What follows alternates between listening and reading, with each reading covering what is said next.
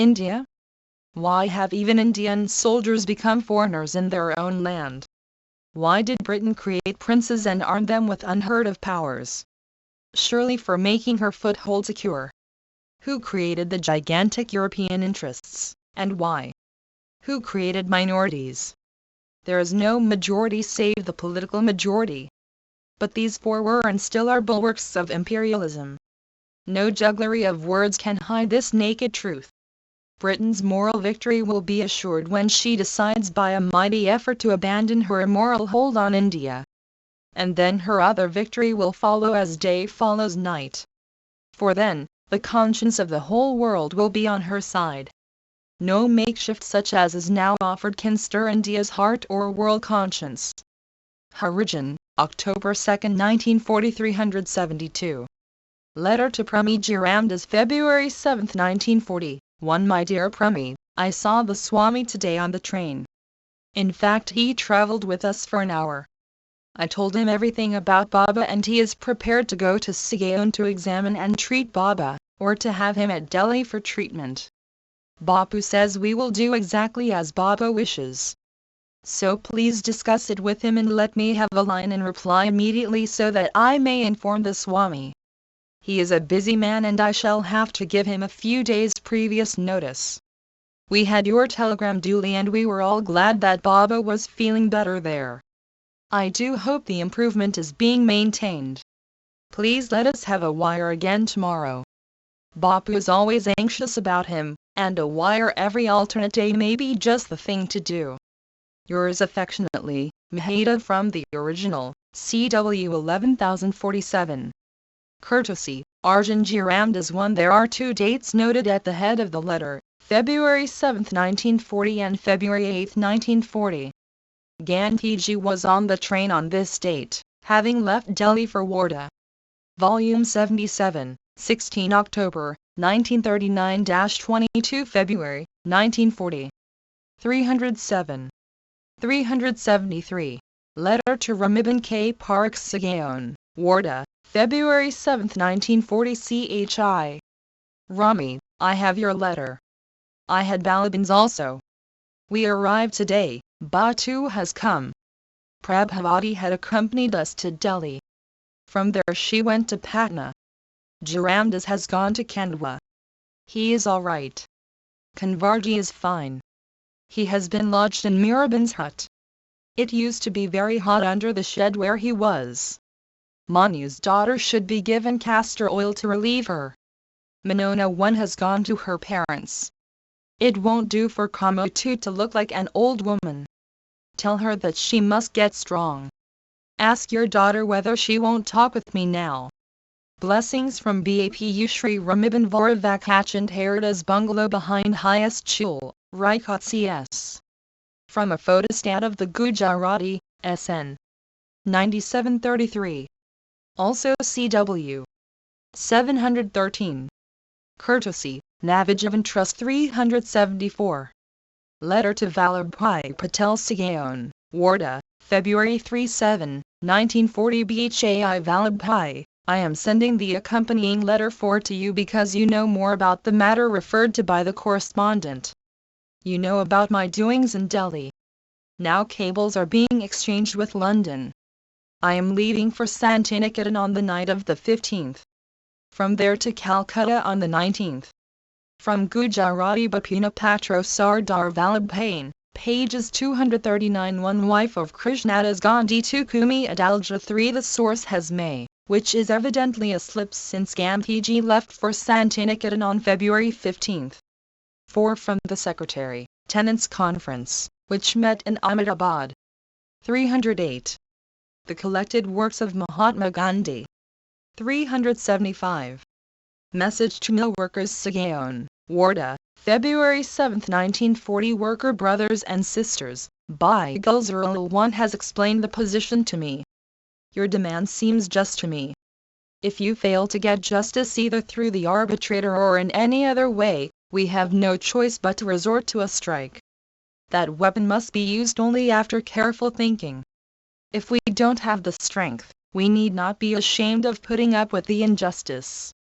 But if we once use this weapon, we must not yield till we have secured justice. I have shown the workers long ago the best means of doing it. Every one of you must learn some other occupation so that you can tide over the period of unemployment. I have put before you the work of spinning, weaving, etc., which everybody can take up. I have no objection if you find out some other occupation. Moreover, those among you with better means should help the weaker ones. Only thus can you be fearless. Even if you escape the necessity of a strike this time, start acting upon my suggestion. Blessings from BAPU from a photostat of the Gujarati, CW. 5823. Courtesy, Manal G. Shah 376. Letter to Jawaharlal Nehru Sagaon, Warda, on or after February 7, 1940. To my dear Jawaharlal, I like your letter 3. They give me information which I do not get otherwise. I knew nothing of the Pan-Islamic movement, for it does not. 1 Gulzarul Nanda, Secretary, Major Mahajan, Ahmedabad. 2 From the contents it is evident that this was written after Gandhiji's return to Sagaon on February 7. 3 Both were dated February 4. Vide the old game? November 2, 1940. 4 Regarding this the addressee had written, I wonder if your attention has been drawn to a recent social function in London, organized by the Royal Central Asian Society. Lord Zetland presided and a number of cabinet ministers were present. The ostensible object was to establish a center of Muslim culture and religion in London. The real object was to encourage Pan-Islamism and to exploit this sentiment in India and in the Islamic countries to the advantage of the Allies in the war. VOL. 77, 16 October, 1939-22 February, 1940. 309. Surprise me. You will have seen my statement when on the interview. My method you know. I gain strength from these meetings. It is for you and other co-workers to see that the country gets the proper interpretation of what I do. I would like you not to worry about CR2, he is absolutely sound. Nevertheless, I would like you to share your doubts with him. I leave for Santiniketan on 15th evening and thence on 19th for Malakanda. Love. BAPU Gandhiji Nehru Papers undated. Courtesy, Nehru Memorial Museum and Library 377. Letter to Rehana Taibji February 8, 1940. Your wire so characteristic of you was redirected from Delhi today. You must have got mine sent yesterday. Yes, death is the end of pain. May you all keep up the noble traditions left for you by father and mother. I expect your graphic description of the passing away 3. How I wish I was with you to listen to your soulful recitation of the Quran. Love. BAPU from a photostat, SN 9682 378. Letter to Sharda G. Shakawala Sagaon, Warda, February 8, 1940 CHI. Babudi, why are you afraid? Come over. Ba will be very happy indeed to see you. I have to leave on the 15th.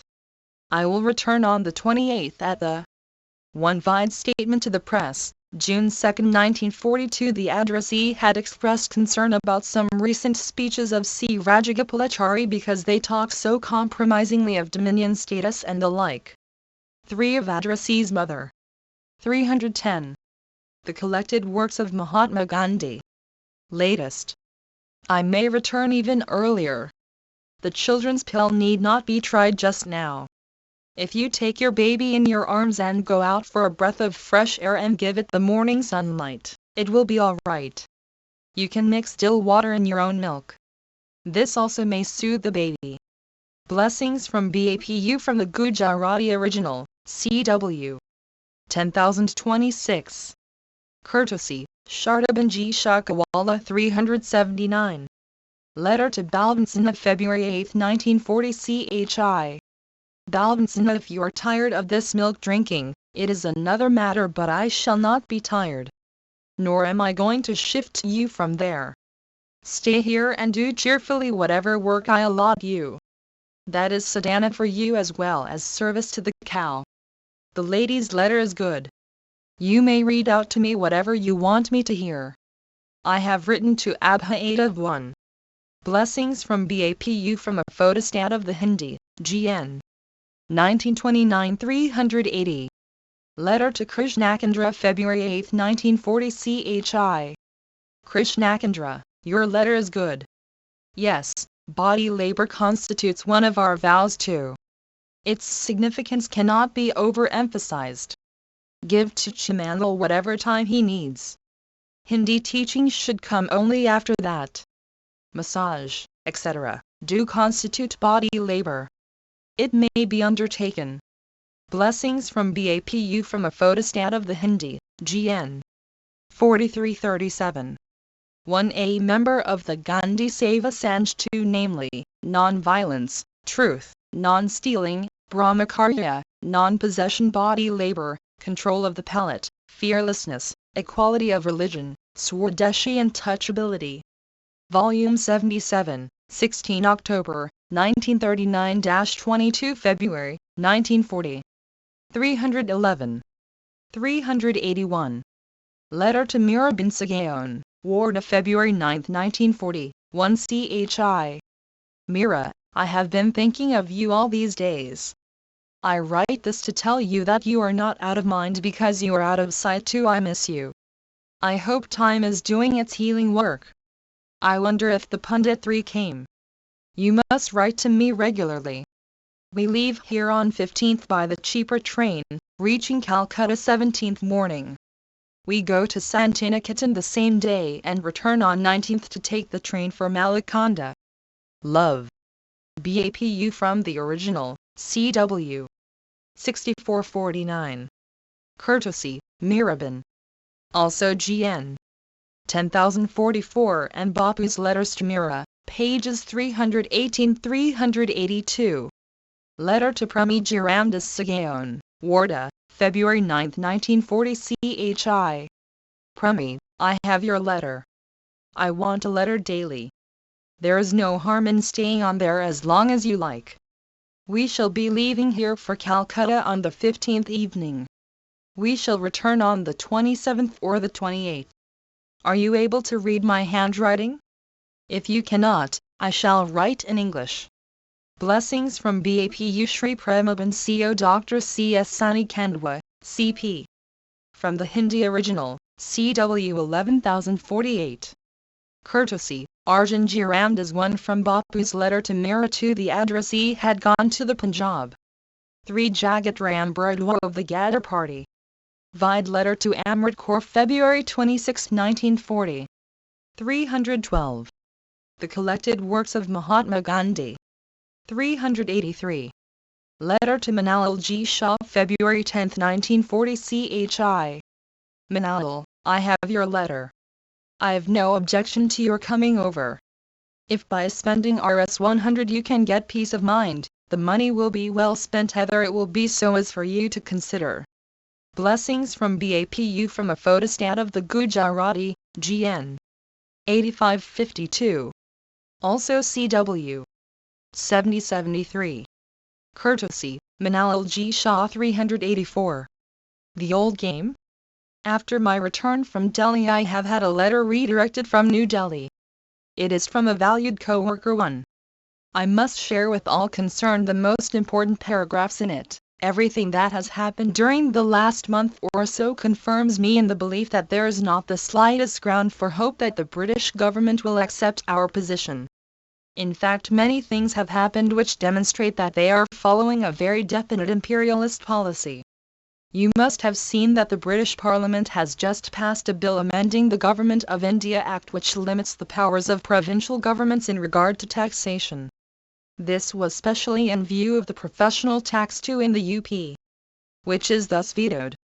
Apart from the demerit of such a decision which reduces the powers of the Provincial Assembly, the time and the method chosen for it are eloquent of the imperialist outlook of the British government and indicate that the outlook has in no way changed. It is not at all encouraging to find that you are going to New Delhi to interview the Viceroy. The same old game is played again, the background is the same, the various objectives are the same, the actors are the same, and the results must be the same. There are, however, Some unfortunate indirect results also. An atmosphere of approaching compromise pervades the country when, in effect, there is no ground for it. It is enervating and depressing because it does not come out of strength but, in the case of many individuals, from the excessive desire to avoid conflict at all costs and to get back to the shreds of power. 1 Jawaharlal Nehru to the original in Gandhi Nehru Papers has Property Tax. Volume 77, 16 October, 1939-22 February, 1940. 313. Which we had previously.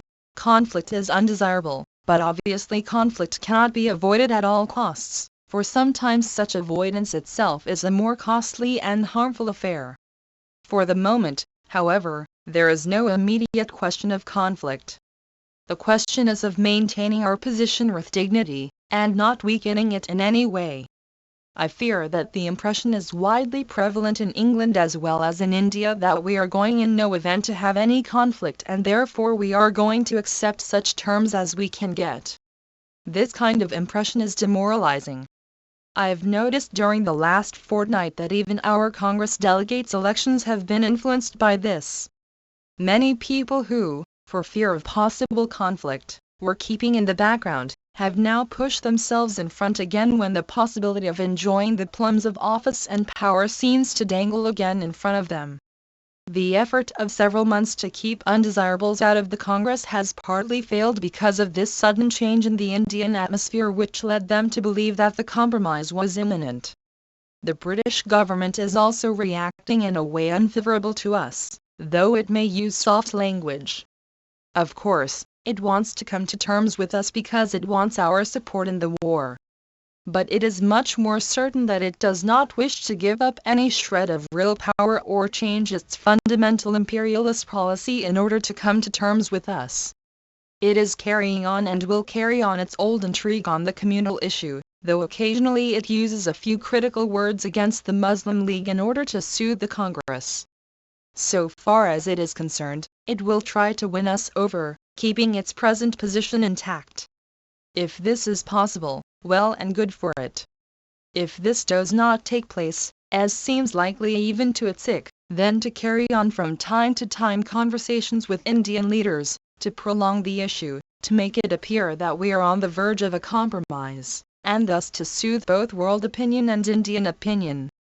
This second policy has the additional advantage, from their point of view, of exhausting our energy and toning us down, so that, if ultimately a conflict does come, the requisite atmosphere is lacking for it.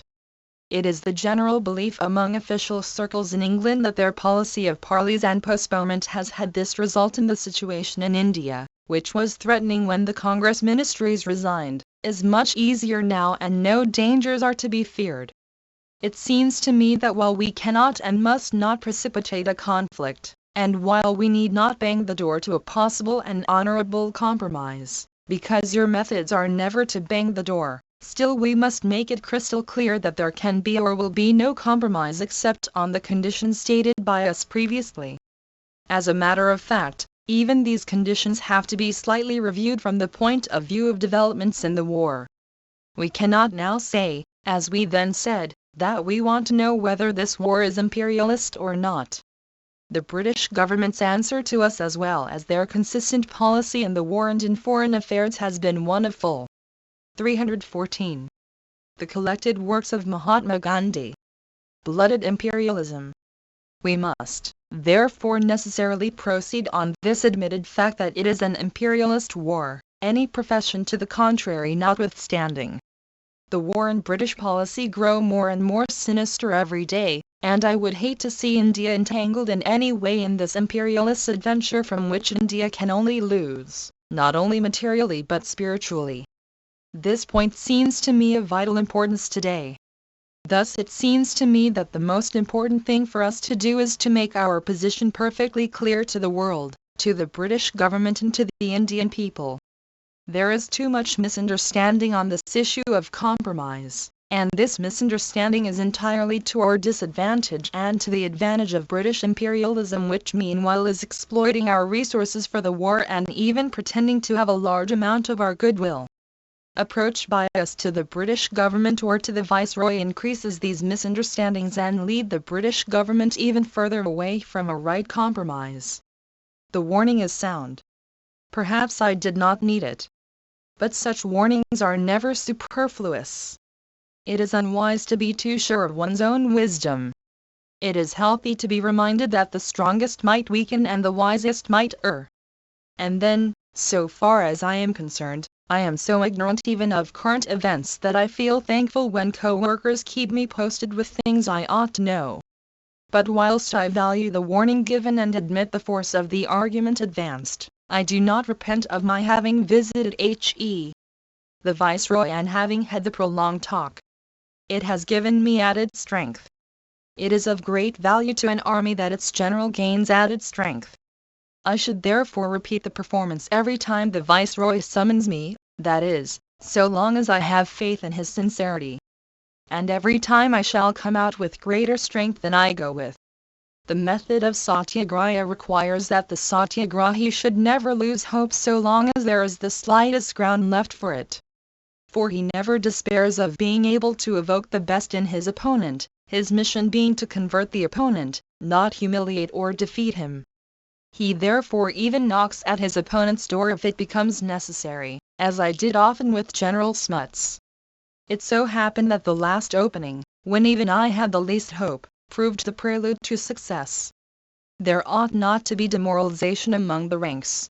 It is up to the lieutenants to be in constant touch with them and explain to them the reason for, and the bearing on the struggle of, each step. For whether there is actual battle or merely preparation, the education of the masses continues without interruption. It is a great mistake to. Volume 77, 16 October, 1939-22 February, 1940. 315. Suppose that the revolutionary instinct will die, if the garnered energies of the people have no outlet. This may be true of violent revolution, but it is utterly wrong of non-violent revolution. I am quite convinced that we would put ourselves in the wrong if in our impatience we precipitate the battle or, which is the same thing, bang the door on negotiations. The battle will come at the right time when it is clear beyond doubt that there is no escape from it. Misunderstanding created in Britain or the world outside need not perturb us much, for, being foundationless, it is sure to disappear in the face of our truth. Nor need the prospect worry us, of the negotiations proving insincere in the sense of their being used as a screen to cover Britain's plans to consolidate her strength by misleading world opinion and creating and strengthening divisions among us. What does matter is our own weakness, for which we alone should be to blame. Sagaon, February 11, 1940. Harijan, February 17, 1940. 385. Notes: India without the British. A retired English collector thus cables from England: please consider that India without British troops and the sure shield of the British Navy would be at the mercy of Pathans, Afghans and Japan. The Constituent Assembly would all be in a concentration camp very quickly or killed. Satyagraha only works with civilized people who are gentlemen. These are honest fears of an honest Englishman. But the fears are only imaginary. The English Friends gives little credit to Indian nationalists when he thinks that they contemplate a Constituent Assembly in a vacuum which can be blown to pieces by any power. If there is an honourable settlement, the Constituent Assembly will meet in the presence of the British but without any interference from them. If there is no settlement, it will meet after a successful rebellion, in which case India will have made herself ready to face any emergency. There is no other contingency possible in which a Constituent Assembly can meet. These fears reflect no credit on the British regime in India. Whose fault is it that India has no army and navy of her own? But the absence of army and navy will not deter and awaken people from throwing over domination, foreign or indigenous. My 316. The collected works of Mahatma Gandhi. Friends' ignorance of the working of Satyagraha is quite excusable. I have no finished example of a nation having modelled her life on the basis of Satyagraha. I can only assure him that it is not the sob stuff he believes it to be. It is of little use if it can work only among the so-called civilized people. The partition separating the civilized from the uncivilized is very thin. Both act almost alike when their passions roused. Sagaon, February 12, 1940. A curious situation. The secretary of the Valmiki Mandal, Ludhiana, says in a letter, under the Pune Pact 8 seats were allotted to the Punjab Hindu depressed classes in the Punjab Legislative Assembly. These seats were deducted from Hindu seats. Sikh and other depressed class people were counted amongst their own co-religionists. The Sikh Harjans are fighting with their own high caste Sikh brethren for separate seats, and we wish them full success. But we also wish that they should not encroach upon what has been allotted to us. Consequently, the Mandal has sent a petition to the Punjab government, from which I take the relevant extracts, to 1. That, according to the Pune Pact, 8 seats were allotted in the Punjab Legislative Assembly to Hindu depressed classes. 2. That these seats were deducted from the total number of Hindu seats. 3. That the Sikh and Muslim depressed classes could not become voters or members in the above-named 8 constituencies. 4. That great confusion is prevalent regarding the third point. 5. That to ensure the right interpretation, and to avoid objection petitions on a large scale, instructions may very kindly be issued, not to enlist Sikhs as voters in the above-named constituencies, or a column of religion may also be added. The petitioner's objection is quite sound. But why should there be Sikh, Muslim or Christian untouchables? Has the bait of power made the converts repent of their conversion? If the problem is not carefully and justly handled, with all-round growing consciousness, it may give rise to embarrassing complications. There need be no surprise if to be classed among the chosen scheduled classes becomes a coveted privilege instead of being a sign of reproach. Time was when those who were regarded by the government or society as untouchables resented the appellation and were trying to avoid it. Now one of 1932 only excerpts are reproduced here. Volume 77, 16 October, 1939-22 February, 1940. 317. The emphasis is the other way. Let it be remembered in this connection that it is only Hinduism that has the dishonor of having untouchables legally known as scheduled classes. Sagaon, February 12, 1940. Harijan, February 17, 1940. 386. Question box on Truth and Law. I have followed with interest the controversy that has grown round your article in Harijan, the Fourfold Ruin. 1. Whatever one may say about the arguments used on either side in this controversy, one thing I am in a position to assert without fear of contradiction, from my experience as a judicial officer of the present system of our law. Courts and the institution of lawyers are mainly responsible for the moral and spiritual degradation of our village peasantry in particular and the public in general. Even respectable people, whom one has learned to regard as the soul of honor in their ordinary everyday life, will tell barefaced lies for a trifle in a law court and think nothing of it. The canker is eating into the vitals of our village life. Would you suggest as to what a person in my position, viz., a judge, who has to record evidence and give judicial decisions, can do to check this evil? A. What you say is too true. The atmosphere round law courts is debasing, as any visitor passing through them can see. I hold radical views about the administration of justice. But mine, I know, is a voice in the wilderness. Vested interests will not allow radical reform unless India comes into her own through truthful and non-violent means. If that glorious event happens, the administration of law and medicine will be as cheap and healthy as it is today dear and unhealthy. The heroic advice will be for you to descend from the bench, embrace poverty and serve the poor. The prosaic will be for you to do the best you can in the very difficult circumstances in which you find yourself, reduce life to its simplest terms and devote your savings for the service of the poor. Ahimsa v. Self-respect. I am a university student. Yesterday evening some of us went to a cinema show. During the performance 2 of us went outside, leaving our handkerchiefs behind on our seats. On our return we found that 2 British soldiers had taken possession of these seats unceremoniously in spite of the clearest warning, and one vied fourfold ruin. January 28, 1940. 318. The collected works of Mahatma Gandhi. Entreaty by our friends. When requested to vacate the seats, they not only refused but showed an inclination to fight. They browbeat the cinema manager who, being Indian, was easily cowed down. In the end the garrison officer was called and they vacated their seats. If he had not appeared, there would have been only 2 alternatives before us, either to resort to violence and maintain our self-respect, or to allow ourselves to be browbeaten and quietly occupy some other seats. The latter would have been too humiliating. How would you apply the principle of non-violence under such circumstances?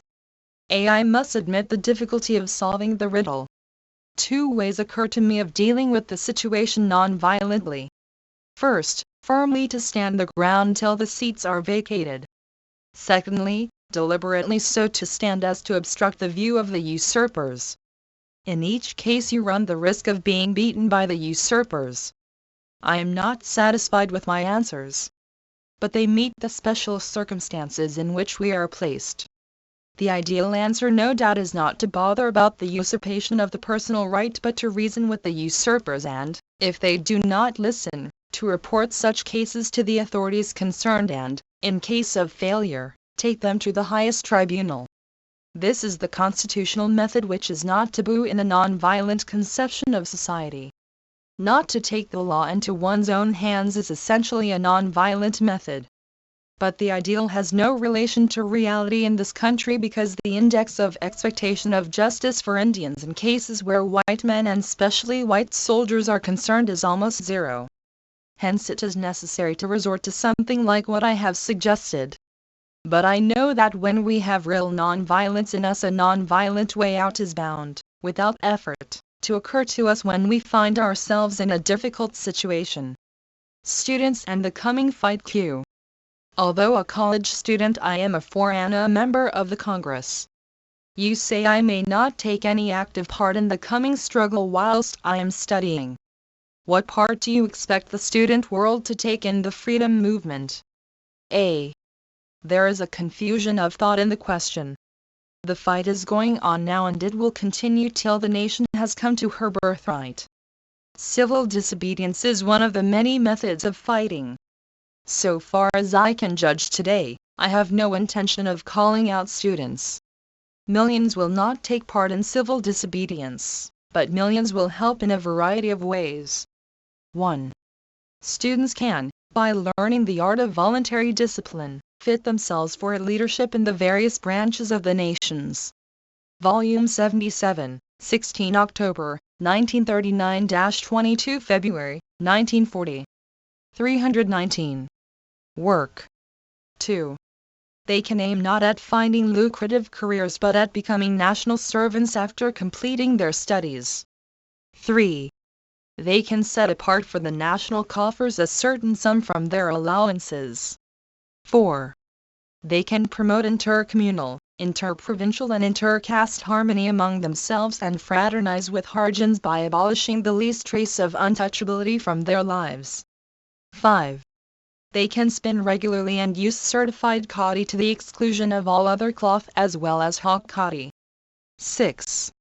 They can set apart a certain time every week, if not every day, for service in a village or villages nearest to their institutions and, during the vacation, devote a certain time daily for national service.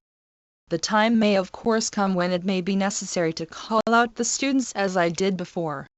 Though the contingency is remote, it will never come, if I have any say in the matter, unless the students have qualified themselves previously in the manner above described. Sagaon, February 12, 1940. Harijan, February 17, 1940. 387. What is woman's role? With certain omissions I quote below the following one from a highly educated sister. You have shown the world, through ahimsa and satyagraha, the dignity of the soul. But just as there is need for ahimsa and brahmacharya for a man to get rid of his aggressive spirit, lust etc., There is for woman need of certain principles that would enable her to get rid of her baser qualities, which are different from men's and commonly said to belong by nature to her.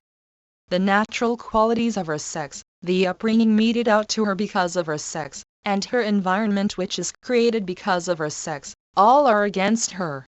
And in her work these things, namely, her nature, upbringing and surroundings always get in the way and hinder her and give occasion for the hackneyed phrase, "She is only a woman, after all." I think that, if we only possess the correct solution, the correct method of improving ourselves, we could make our natural qualities, such as sympathy and tenderness, a help instead of a hindrance. The improvement, just as your solution in the case of men and children, must come from within us. One of which only excerpts are reproduced here. 320. The collected works of Mahatma Gandhi. Your advice to me was to read Harijan. I do so eagerly. But so far I have not come across, well, the advice for the inner spirit. Spinning and fighting for the national freedom are only some aspects of the training. They do not seem to contain the whole solution. For I have seen women who do spin and do try to work out the Congress ideals and still commit blunders which are attributed to the fact of their being women. Tell us, please, how to make the best use of our qualities, how to turn our disadvantages into advantages. I had flattered myself that my contribution to the woman's cause definitely began with the discovery of Satyagraha. But the writer of the letter is of opinion that the fair sex requires treatment different from men. If it is so, I do not think any man will find the correct solution. No matter how much he tries, he must fail because nature has made him different from woman. Only the toad under the harrow knows where it pinches him. Therefore ultimately woman will have to determine with authority what she needs. My own opinion is that, just as fundamentally man and woman are one, their problem must be one in essence. The soul in both is the same. The two live the same life, have the same feelings. Each is a complement of the other. The one cannot live without the other's active help. But somehow or other man has dominated woman from ages past, and so woman has developed an inferiority complex. She has believed in the truth of man's interested teaching that she is inferior to him. But the seers among men have recognized her equal status. Nevertheless, there is no doubt that at some point there is bifurcation. Whilst both are fundamentally one, it is also equally true that in the form there is a vital difference between the two. Hence the vocations of the two must also be different. The duty of motherhood, which the vast majority of women will always undertake, requires qualities which man need not possess. She is passive, he is active. She is essentially mistress of the house. He is the breadwinner, she is the keeper and distributor of the bread. She is the caretaker in every sense of the term. The art of bringing up the infants of the race is her special and sole prerogative. Without her care the race must become extinct. In my opinion it is degrading both for man and woman that women should be called upon or induced to forsake the hearth and shoulder the rifle for the protection of that hearth. It is a reversion to barbarity and the beginning of the end. In trying to ride the horse that. Volume 77, 16 October, 1939-22 February, 1940. 321. Man rides, she brings herself and him down. The sin will be on man's head for tempting or compelling his companion to desert her special calling. There is as much bravery in keeping one's home in good order and condition as there is in defending it against attack from without. As I have watched millions of peasants in their natural surroundings and as I watch them daily in Little Sigaon, the natural division of spheres of work has forced itself on my attention. There are no women blacksmiths and carpenters. But men and women work on the fields, the heaviest work being done by the males. The women keep and manage the homes. They supplement the meager resources of the family, but man remains the main breadwinner. The division of the spheres of work being recognized, the general qualities and culture required are practically the same for both the sexes. My contribution to the great problem lies in my presenting for acceptance truth and ahimsa in every walk of life, whether for individuals or nations. I have hugged the hope that in this woman will be the unquestioned leader and, having thus found her place in human evolution, will shed her inferiority complex. If she is able to do this successfully, she must resolutely refuse to believe in the modern teaching that everything is determined and regulated by the sex impulse. I fear I have put the proposition rather clumsily, but I hope my meaning is clear. I do not know that the millions of men who are taking an active part in the war are obsessed by the sex spectre. Nor are the peasants working together in their fields worried or dominated by it. This is not to say or suggest that they are free from the instinct implanted in man and woman. But it most certainly does not dominate their lives as it seems to dominate the lives of those who are saturated with the modern sex literature. Neither man nor woman has time for such things when he or she is faced with the hard fact of living life in its grim reality. I have suggested in these columns that woman is the incarnation of Ahimsa. Ahimsa means infinite love, which again means infinite capacity for suffering. Who but woman, the mother of man, shows this capacity in the largest measure? She shows it as she carries the infant and feeds it during 9 months and derives joy in the suffering involved. What can beat the suffering caused by the pangs of labor? But she forgets them in the joy of creation. Who again suffers daily so? 322. The collected works of Mahatma Gandhi. That her babe may wax from day to day? Let her transfer that love to the whole of humanity, let her forget she ever was or can be the object of man's lust. And she will occupy her proud position by the side of man as his mother, maker and silent leader.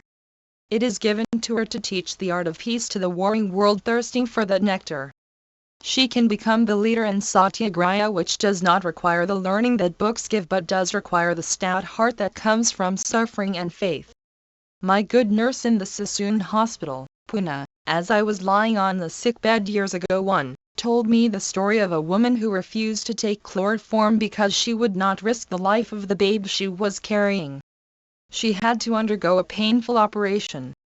The only anesthetic she had was her love for the babe, to save whom no suffering was too great. Let not women, who can count many such heroines among them, ever despise their sex or deplore that they were not born men.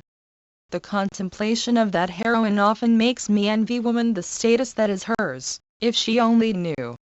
There is as much reason for man to wish that he was born a woman as for woman to do otherwise. But the wish is fruitless. Let us be happy in the state to which we are born and do the duty for which nature has destined us.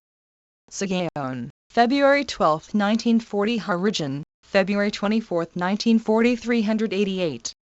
Letter to Sarojini Naidu. Sagaon, Wardha, February 12, 1940. DEAR old singer, if old women like you need blessings from young men like me, you have my blessings for one more year being written off the account against you.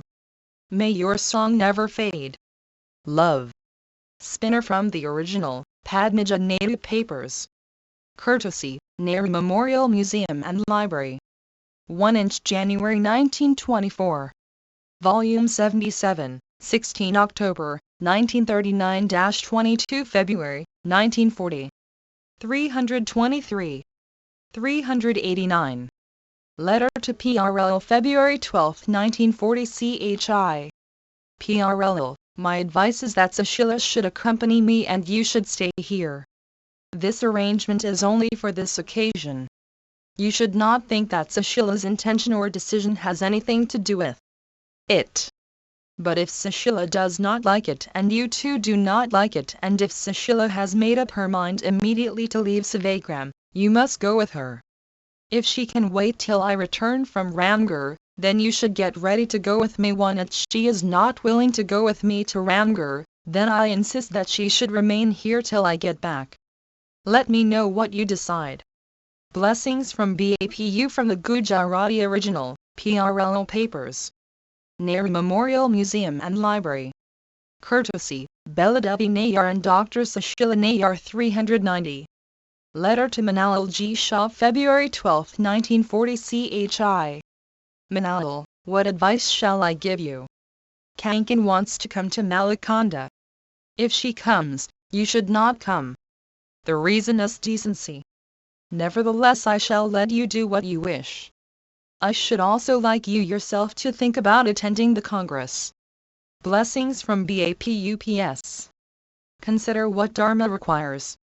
It enjoins control of desires. From a photostat of the Gujarati, GN. 8551. Also CW. 7071. Courtesy, Manal G. Shah.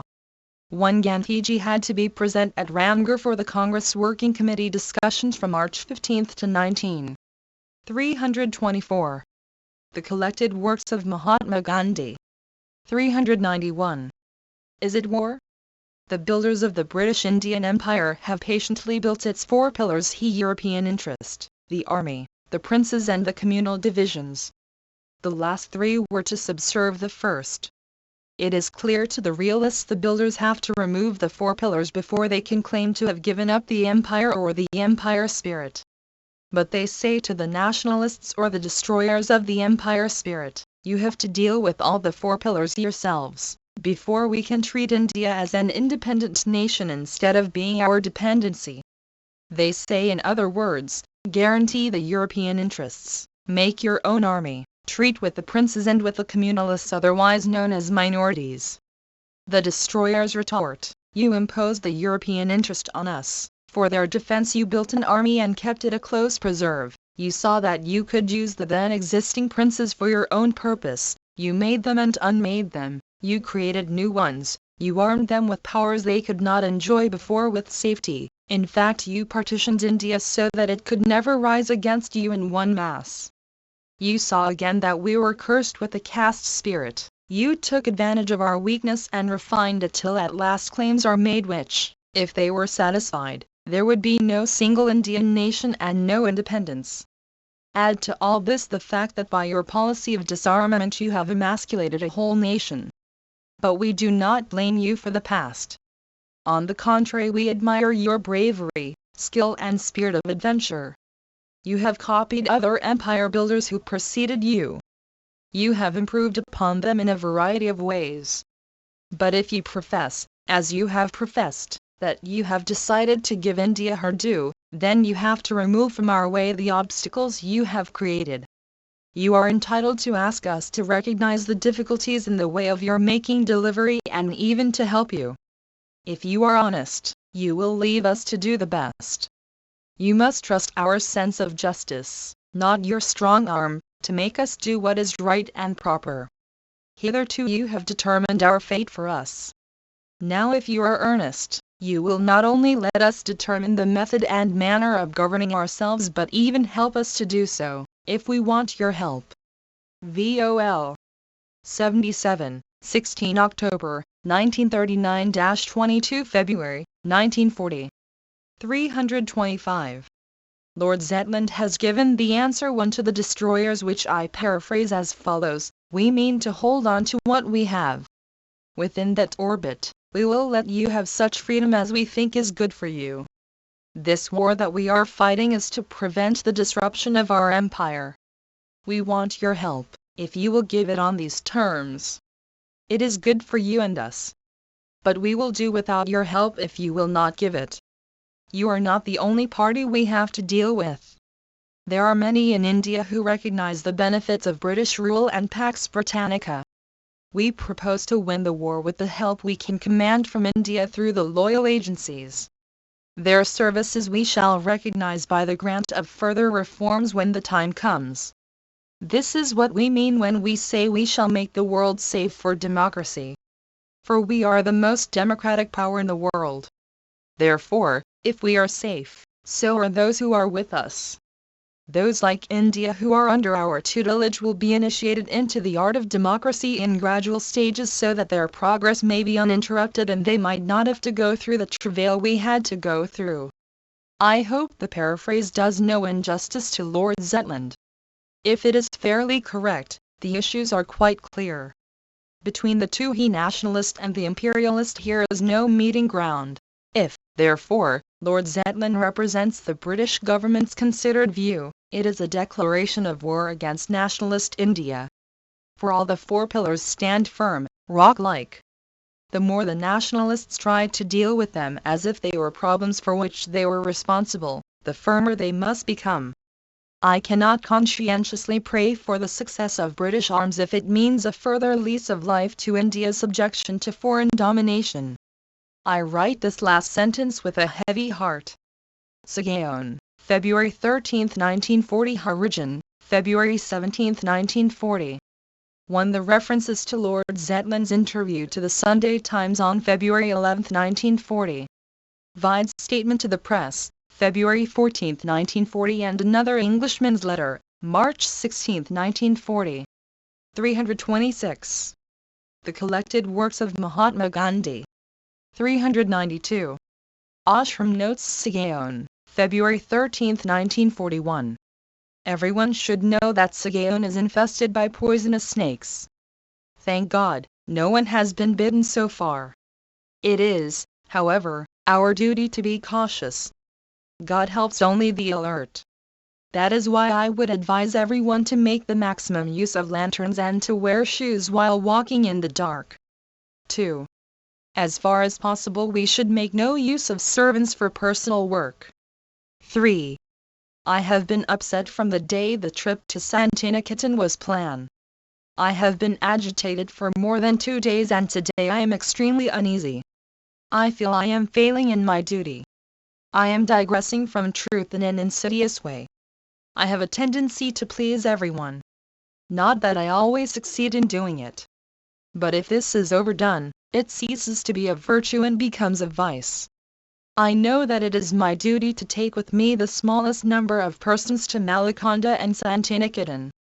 Although I have obtained permission from Santiniketan to take more people, when I felt today in a flash that it would be wrong of me to take anyone whose presence was unnecessary.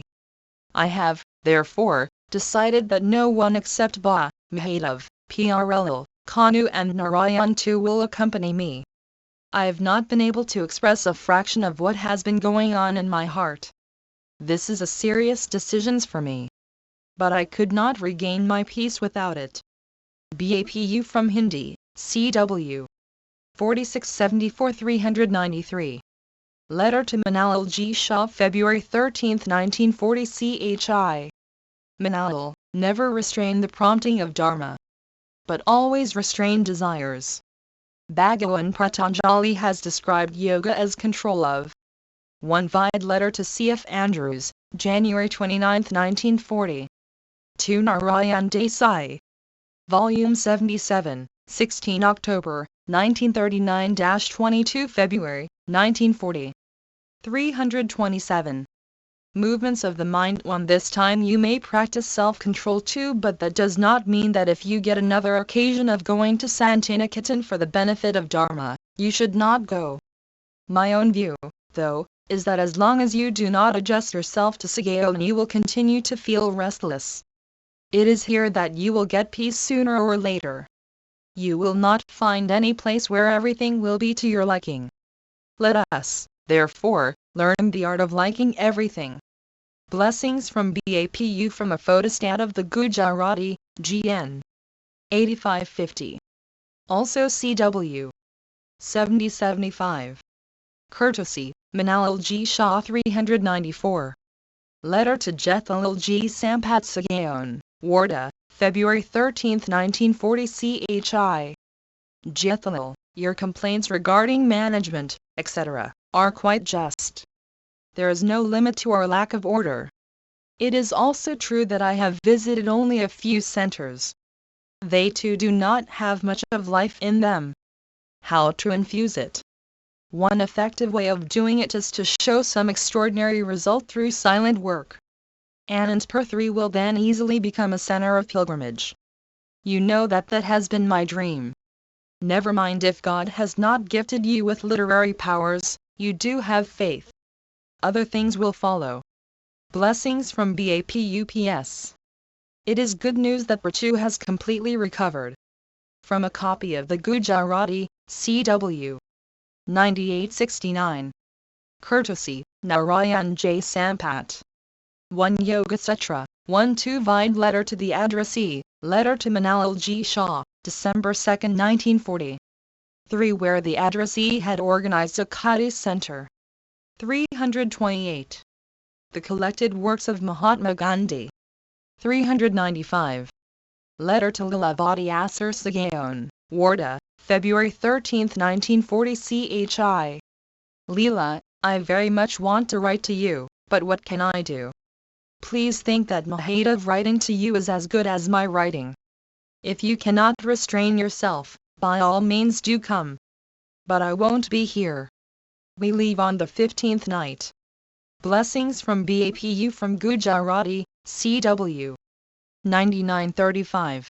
Courtesy, Lilavati Asar 396.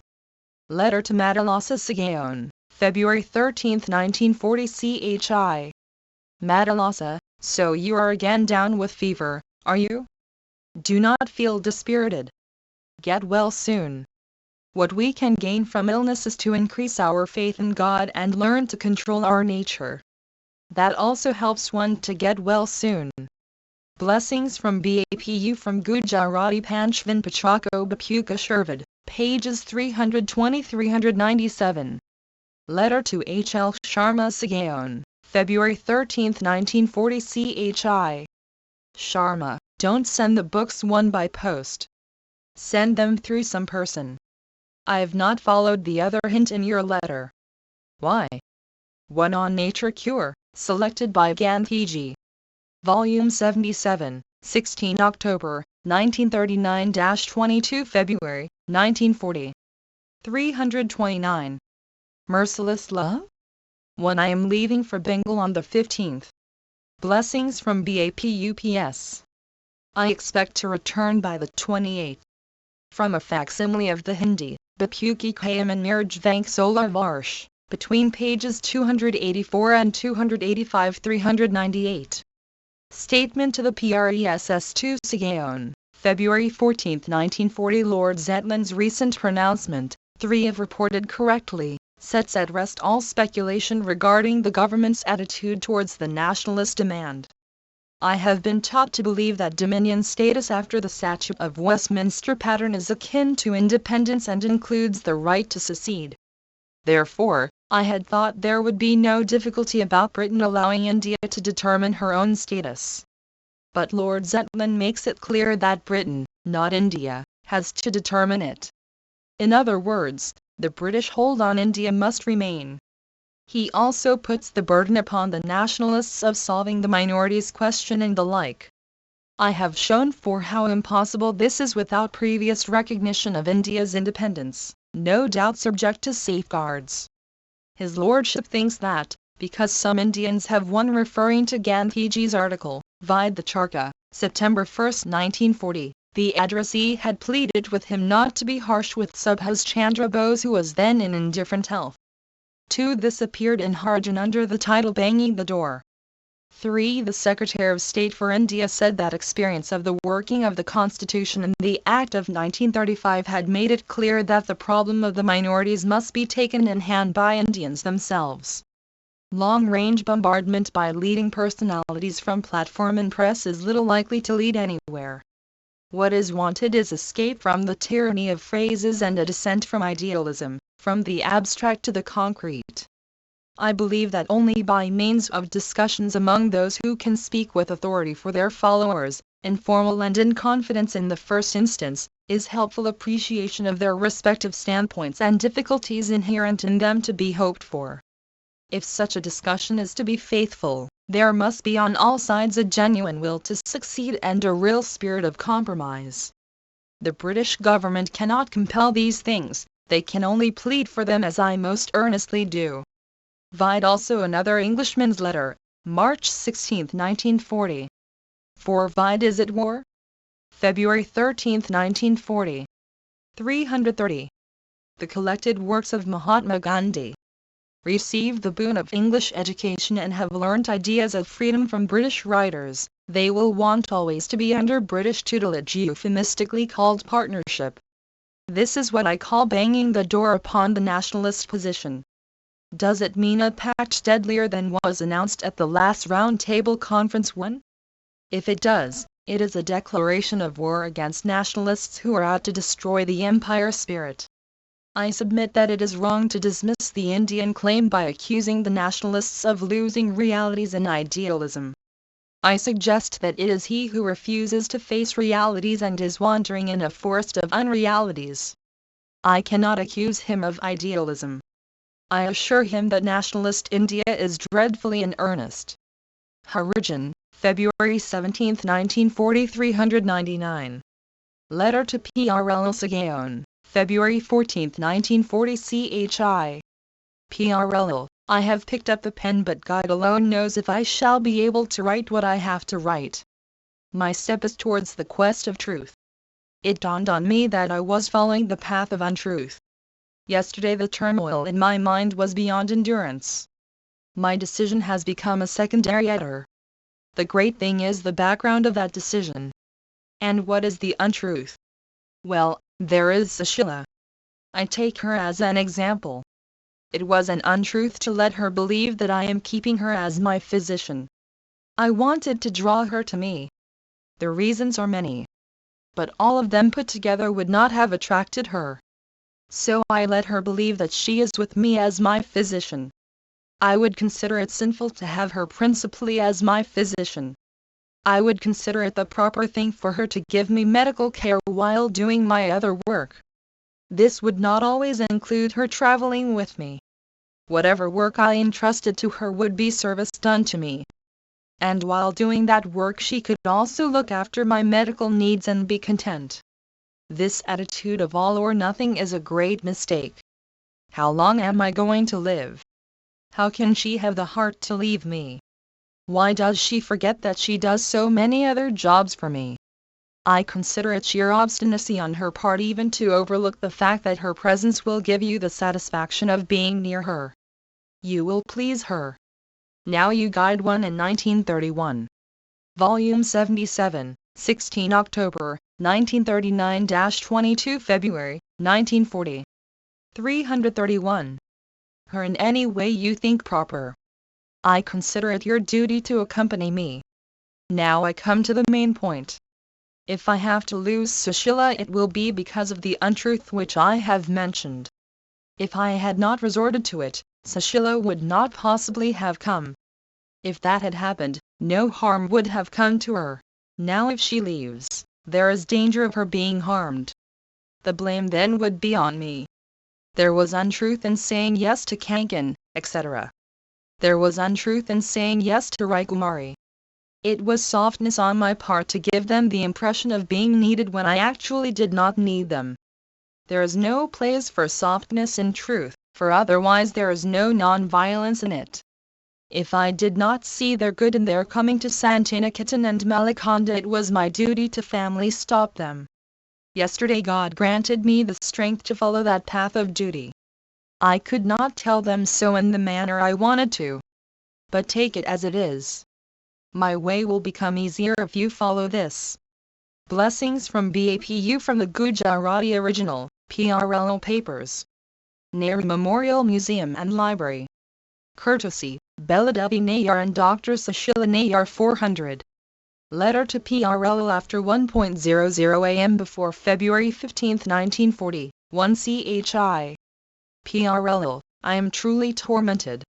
So I am up and write this.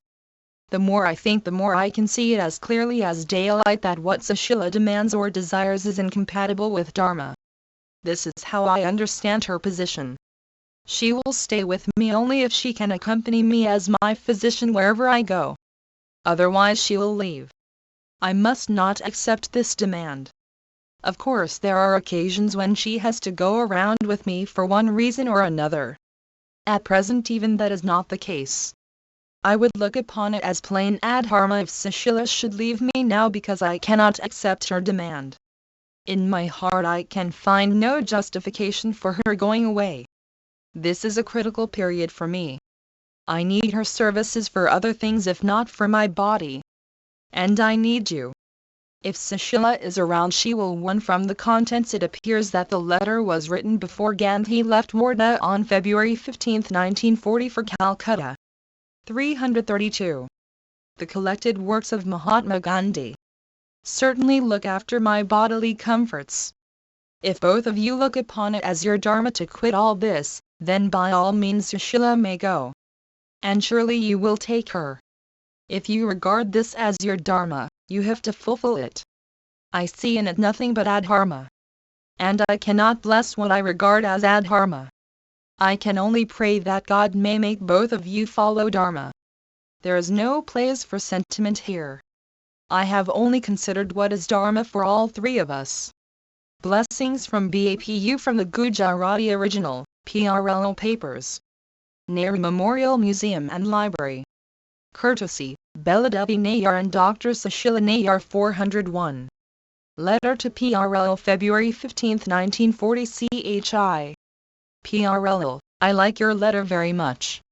I would like to make a few comments. But there is no time now. Your decision is not right. Sushila has got to be persuaded that she cannot accompany me on this tour. She is being unreasonably obstinate. She can be taken only at the cost of the truth I have discovered. I cannot explain this in a sentence or two. If she cannot be at peace and if you find it necessary for you to stay back, you may do so. Of course, that would reveal Sushila's childishness. This thing is so clear that she must understand it. You should have the power to make her understand. Send a telegram to Prakash if you think it necessary. Maybe she will understand the point. All this hurts me a lot, but following the path of truth is more difficult than walking on the edge of a sword. May that truth be revealed to you. I am still hopeful that Sushila herself will realize this and give up the obstinacy. Blessings from BAPU from the Gujarati original, PRLO papers. Nehru Memorial Museum and Library. Courtesy, Beladevi Nayar and Sushila Nayar. Volume 77, 16 October, 1939-22 February, 1940. 333. 402. Letter to Sushila Nayar February 15, 1940 CHI. Sushila, what can I write to you? Whatever I have done has been out of a sense of duty. You must calm down. Accept my advice. Forget about leaving. Have trust in God. Ba is unhappy about the talk of your going. The matter came up while we were in the car. It is not at all proper for you to be obstinate. Blessings from BAPU from the Hindi original, PRLO papers. Nehru Memorial Museum and Library. Courtesy, Dr. Sushila Nayar 403. Letter to Sushila Nayar Savagram, Warda, before February 15, 1940, 1 CHI. Sushila, received your 2 letters. How should I reply to you? You see everything in me from the wrong end. I have never said that you cannot move with me at all. It is likely that you would go with me from time to time. But I do not agree to the distinctions you made. The belief that Kanu is in one compartment and AS in another is incorrect for all times. It is I who must decide from time to time who would go with me and at what time. But your letters suggest that we are looking at it from different vantage points. May it be so. I am sending 3 articles this time. I see no meaning in the Prabhudas affair. How does it matter to you if Devdas has taken a distorted view? That image of 3 monkeys should be with you, not with me. Do you want it? Blessings from BAPU from the Gujarati original, PRLO papers. Nehru Memorial Museum and Library. Courtesy, Dr. Sushila Nayar 1 from the contents. In 1940, Gandhiji left Warda for Calcutta on February 15 on a month-long tour and had been writing to the addressee, dissuading her from accompanying him on his tour. Vide letter to Sushila Nayar, March 2, 1940. 334. The collected works of Mahatma Gandhi. 404. Letter to Shamha Shankar Trivedi Sigaon, February 15, 1940 CHI. Shamha Shankar, I keep on getting news of you. Some friends write to me that I prompted you to undertake the fast. I hope you don't think so. Let me state my position. I have no right to recommend a fast to you or to anyone. A fast may be undertaken only when prompted from within. Hence this attitude on my part. You write that there was a clear breach of promise. You broke your fast after you had secured the promise. Then you asked me whether it was contrary to Dharma to undertake it now that the promise was broken. And I replied that it was not so, in fact it could be your Dharma. Hence if you have the slightest doubt, please give up the fast. If you have no doubts, may God grant you the strength to hold fast to your resolve. I am happy to know that you are at peace. May your peace of mind last forever. Blessings from BAPU from a copy of the Gujarati, PRL Papers.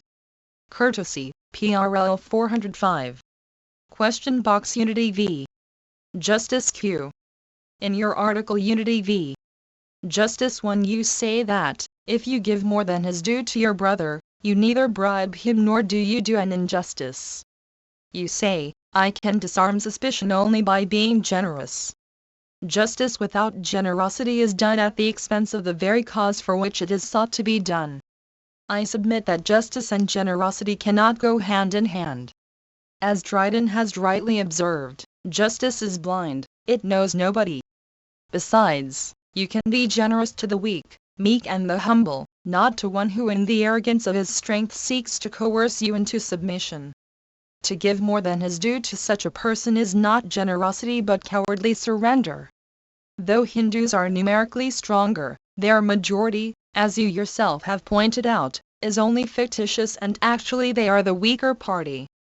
Besides, if generosity is to be shown to the Muslims, the only organization that is competent to offer it is the Hindu Mahasabha. What right has a third party to be generous to one of the two? One vide Unity v. Justice, January 23, 1940.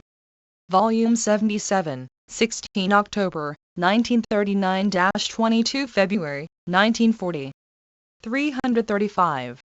Parties to a dispute at the other party's expense? A. In my article referred to by you I have dealt with general principles, not with particular minorities. Even as justice to be justice has to be generous, generosity in order to justify itself has got to be strictly just. Therefore it should not be at the expense of any single interest. Hence there cannot be any question of sacrificing some minority or minorities, for the benefit of any minority. You are right again in contending that generosity has to be shown to the weak and the humble, and not to the bully. Nevertheless I would say, on behalf of the bully, that even he is entitled to justice, for immediately you brush aside the bully and be unjust to him you justify his bullying. Thus the only safe ought to put it higher rule of conduct is to do generous justice, irrespective of the character of the minority. I am quite sure that where there is strictest justice the question of a majority and minority would not arise. The bully is a portent and is an answer to some existing circumstance, as, for instance, cowardice. It is often forgotten that cowardice can be unjust. The fact is that cowards have no sense of justice. They yield only to threat, or actual use of force. I do not know that there is any question of choice between a coward and a bully. The one is as bad as the other, with this difference that the bully always follows the coward in point of time. In a previous issue I have admitted that the proper organization to enter into settlements is the Hindu Mahasabha, so far as Hindus are concerned, or any such organization one the Congress endeavors to represent all communities. It is not by design, but by the accident of Hindus being politically more conscious than the others, that the Congress contains a majority of Hindus. As history proves, the Congress is a joint creation of Muslims, Christians, Parsis, Hindus, led by Englishmen, be it said to the credit of the latter. And the Congress, in spite of all that may be said to the contrary, retains that character. At the present moment a Muslim divine is the unquestioned leader of the Congress and for the second time becomes its president too. The constant endeavor of congressmen has been to have as many members as possible drawn from the various communities, and therefore the Congress has entered into pacts for the purpose of securing national solidarity. It cannot, therefore, divest itself of that one vide as Congress a Hindu organization. November 13, 1939 to Abul Kalam Azad was president-elect of the forthcoming Congress session at Ramgarh. 336. The collected works of Mahatma Gandhi. Function, and therefore, although I have made the admission that the Hindu Mahasabha or a similar Hindu organization can properly have communal settlements, the Congress cannot and must not plead incapacity for entering into political pacts so long as it commands general confidence. On the train to Calcutta, February 16, 1940. Origin, February 24, 1940. 406. Notes clear injustice. The secretary of the Sangkasi Free Morning School, Mukhar, Shillong, has sent a circular letter to those who are concerned in matters educational and has favored me also with the copy. I extract the following from it. 1. The British government gave education grants to the Christian missionaries for spreading education among the people of the Khasi and Jaintia Hills district. The missionaries printed the textbooks for schools according to their liking and choice. They translated the Bible into Khasi language and made it a textbook for schools. Some pure Khasi gentlemen started the Sangkasi Free Morning School as early as 1921, with a view to preserving Khasi national culture. The Deputy Inspector of Schools, Khasi and Jaintia Hills, desired us to follow the curriculum prescribed by his department. I agreed to accept the curriculum provided that those books written or compiled by the missionaries are not included in the curriculum of the Sangkasi school. The Deputy Inspector of Schools did not recommend this school for a grant from the government on the plea that the curriculum was not followed in the school. It is a matter of great regret that the Deputy Inspector of Schools compels this school to teach missionary books and frustrate the very object with which it was established. If what is stated here is true, it enforces the argument often advanced by me that Christian missionary effort has been favored by the ruling power. But I advertise the circular not for the sake of emphasizing my argument. I do so in order to ventilate the grievance of the secretary of the school. Surely he has every right to object to teaching proselytizing literature prepared by the missionaries. It should be remembered that the school has been in receipt of a grant from government. It is not clear why the question of the missionary books has now cropped up. It is to be hoped that the school will not. Only excerpts are reproduced here. Volume 77, 16 October, 1939-22 February, 1940. 337. Be deprived of the grant because of the Secretary's very reasonable objection. Skimmed milk. Professor Warner of Allahabad Agricultural Institute sends me a copy of a note submitted by him to a municipal board in UP. The board has passed a bylaw requiring that all skimmed milk sold in the city should be colored in order that it may be easily identified as skimmed milk, thereby preventing its use in diluting or adulterating whole milk. Professor Warner is of opinion that this is a dangerous bylaw whose effect would be total destruction of a valuable protective food. He has shown in the note, I think conclusively, that skimmed milk as an article of food is not to be despised, the only difference between whole milk and skimmed milk being that a large percentage of fat is removed from skimmed milk for preparing butter, but the milk retains all the salts and all the proteins. Adulteration, therefore, of whole milk with skimmed milk produces very little effect upon its nutritive value. Only the percentage of fat is reduced somewhat. He gives figures in support of his argument which I need not reproduce. He does not mind bylaws preventing adulteration even with skimmed milk. But he strongly objects, and I think rightly, to destroying skimmed milk by coloring it, and he shows that not only is a valuable article of diet taken away from the mouths of poor people, but the danger of adulteration of milk with water increases. And this danger is very real, because the greater the percentage of water the lower is the nutritive value of milk. And add to this the fact that the water itself may be impure. Professor Warner draws a distinction between requiring the coloring of vegetable ghee for preventing adulteration of real ghee, and the coloring of skimmed milk. It is wholly necessary that vegetable ghee should be colored with some innocuous dye. Colored vegetable ghee will be used by the people for its cheapness. But as there is already prejudice against skimmed milk, people will refuse to take colored skimmed milk, even though the coloring matter may be utterly innocuous. I would on my own behalf enforce Professor Warner's argument by suggesting that municipalities will do well to popularize the use of skimmed milk. It can be sold very cheap and it is a perfectly wholesome thing both for the rich and the poor, and is a good sick man's diet, when whole milk is rejected by the digestive apparatus. On the train to Calcutta, February 16, 1940. Origin, September 3, 1940. 338. The collected works of Mahatma Gandhi. 407. Speech at Santiniketan 1 February 17, 1940. My uppermost feelings on arriving here are about Dinabandhu too. Perhaps you do not know that the first thing I did yesterday morning on alighting from the train at Calcutta was to pay him a visit in the hospital. Gurudev is a world poet, but Dinabandhu too has the spirit and temperament of a poet in him. He had long yearned to be present on the present occasion, to drink in and store up the memory of every word, movement and gesture relating to the meeting with Gurudev.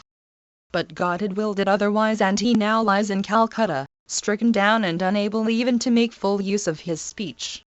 I would like you all to join me in the prayer that God may restore him to us soon, and, in any case, may grant his spirit peace.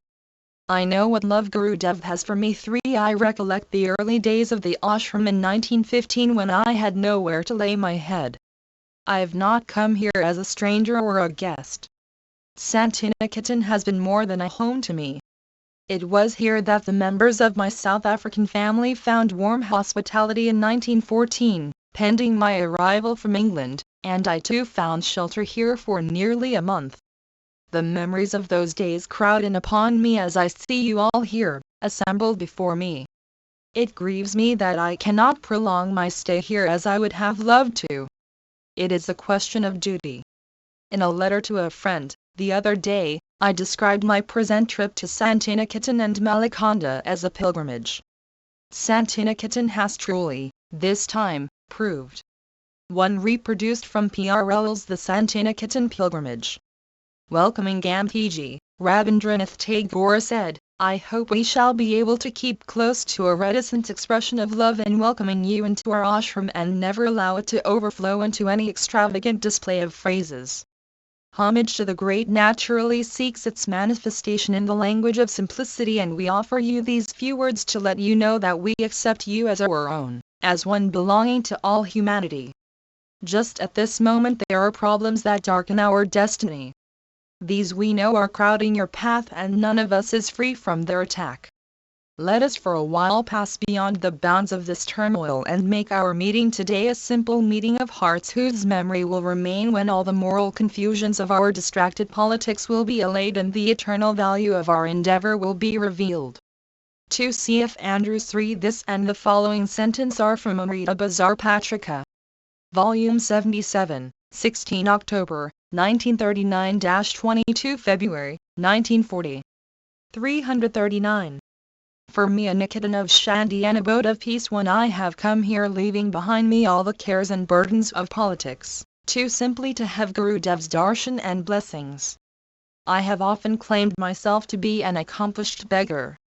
But a more precious gift has never dropped into my beggar's bowl than Gurudev's blessings today.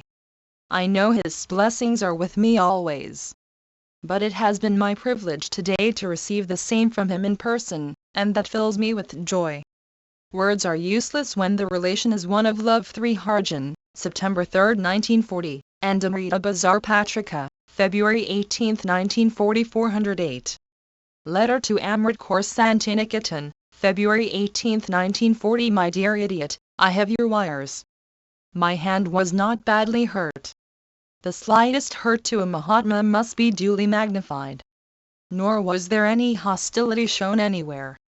The embargo for that was prompted by the voice within has justified itself as I can see. You took it extraordinarily well and it was a great relief to me. I hope you are keeping well and the whole family is acting like a family. I want you to interest yourself in every detail without obtrusion. The interest must be after the Sir Jibby style. Let not thy right hand know what the left doeth. 5 Or does it begin with the left? Poor Bablo got ill just when he might have enjoyed himself. Mahadov had to take him today to Calcutta. Love. Tyrant from the original, CW. 3666.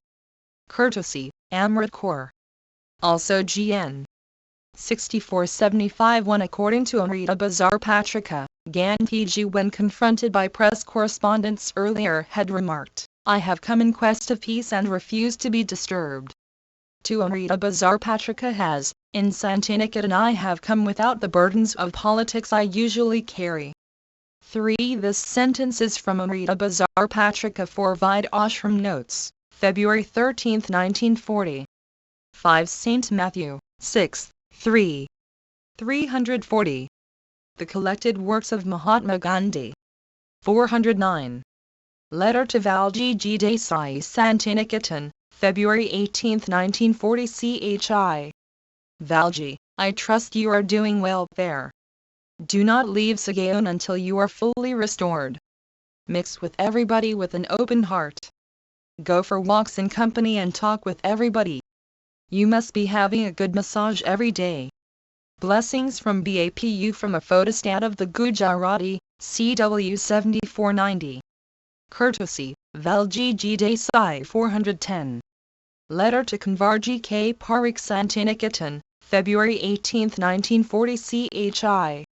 Kanvarji, I trust you are doing well.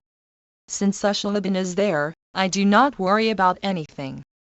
I hope you are well looked after. Umtales Alam Ben was worrying about you. From a photostat of the Gujarati, SN 9734. Also CW 714. Courtesy, Navajavan Trust. 411. Letter to Sushila Nayar, Santiniketan, February 18, 1940. Stupid daughter Sushila, I think of you wherever I am.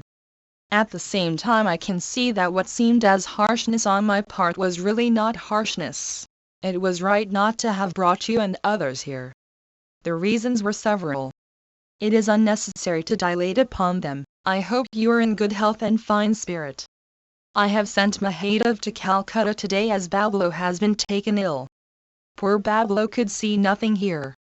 I am doing well. I could not have the massage. Other things are going on as usual. I go to bed early at night. I had my hand caught in the window. Now. Volume 77, 16 October, 1939-22 February, 1940. 341. It is all right. The injury was slight. I hope Valjibhai and Kanvarji are well. Zora and Shirin met me. Zora must have sent my message. Blessings from BAPU, from the Hindi original, PRL papers. Nehru Memorial Museum and Library. Courtesy, Dr. Sushila Nayar. 412.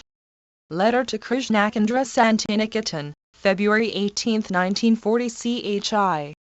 Krishnakandra, your foot should improve. I hope Balkrishna is well. I am all right. The injury to my hand was not serious at all.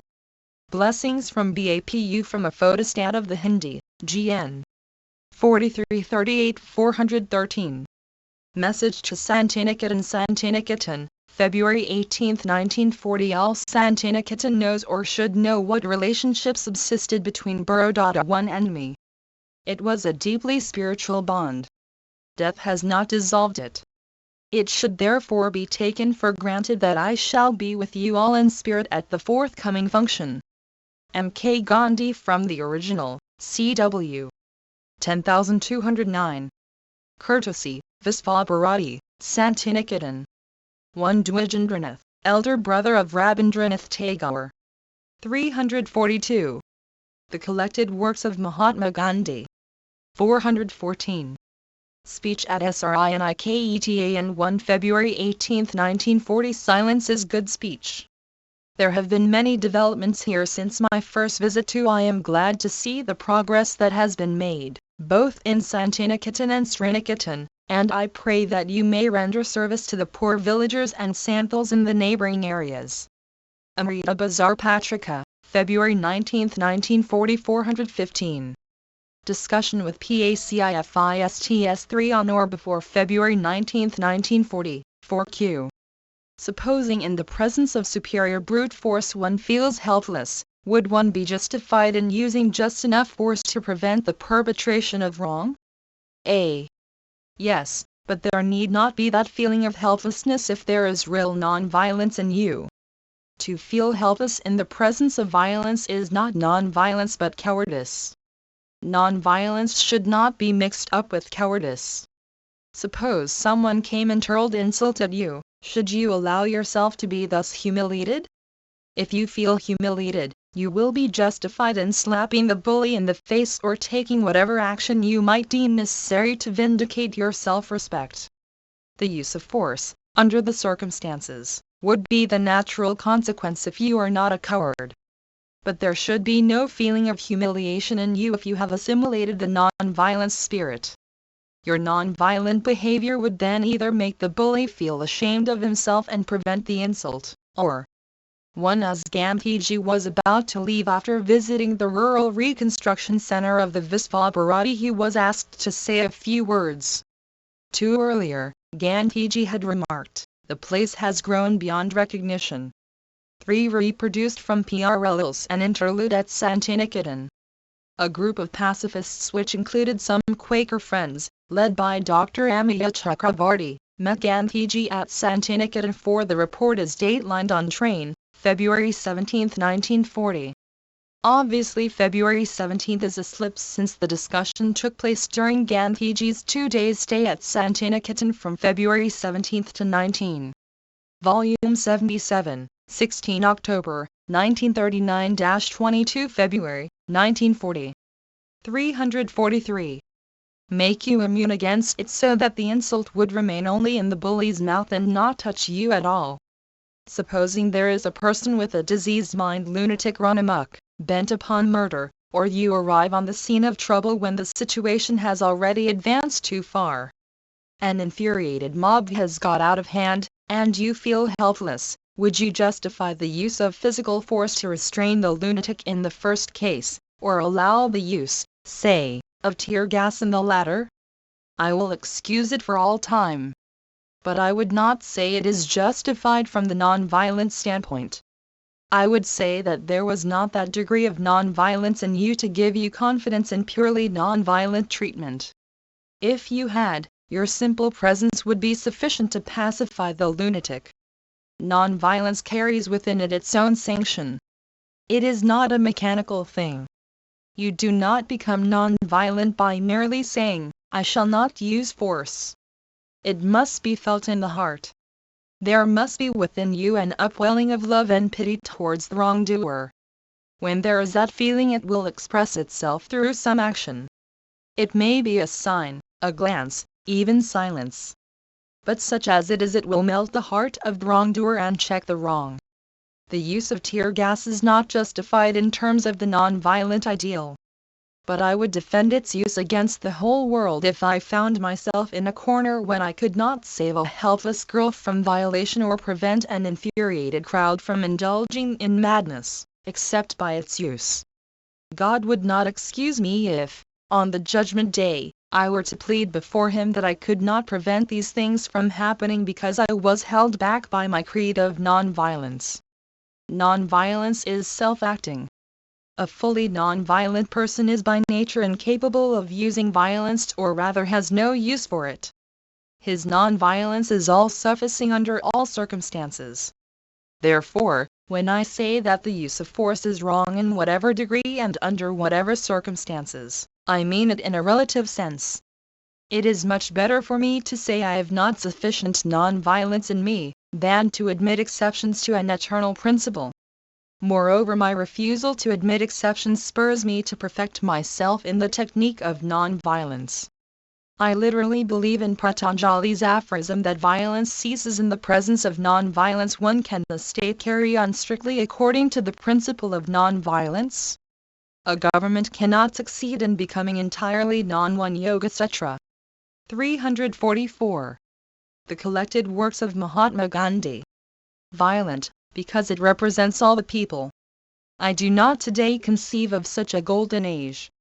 But I do believe in the possibility of a predominantly non-violent society. And I am working for it. A government representing such society will use the least amount of force. But no government worth its name can suffer anarchy to prevail. Hence I have said that even under a government based primarily on non-violence a small police force will be necessary. 1 Harijan, September 3, 1940 416. Communal decision. During my brief stay in Bengal I have been overwhelmed with questions on the communal decision. I have been told that neither the Working Committee nor I have pronounced decisive opinion on it. The Working Committee's decision is written in its records and has been published too. It has neither accepted nor rejected the decision. There can be neither acceptance nor rejection of an imposed thing. A prisoner is not required to accept the sentence pronounced against him. His rejection would be meaningless, for he would soon find himself undeceived. The communal decision has been imposed upon India not for her own good but for strengthening the British imperial hold on India. The Working Committee has, therefore, as much accepted and as much rejected the decision as Bengal has. There is this difference, however, that the Working Committee has not agitated against it like Bengal. For me, I detest the decision. It has benefited no single party in India but the British. If the Muslims flatter themselves with the belief that they have profited by it, they will soon find that they were sadly mistaken. If I could alter the decision and make it what it should be, I should do so this very moment. But I have no such power.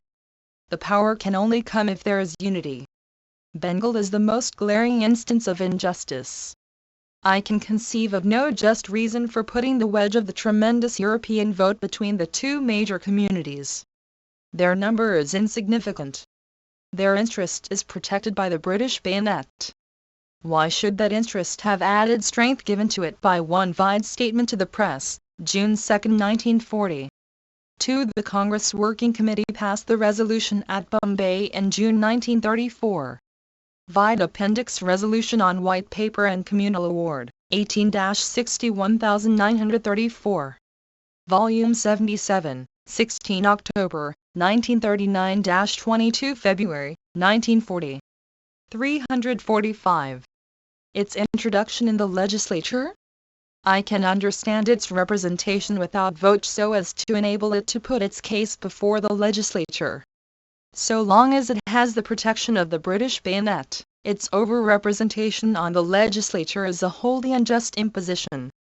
The whole face of the Bengal legislature would be changed if the European vote was withdrawn. Today the legislature is not wholly responsible to the people, the real voters. The European bloc gives peace neither to the Muslims nor the Hindus. Muslim ministers may flatter themselves with the belief that they are safe with the European vote.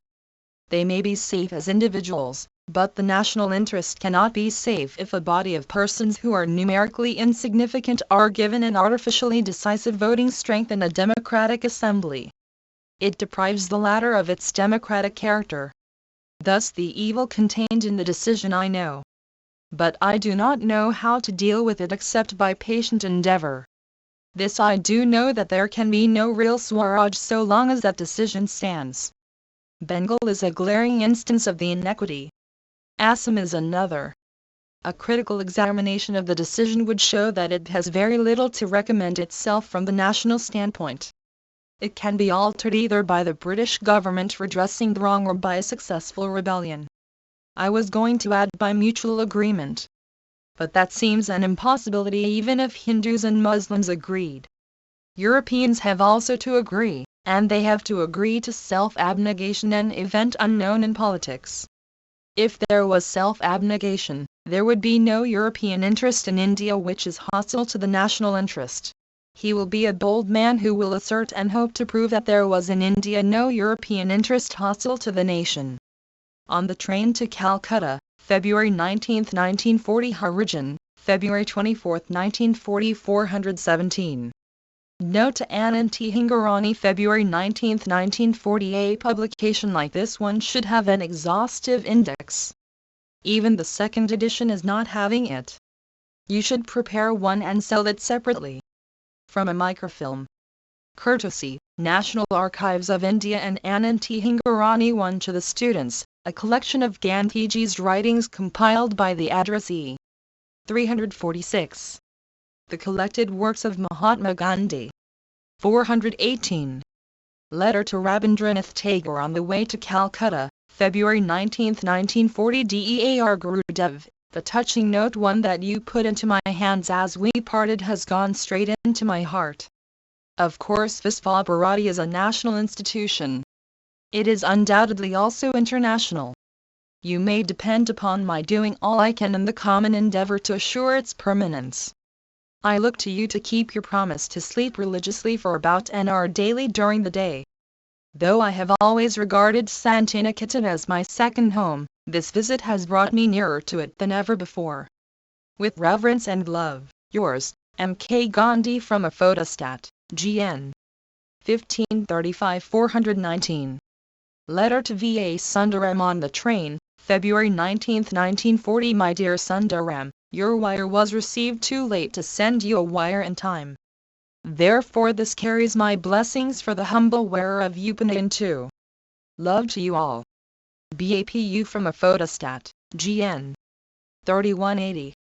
1 Vide, what I saw in Santiniketan, February 26, 1940. 2 Obviously a slip for Yanopavita, the sacred thread. Upanayan is the ceremony of investing one with the sacred thread. Volume 77, 16 October, 1939-22 February, 1940. 347. 420. Cable to Agatha Harrison. Calcutta, February 19, 1940, 1. Agatha Harrison. 2 C. Ranbourne Court. Albert Bridge Road. London. Andrews. Slowly. Improving. Taken in form. HIS.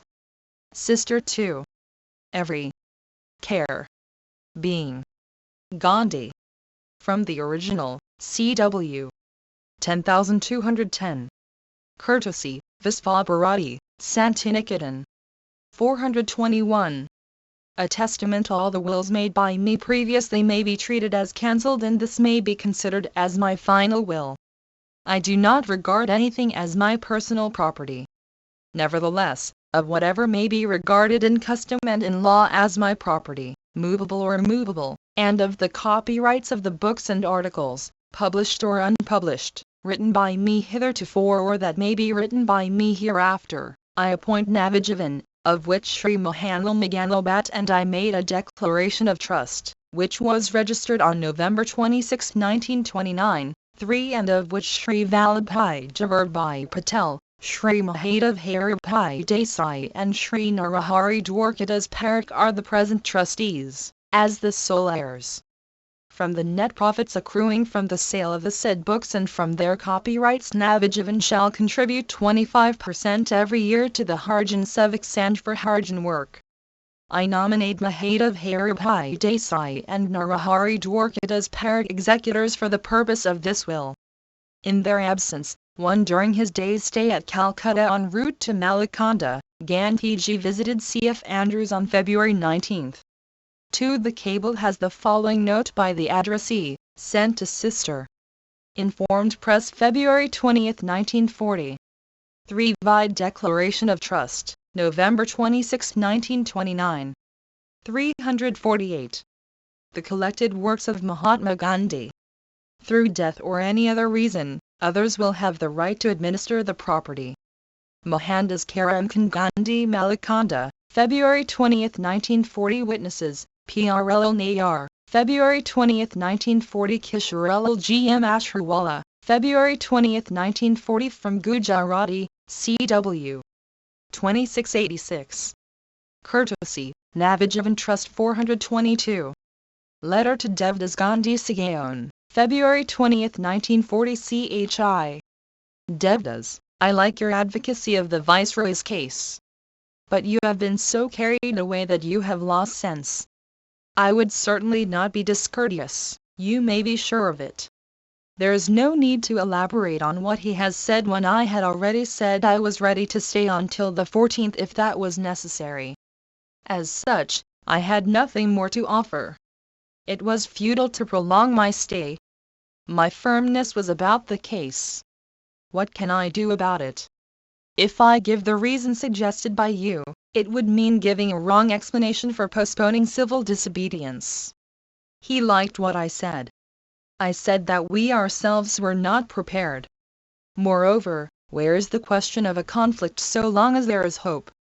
What we have to see is whether my belief that he is a clean man turns out to be true or he is playing a double game. The newspapers and letters I receive raise a doubt. In reply to the remark Bapu ruined everything in a hurry, you say that it was the situation in Bengal that did it. That is far from the truth and is unfair to me. What kind of a general would I be if I were so weak? During our talk I had in mind neither the Bengal situation nor the working committee. It was only my own inclination. If I think of our own weakness, I should ask for 1. Gandhiji had met the Viceroy, Lord Linlithgow in Delhi on February 5 for his statement to the press emphasizing the vital differences between the Congress demand for freedom and the Viceroy's offer. Vide interview to Desai by Mani, 23-91921. Volume 77, 16 October, 1939-22 February, 1940. 349. Less. But is not my case altogether different? Is Great Britain herself prepared to do justice? Blessings from BAPU from the Gujarati original, PRLO papers. Nehru Memorial Museum and Library courtesy, Beladevi Nayar and Dr. Sushila Nayar 423. Speech Akadi and Village Industries EXHIBITION 1 Malakanda, February 20, 1940. If you remain quiet, my voice will reach you. I just now heard some people shouting down with Gandhism. Those who want to put down Gandhism have every right to say so. Those who have come to hear me will please keep quiet and not get excited by hostile slogans nor shout counter slogans of Gandhiji ki hai.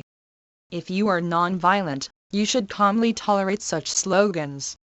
If there is any trace of untruth in Gandhism, it must perish. If it contains truth, lakhs and crores of voices clamoring for its destruction will not destroy it.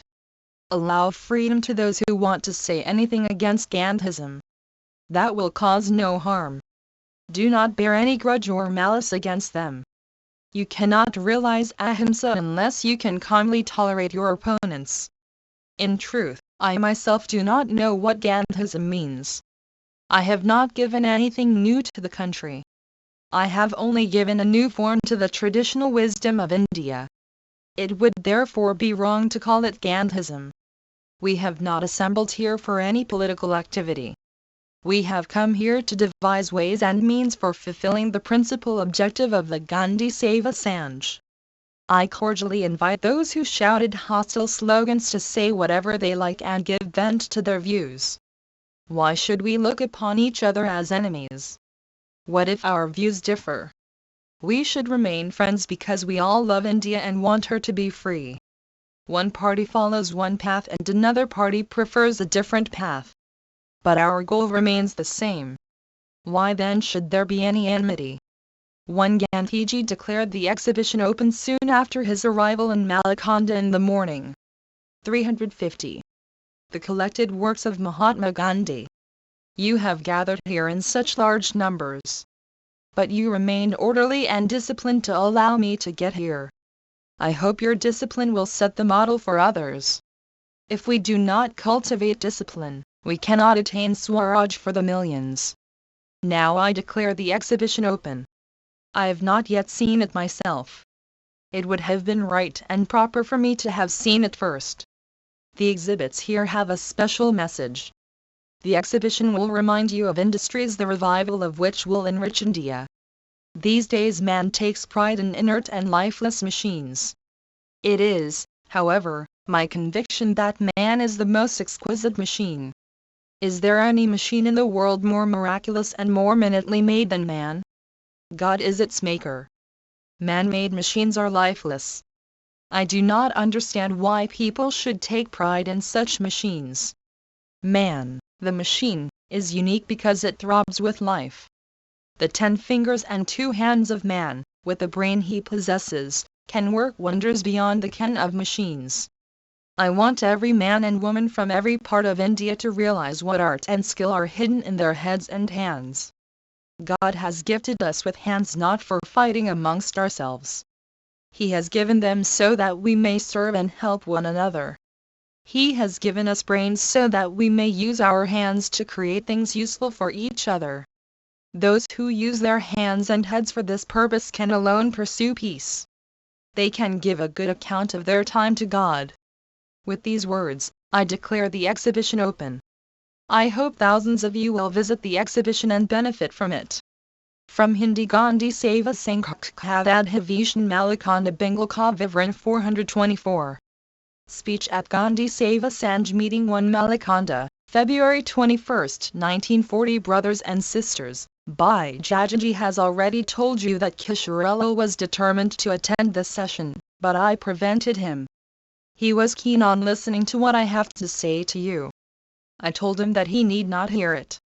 But these sessions started at 7:30 am. Shri Krishnadas Jaju took over as president in place of Kishorelal Mashruwala, who was unwell. Volume 77, 16 October, 1939-22 February, 1940. 351. Heart does not consent. So he said he would lie in his room and listen to my speech through the loudspeaker. He could listen to his own speech when it was being read out yesterday. Today he will listen to my speech, too, in the same manner. I am in two minds today. This does not normally happen. Whatever I want to say, the words come to me spontaneously. I do not know if that will happen today.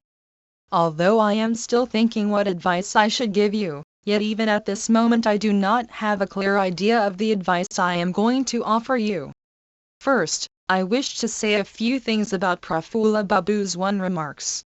If his words really reflect the feelings in his heart, I would say he has fully understood my view.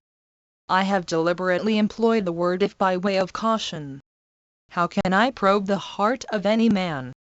If he has uttered these words only in a fit of passion or being led away by his enthusiasm, if he has not weighed the meaning of every single word that he uttered, these words will benefit none. However, I hope and trust that his words are not empty utterances but reflect his deep faith.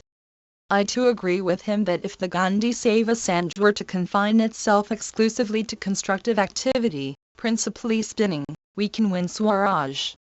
These are my views, but I have not the courage to express them. Prafulla Babu dared to express them without hesitation. He said that 200 or 300 workers were not enough, we need at least 1,00,000 of them. But we have a population of 30 crores. 130 crores is like a drop in the ocean. However, if 1,00,000 of workers act with faith, they can generate great power. This is a matter of faith, not of proof. It cannot be measured in figures. I am also keeping count of figures. It will have to be proved with figures how the charkha can clothe the country. I have asked Krishnadas Gandhi to work out these figures. I am myself working on them and have asked others to do likewise. I shall publish the results of these calculations when they are complete. Prafulla Babu emphasized that every one of the workers should spin at least 100,000 yards every year. This is not a matter merely of figures. He went further and said he was convinced that the charkha was the symbol of non-violence. If a devoted man works with this faith, he will infect others. The infection of disease, too, spreads. But that is harmful.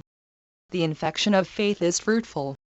When a disease sets in, we get panicky because, as it spreads, it spells one PC gosh. 352. The collected works of Mahatma Gandhi. Destruction. But there is no doubt that if everyone gets the infection of the charkha, Swaraj will be ours. I however felt that the few of us who are sitting here hardly believe this. Perhaps my suspicion is well founded. They doubt whether the charkha alone will win Swaraj. But later this alone ceases to be. The same charkha generates a great power. As I have said so often, the charkha is the sun round which all other planets revolve. The acorn is so tiny. But when it takes firm root and grows into an oak, it spreads and supports so much foliage. When the charkha mentality spreads, the charkha will not remain alone. it will accommodate so many other industries under its aegis. Its fragrance will pervade the whole world. But above all, the charkha is the symbol of non-violence, and whoever takes it up must do so with faith in ahimsa. Sir Nilratan Sarkar said the same thing the other day. I had gone to see him. He is laid up with paralysis. He wept holding my hand. He talked about the charkha. He said, if we develop faith in the charkha, our country will rise. I know invalid persons become sentimental, but there was truth in what Sir Nilratan said. All this means my non-violence is still imperfect. You are all participating in the attempt to perfect it. What Prafulla Babu said also means the same thing. If you accept the charkha with all this faith, the Sanj will have fulfilled its mission. One Kishorelal has joined us, disobeying orders too well. Then, I shall turn to the main question, what shall we do with the Sanj? I discussed this matter with Kishorelal. I cannot say that we arrived at a final conclusion. Nor do I propose to place any new argument before you. I am not clear in my mind what definite advice I should offer you. If things get clarified while exchanging ideas with you here, some definite advice may come from my lips. Otherwise the flow of my words will dry up. It is not like the flow of the Padma III, which makes its way wherever it spreads. The question is, should we allow the Sanj to continue or not? And from this the second question arises, if yes, should we change its present form or maintain the status quo? I can supply arguments in support of both the views.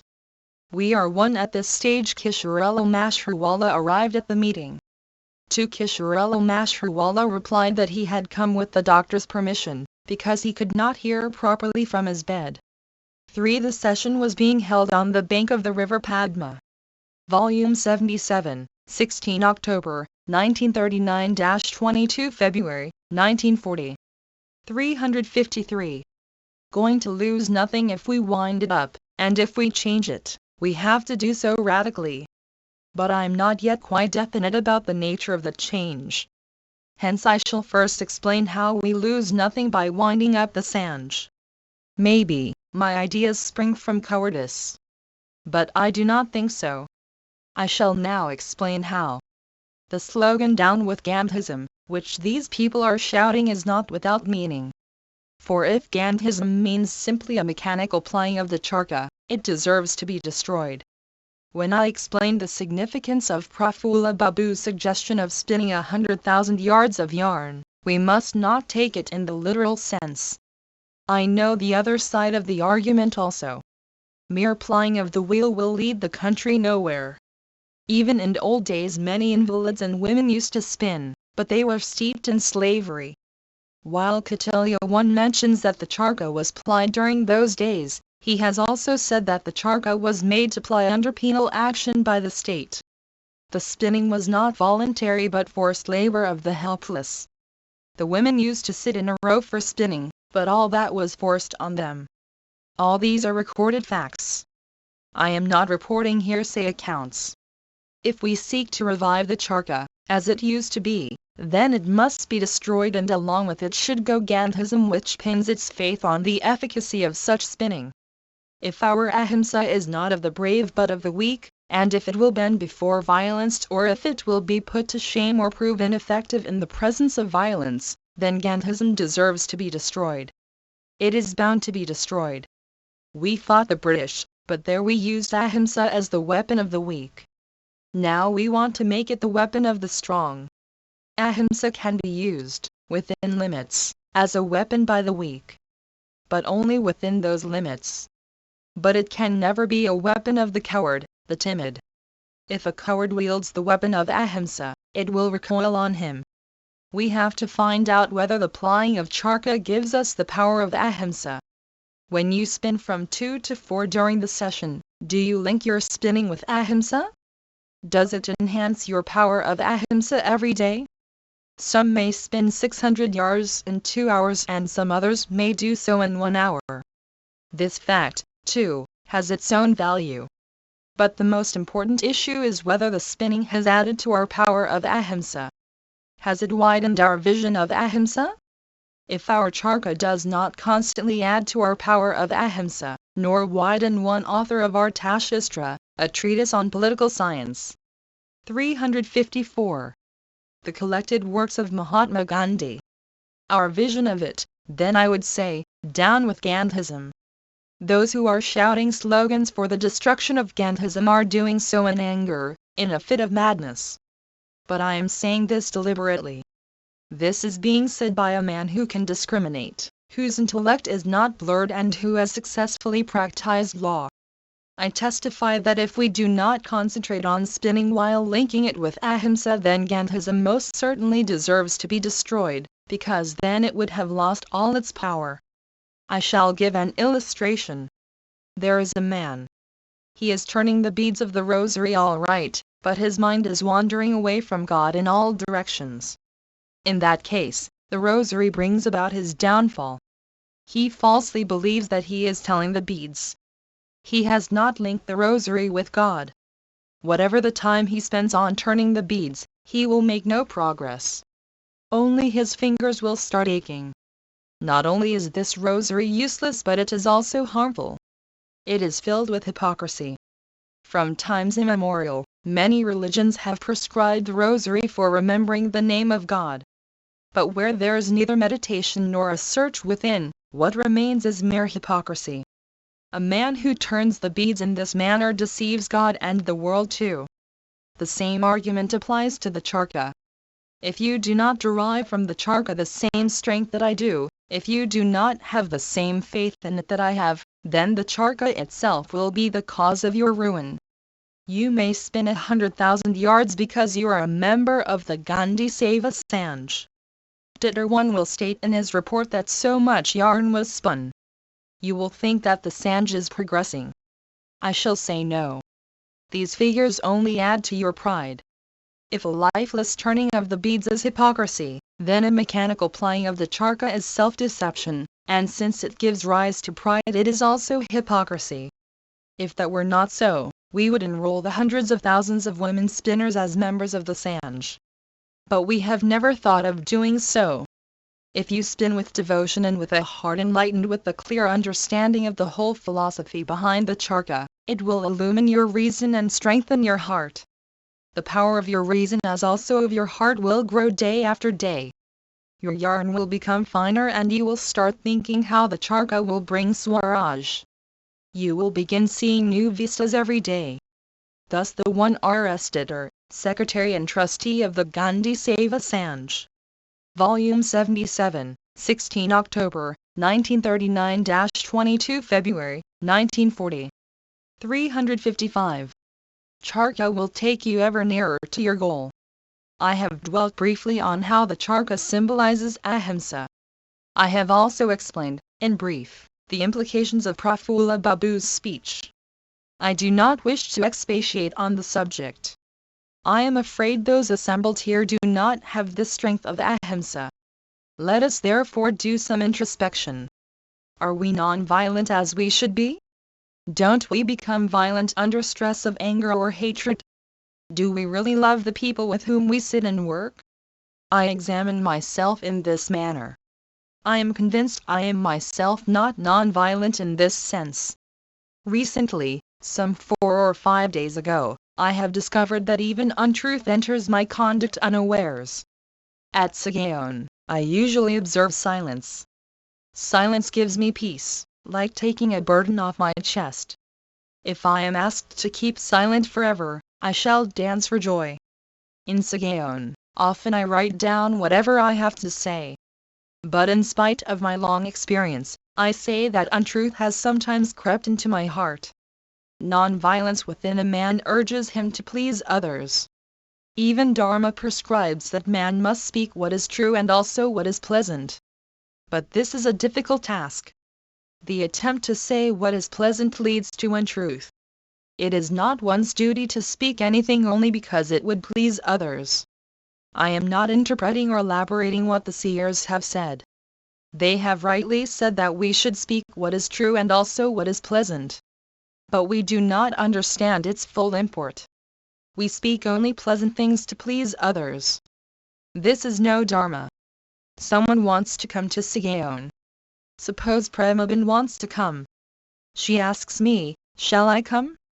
I say yes just to please her, without considering whether she has any work with me.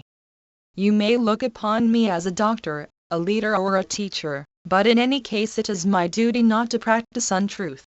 When there is neither need nor desire to take personal service from others, I do so merely to please them. I had to go to Santiniketan the day before yesterday. Vasumati I, Anasuya and others wanted to accompany me. I thought this was a pilgrimage for me. Why should I take so many people with me? I felt a little embarrassed. I said, in order to please them, that Santiniketan friends might be consulted. Mahadev sent them a telegram. Could they say no? They said that all who wanted to come were welcome. But I would have been a fool if I had taken all who wanted to go. That would have given Shanti 2 neither to Santiniketan 3 nor to me. It could one Vasumati Pundit 2 Peace 3 literally, abode of peace. 356. The collected works of Mahatma Gandhi. Never be my dharma to tax their hospitality in this manner.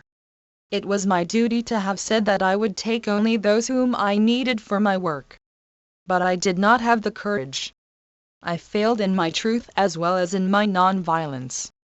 But ultimately I mustered courage and wrote that I would cut down the party to the minimum when I have the good fortune to have associates who put up with my vacillation in such matters. If I have to retain this leadership, if I have to guide the millions, if I have to drag them into the ocean after me, I should not fight shy of practicing truth. If I do, I shall be unfit to be a leader. This is an essential aspect of non-violence. I have looked upon the charkha as an outward symbol of the principle of non-violence. You may ask me when and where I got all this. My reply is, from my experience of rendering service. This principle had taken hold of me as far back as 1908. I did not know then the difference even between a loom and a wheel. But the potentialities of the charkha took hold of me. You may not perhaps be knowing for whom I wrote Hind Swaraj. The person is no more and hence there is no harm in disclosing his name. I wrote the entire Hind Swaraj for my dear friend Dr. Pranjivan Mehta too. All the argument in the book is reproduced almost as it took place with him. I stayed with Dr. Mehta for a month. Although he loved me, he had no opinion of my intellect then. He thought I was foolish and sentimental. But experience had made me a little bold, and a little vocal also. Dr. Mehta was an intellectual giant. How could I pit my wits against his? But I did place my point of view before him. It appealed to his heart. His attitude changed. So I said, let me write down the argument. I wrote down the discussion as it took place. I had not even seen a charkha then. The activity of spinning entered our program at a later stage. And yet I had concluded the argument with the statement that a non-violent civilization must be based on universal spinning. This means my mind had linked the charkha with 1. Vide Ashram Notes, February 13, 1940. 2. A gold medalist of the Grant Medical College, Bombay, Bharat Law. Was Gandhiji's oldest friend. From the time he received Gandhiji in London in October 1888 he acted as his guide and counsellor. A philanthropist, from whom no deserving poor ever returned empty-handed, he rendered financial help to Gandhiji in his activities from the days of the Phoenix settlement till his death in August, 1932. He was also author of M.K. Gandhi and the South African Problem. For Gandhiji's tribute to him, via Dr. Pranjivan Mehta, July 8, 1932. Volume 77, 16 October, 1939-22 February, 1940. 357. Ahimsa even then. To the question, whence did the idea of charkha descend? The only answer is, from God Almighty. The charkhas should give us the strength to act according to truth. When I ply the wheel, I become almost crazy about it. If God had not bestowed upon me other aptitudes for service, I would have been content to be glued to the charkha. Jethal one once asked me why, If I really felt and did not merely profess such faith in the Charka, I was not devoting all my time to the Charka. I have already said God has endowed me with other aptitudes for serving mankind, and I utilize them too. Hence I do not devote all my time to the Charka. Jethalul may say that my devotion too is half-hearted. He will be justified in asking why I do not surrender all my other aptitudes to the cause of the Charka. It is true that all my other activities have arisen from the Charka. The All India Village Industries Association is a byproduct of the Charka. Basic education and eradication of untouchability are also fruits of the Charka. The Charka is the sun among the planets of my other activities. I utilize my other aptitudes for working out the potentialities of the Charka. I conduct full-scale experiments too. I would therefore assert that you should throw the Charka into the Padma or burn it to ashes, if you turn it without realizing all its implications. Then only can real Gandhism rise. If Gandhism is restricted to mere plying of the Charka, I shall also shout, "Down with Gandhism!" Now a thought comes to me.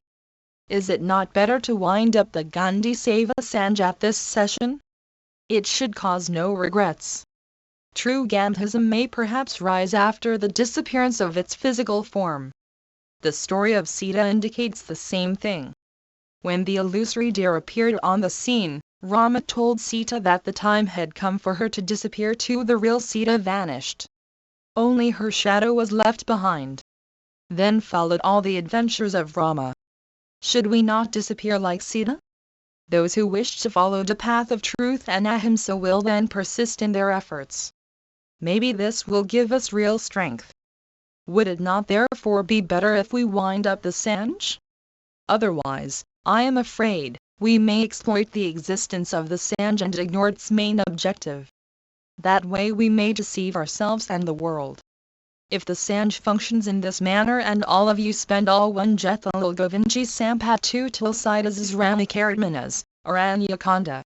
In Valmiki's Ramayana this disappearance of the real Sita and appearance of Amaya Sita find no place. 358. The collected works of Mahatma Gandhi. Your lives in serving that Sanj, and if I alone survive while my associates die one by one in the service of the Sanj, I would not be in a position to say that they had fulfilled the mission of their lives. I would only say that my efforts were imperfect to the extent. You will say, maybe our efforts are not perfect, but the Sanj gives us strength and support in our efforts. If the Sanj is not there, who will give us strength and guidance? I am afraid this will make you weak and dependent. It will be a frightful result. I would therefore suggest that you let go the support. If we cannot do without the comfort and support from the Sanj, we needs must wind it up. Such a Sanj cannot add strength to your elbow. You have to follow the path of truth and ahimsa on your own strength. Let us consider to what extent we act up to the ideals of the Sanj. Take, for instance, this conference. How much do we spend on it? I sent for Prafulla Babu and asked him, how much do you spend on food? He says he will not spend more than 5 annas on food.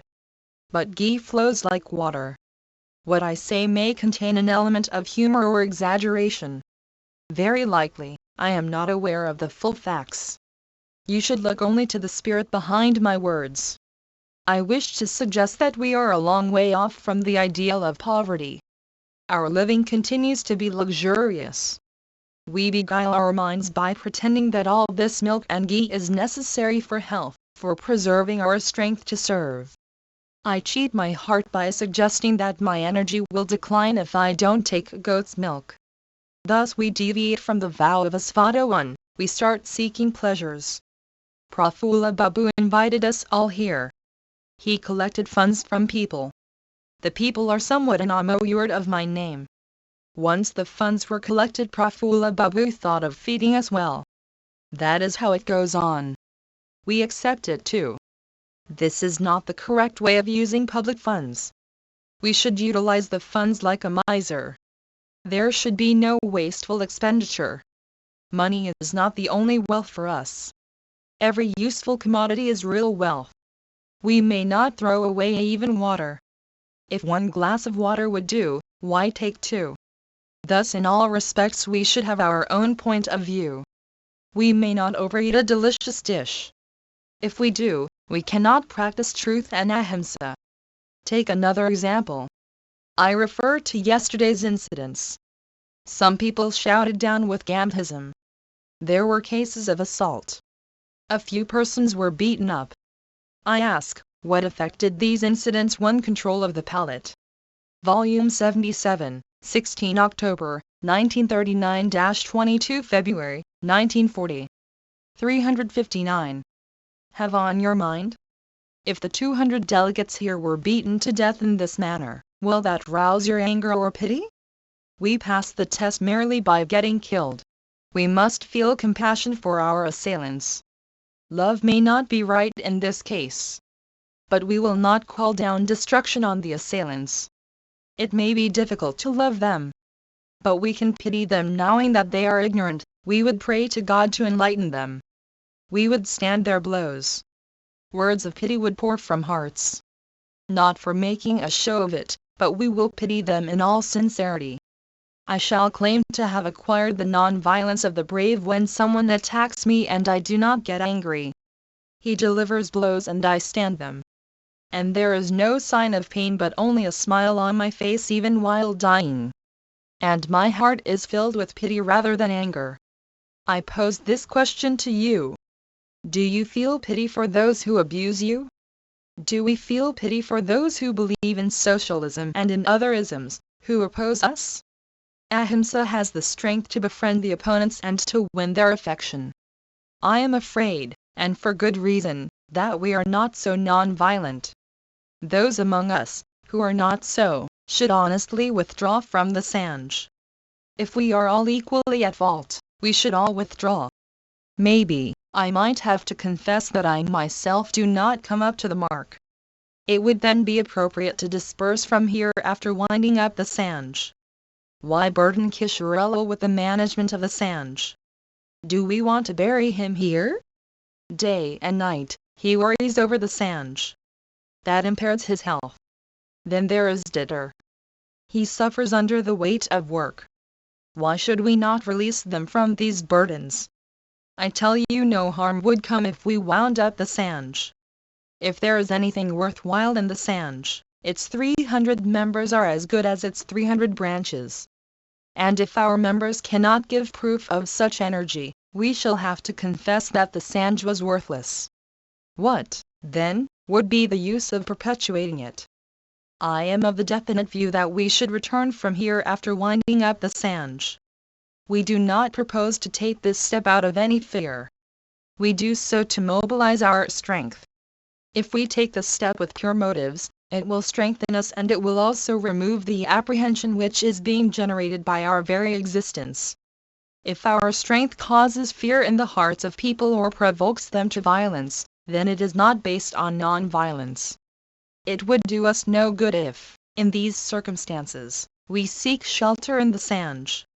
It cannot give us non-violent strength. Nor can we add strength to it since we are ourselves seeking support. If we 360. The collected works of Mahatma Gandhi seek such support for securing financial aid or collective strength, then we are unfit to practice truth and non-violence. If God is not succor enough for us, then something is wrong somewhere. When we end the present outer form of the organization, we will develop within us the strength of humility. There is a saying in English that he who knows that he knows nothing knows everything. The day we become so humble as to reduce ourselves to a cipher, we will start growing. Then the Gandhi Seva Sanj will become a wonderful invisible institution. The Sita who disappeared became immortal. To this day, we remember her name and purify ourselves. That Sita survives. The apparition of Sita has died. If indeed we want to become powerful, we should wind up the Sanj. This is a job for the strong. It also calls for courage and strength. If you do not have the strength to do this, you should change the form of its organization. I am of the definite view that you should forget politics. I was the person who advised the Sanjan Hudley one to interest itself in parliamentary politics.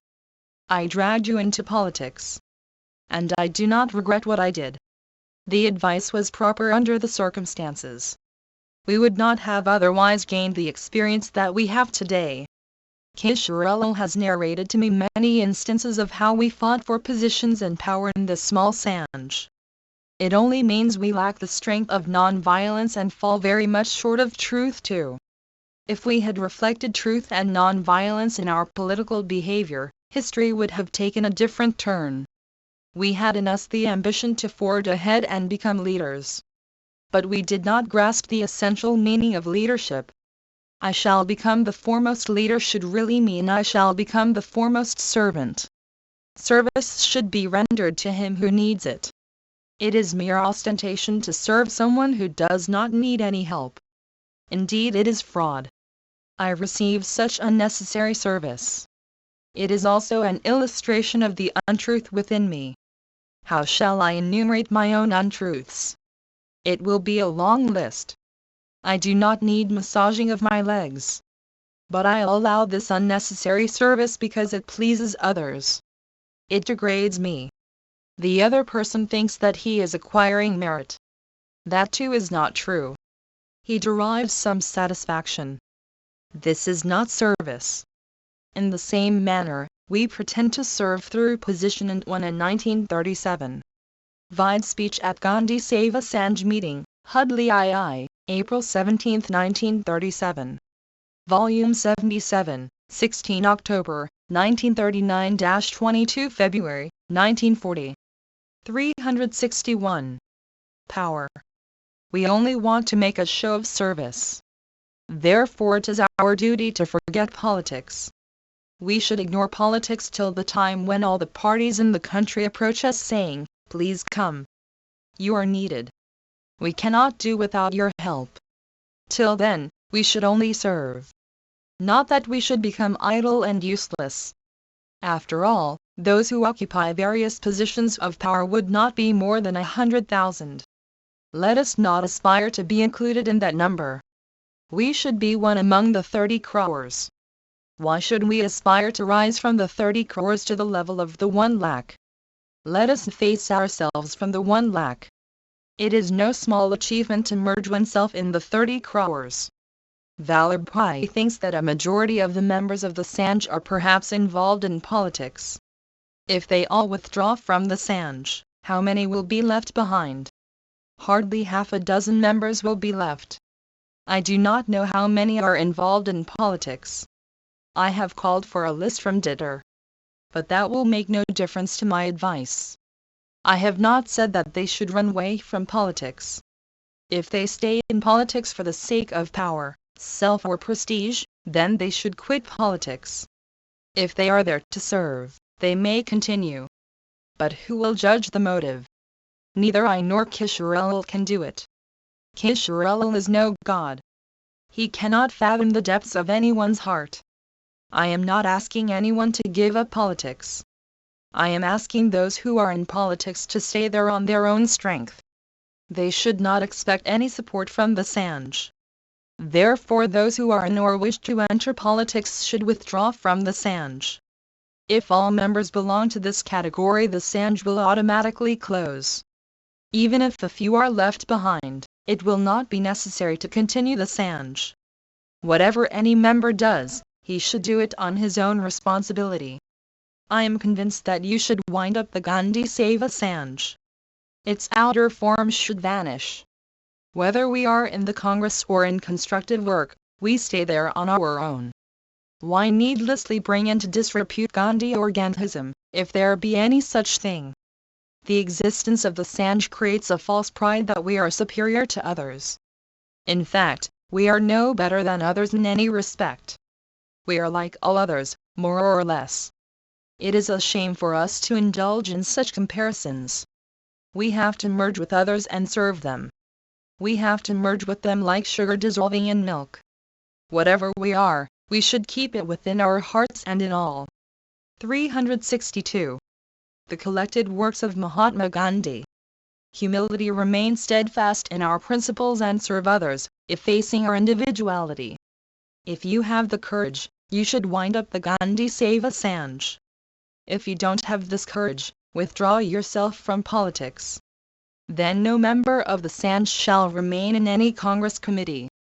Even when we wind up the Sanj as it is, an inner bond will keep us together. If we are tied together by the bonds of ideals and affection, we will have an invisible organization. That alone will be true organization. It does not mean that we are going in for some underground organization. We do not need any formal organization. Who can take away from us what we have gained from the Gandhi Save Assange? We stand in no danger of losing what we have gained. No one can snatch away what has become part and parcel of your heart. We will never give up the principles we have stood for. We cast off an intolerable burden of untruth. When there is so much bitterness, so much poison around, we have no alternative but to work away silently. I am not suggesting that whatever we have done so far was all wrong. It was of course necessary. From that we have gained new experience and learned new lessons. Now we are entering a new phase.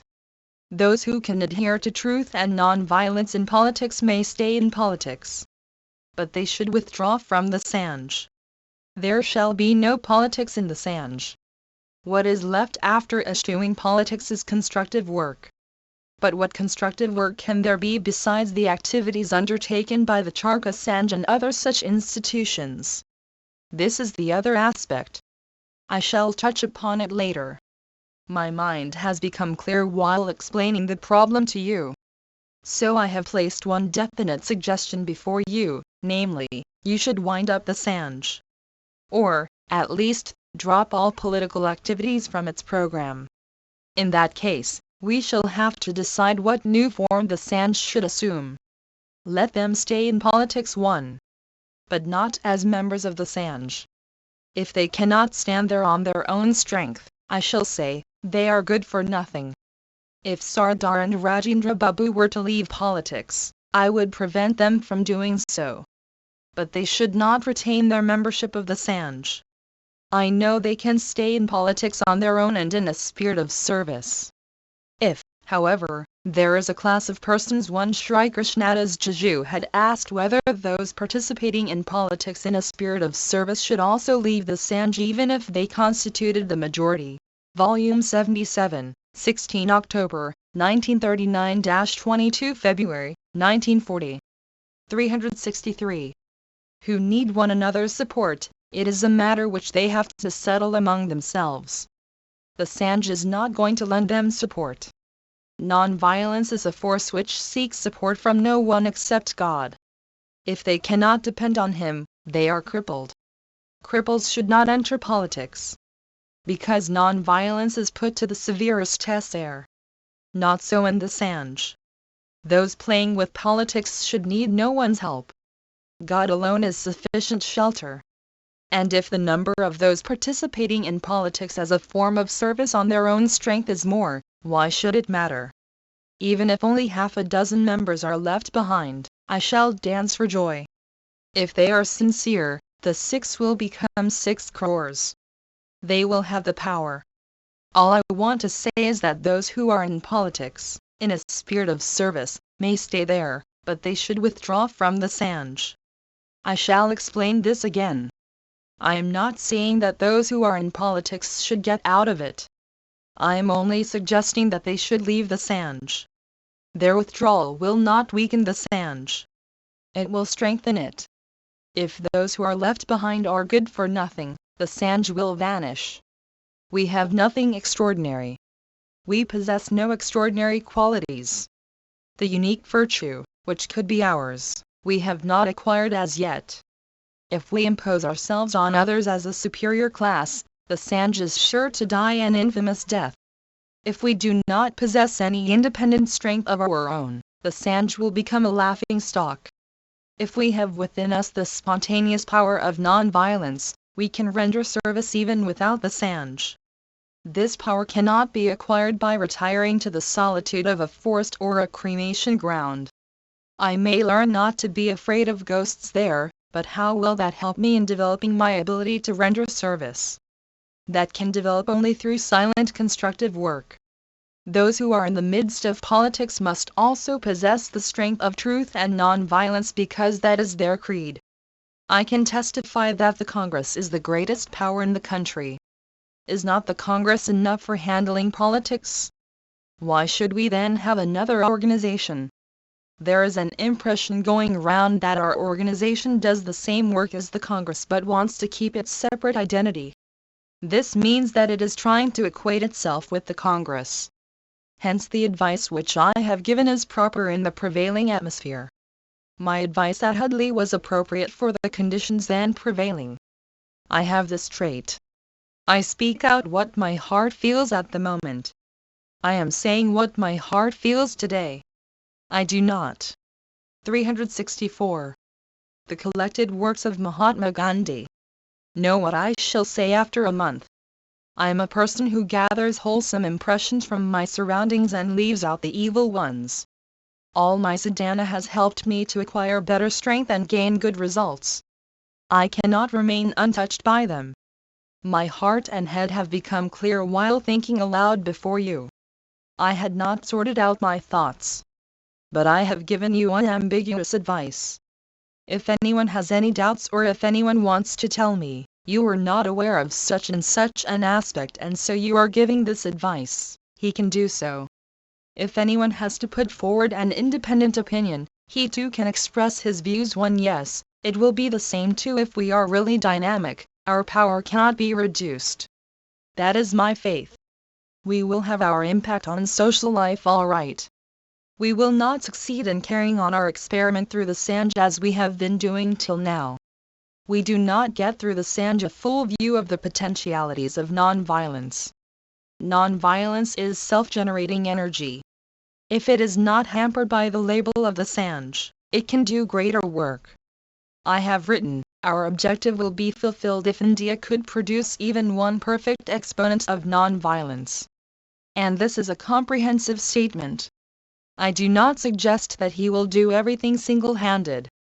Even God cannot do everything all by himself. He has to assume many forms. This one exponent, I submit, will draw everyone to him. The organizational strength of the Sanj will weaken you.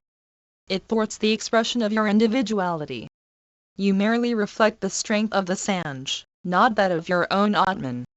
The strength of the Sanj is only a sum of your individual strength. The growth of non-violence does not require an organization of such collective strength. I do not see the utility of external aids. If those who call themselves Gandhians carry hatred or cowardice in their hearts, they cannot add glory to any Sanj. Gandhism will not survive that way. I have made all India my field of activity, or, say, God has assigned to me this field. There is a sound reason behind this. I believe that non-violence dwells in every Indian home. In Europe, One here Gandhiji was asked by Ram Ratan Sharma whether the attitude to politics would be the same in the princely states as in British India. To Swami Satyanandaji's question was, since the spiritual bond between Gandhiji and the members would continue in spite of the winding up of the Sanj, hostile slogans would not be silenced. Besides, social life would be the poorer for want of the Sanj's influence. Volume 77, 16 October, 1939-22 February, 1940. 365.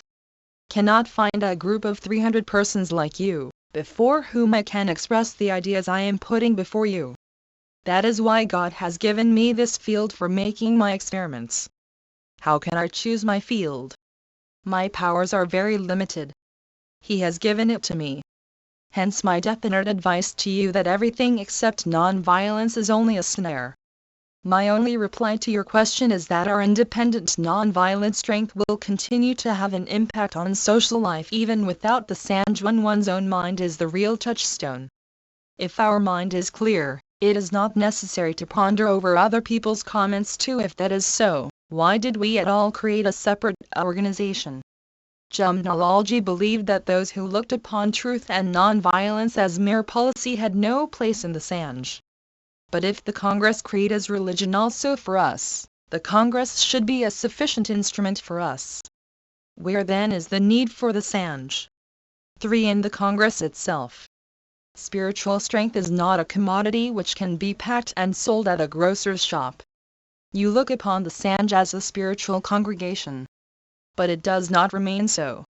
It leads to sentimentalism and a feeling of self-righteousness creeps in. I beg to submit that the Sanj does not help in adding to our strength. Your strength grows by remaining in the Congress.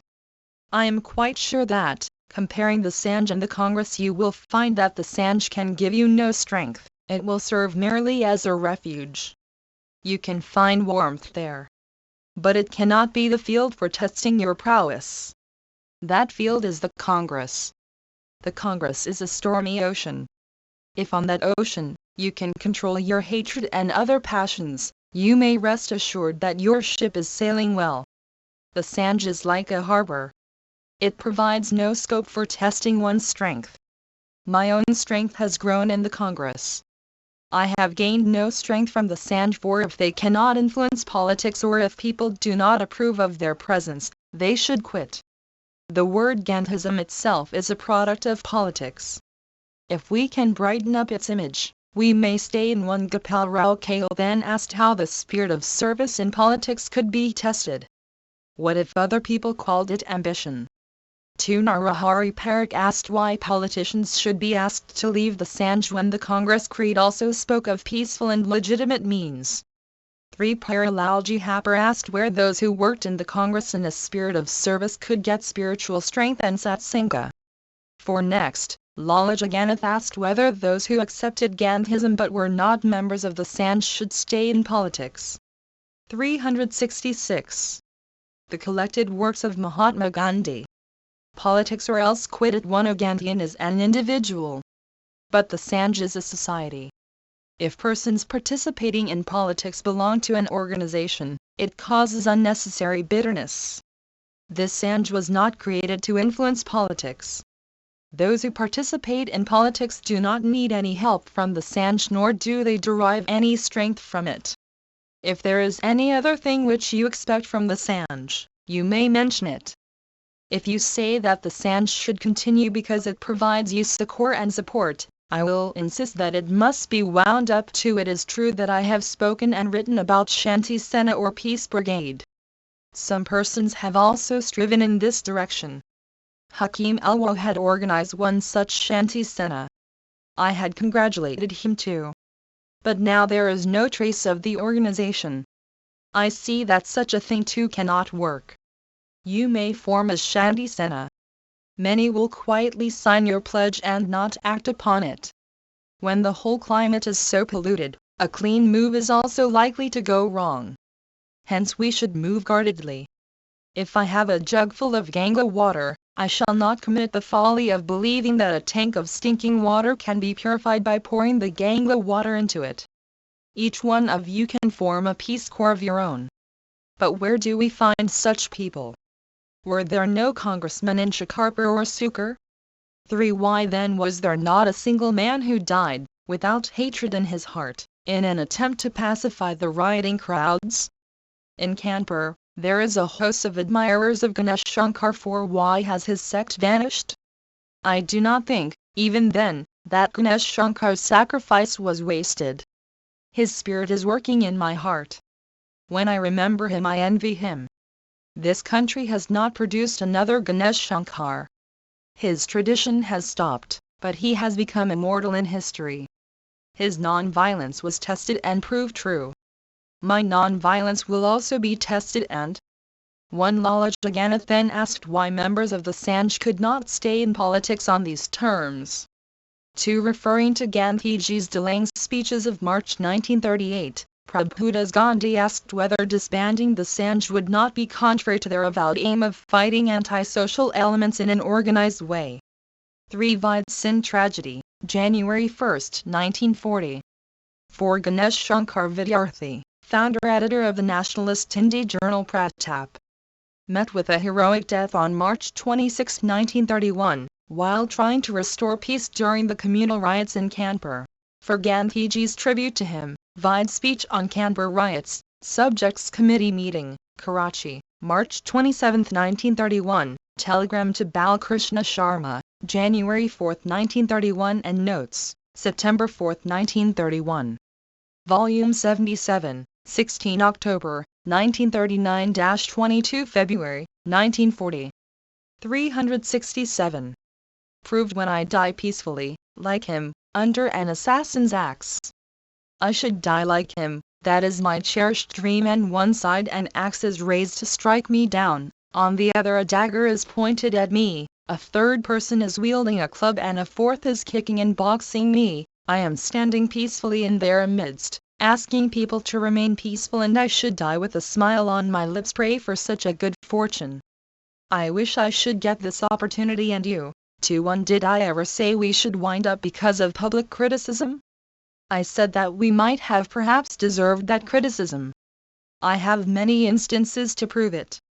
If we really had the qualities of non-violent courage, we would never have been or would never be in the plight in which we find ourselves today.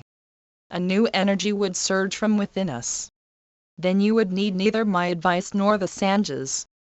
They are not true Gandhians who suppress the promptings of their own heart and act on my advice or under my pressure. I did not expect this even from my own sons after they had attained the age of 16. I treated them as my friends as soon as they were 16 years old. I asked them to follow what they considered to be their own duty, swadharma. Better is death in the discharge of one's duty. 2. If they accept my ideals, they must make them their own. Not because their father says so, but because they wholeheartedly subscribe to those very ideals. This cannot be said about the Gandhi Seva Sanj. You should think independently, each according to his lights. If your heart asserts that the Sanj should continue, it would mean that you are eager to face the severest of trials. 3. I have already given the other alternative of eschewing all politics from the Sanj, if you do not wish to wind it up for these reasons. It was Jamnalalji's idea that the Sanj should be organized for the convenience and guidance of those who were not leaders, who did not adorn platforms, and who did not wish to harangue. You may remain foreigner members of the Congress, but should accept no office in it. If you render honest service without occupying any position of authority, your ideals will produce their impact. I did not accept any position in the Congress. But still I have been saddled with one. Mulkand Agrawal argued that it was not ahimsa to wind up the Sanj in response to other people's criticism or hostility when the members' hearts were pure. 2. Bhagavad Gita, 3rd 35. 3. Ram Ratan Sharma explained the likely handicap of constructive workers who sought inspiration and guidance from the Sanj. 368. The collected works of Mahatma Gandhi. Responsibility. All this means that constructive work should be the main mission of the Sanj. How this mission should be fulfilled, what should be the distinction between the Sanj's activities and those of other constructive organizations like the Charkha Sanj, etc., is the third question. It will have to be tackled by those few members of the Sanj who will be left behind after the politicians have withdrawn. I have already answered the arguments in favor of the continuance of the Gandhi Seva Sanj, and it need not be repeated now. 1. Our hatred and jealousies might not disappear, but at least an enormous fraud will disappear. Today the Sanj also is responsible for our hatred and jealousies. This imbroglio will at any rate disappear. This point has to be grasped. People believe that the Gandhi Seva Sanj seeks to organize truth and non-violence. That a man like Kishorlal is piloting that organization. If, however, we are not practicing our principles, then the Sanj is instrumental in keeping up a fraud. If we have verily imbibed truth and non-violence, our behavior within the family, with our neighbors or inside the Congress will evoke popular respect even in the absence of the Sanj. For this there is no need of the Sanj. It is true that none of us is born perfect. We need inspiration and guidance. But it is seriously doubted whether the Sanj provides such inspiration. I do not say this by way of criticism.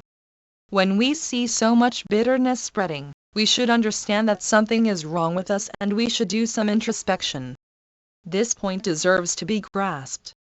We must at least change the pattern of our work.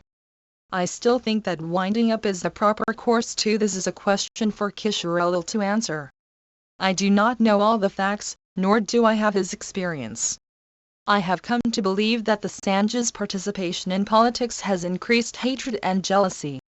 How can I say whether or not corruption has crept in among the members? I do not know anyone. Kishore knows everyone. You may direct your question to him. I am advising you to wind up the Sanj in view of the prevailing climate in the country. When so much bitterness is generated, we must be at fault. If Kishore holds a different view, let him continue with the Sanj. Who am I to obstruct? One Mulkandagram asked whether the winding up of the Sanj would remove hatred and jealousy from the hearts of the members. To Haripawapadhyaya asked whether the president had grounds to believe that politics had corrupted the members. Volume 77, 16 October, 1939-22 February, 1940. 369. The way? Don't you have to work under his guidance? I have heard so many things which have led me to conclude that we are responsible in no small measure for what has overtaken us. Point 1. For that we have to ascertain how many members are left behind. Constructive work will be devoid of sting. The atmosphere today is charged with untruth and violence. We cannot therefore stay in politics. In what form the Sanj should function for constructive work is a matter which will come up later too. This question has already been answered. In the existing situation, the Sanj cannot give this consolation. This attitude only weakens us. From Hindi Gandhi Seva Sanghadadhavishan Malakanda Bengalka Vivaran, pages 6 to 22 425. Speech at Gandhi Seva Sanj Meeting I3 Malakanda, February 21, 1940. Let me reply to what Gokul Pai has said. There is some misunderstanding about the two things he mentioned. Let me clear those misunderstandings so as to avoid needless discussion. I did not say that members of the Gandhi Seva Sanj should withdraw from politics.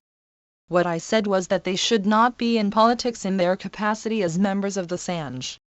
I said in the morning that no member of the Sanj should give up politics.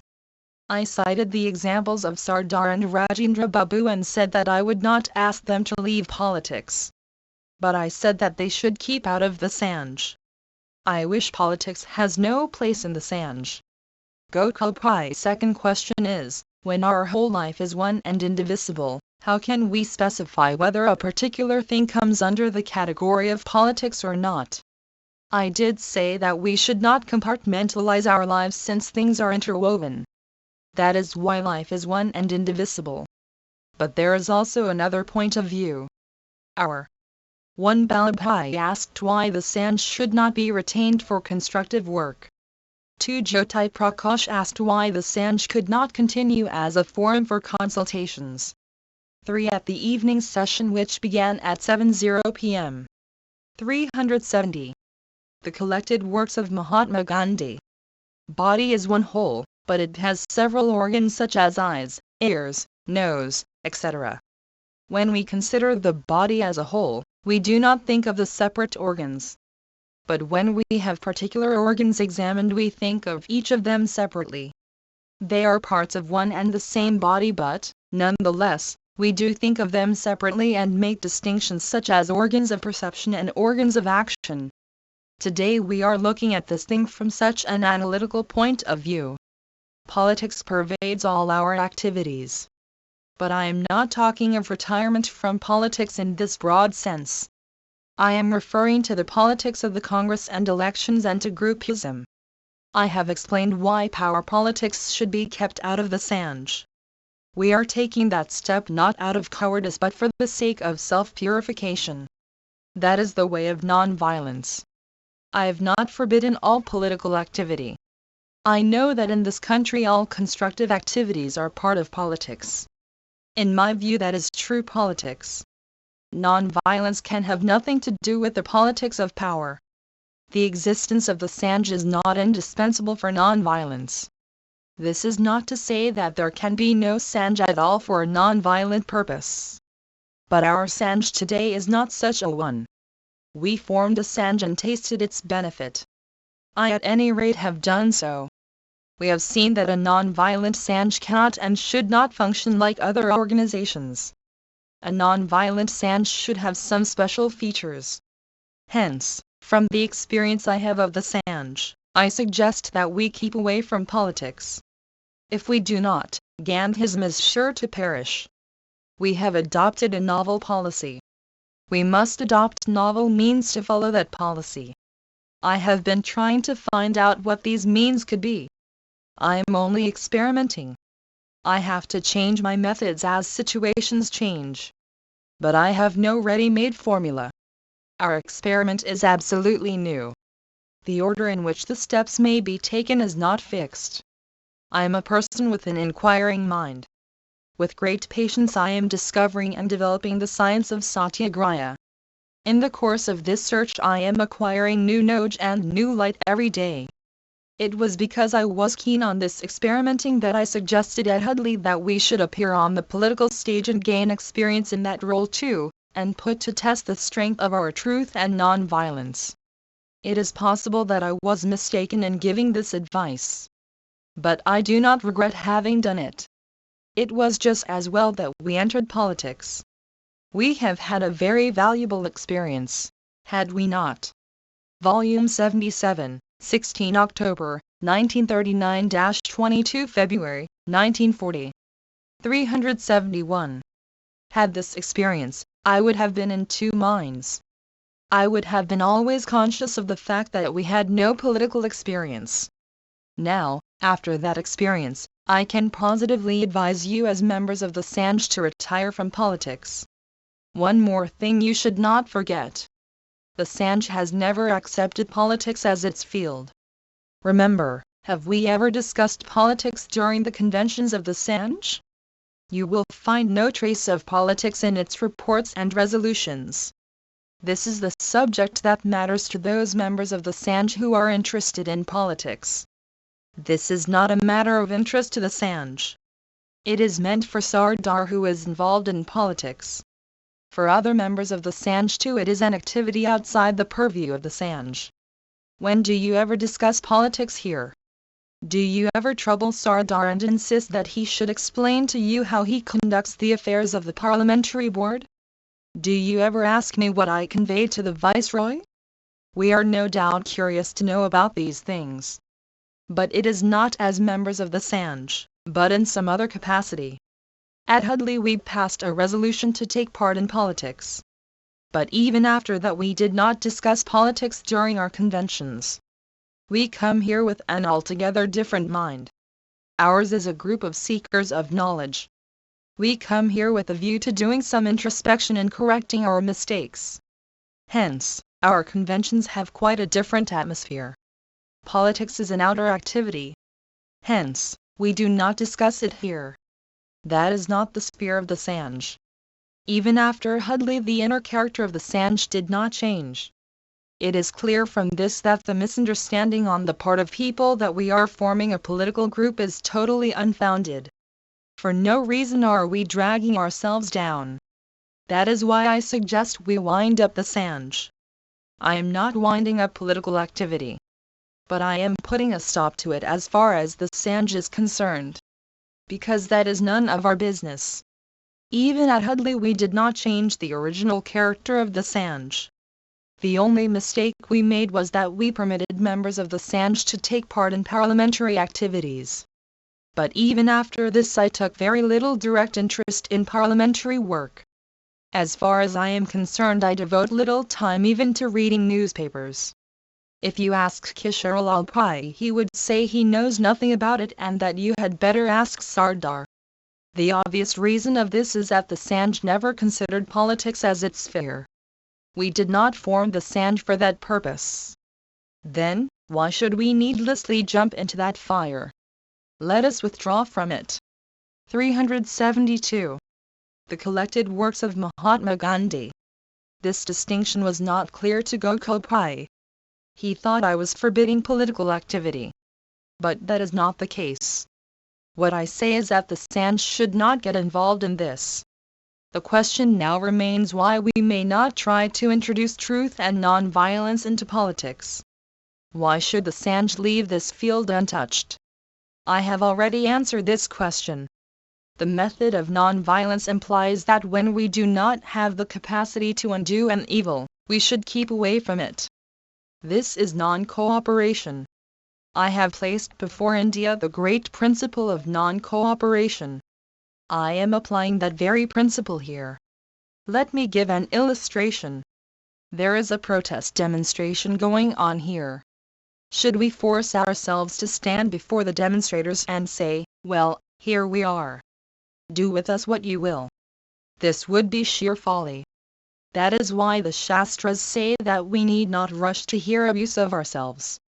I do not know if you have heard about the figure of the three monkeys. It is in Kobe, Japan. Somebody had sent me a small figure replica of the original. It consists of the statuettes of the three monkeys.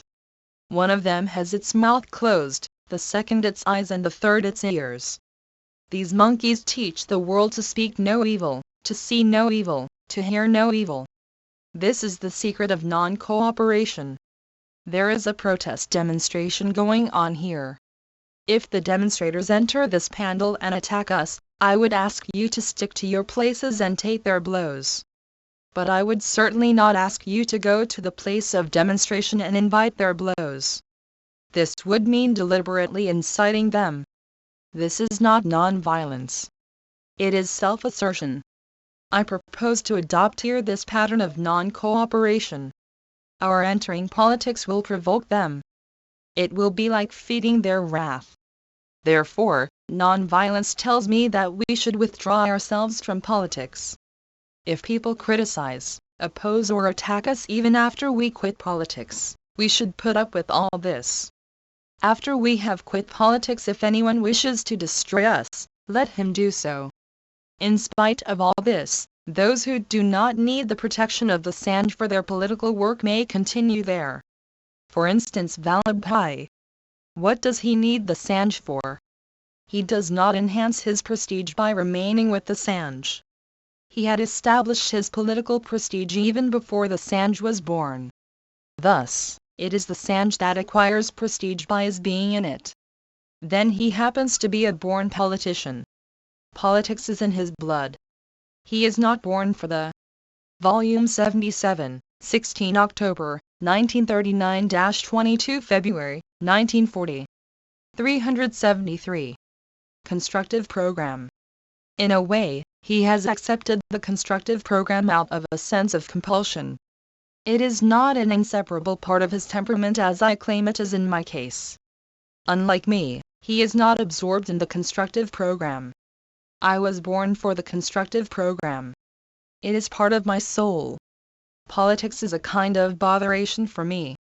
I would dance for joy if I could shake it off. Sardar would hardly do any such thing. This is the main difference between us. He hears what I say, and if I am making any mistake he can put me right. But if there are many other members who derive prestige from their association with the Sanj, and if this prestige proves helpful to them for political purposes, the only way out is that we should not let them have such prestige. They too ought to give up such borrowed prestige. If we lend them such prestige and they accept it, we deserve the charge that we are competing with the Congress Socialists or the Communists. When this is not actually the case, why should we lay ourselves open to such a charge?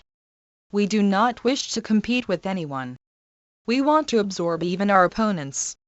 If they are opposing us, it is because they do not understand us. But we know that we belong to them and they belong to us. Hence, let us take no active interest in politics so long as the people do not invite us. Let us carry on quietly our constructive program. And let us, by withdrawing ourselves from politics, lend glory to non-violence. These are the words of an experienced person. You must understand and grasp its significance and pay attention to what it implies. Thus, your winding up the Sanj would be an object lesson in non-violence. It is quite simple. There is no harm in it.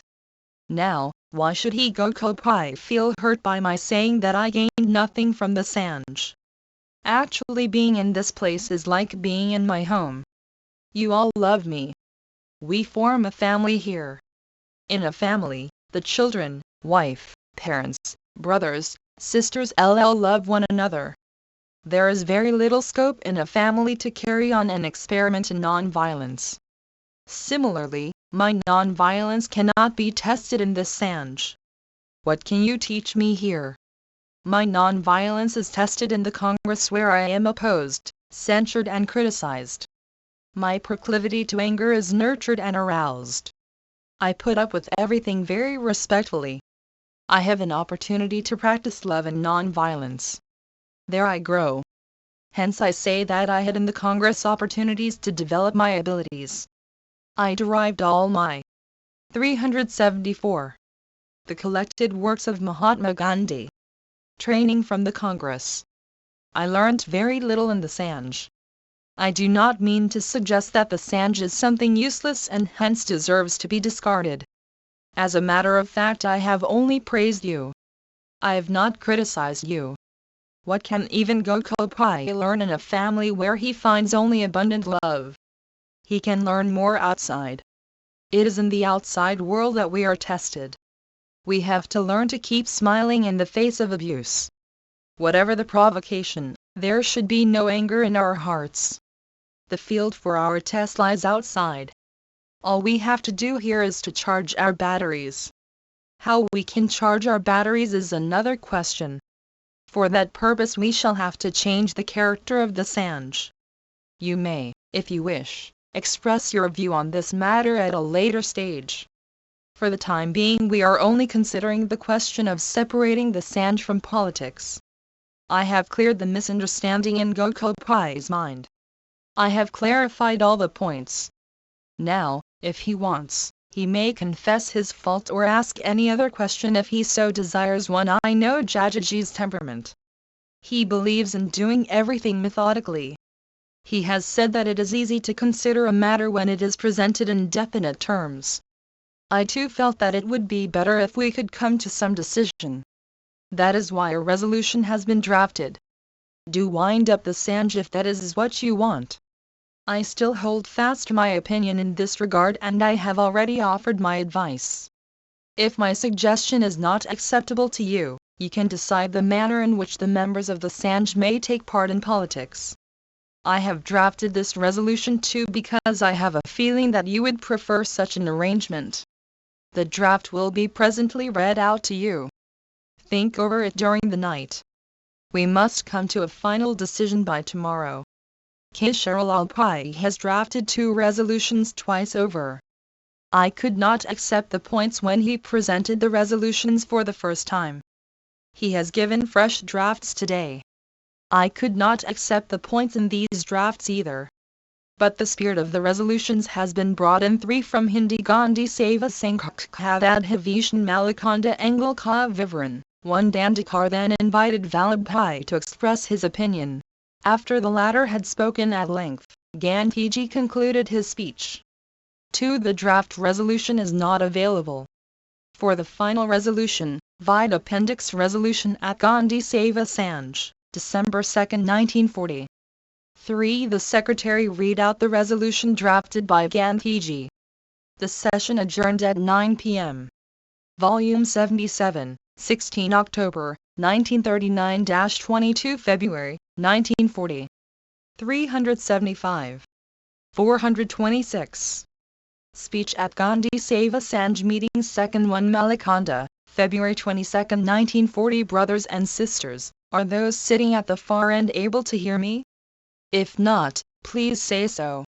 I was up by 3 o'clock this morning and started thinking about the Sanj. I am placing before you my conclusions. Later on you may express your views today itself if you so desire. Some sort of a tentative resolution was placed before you yesterday. I think I should say something about it and also something apart from it.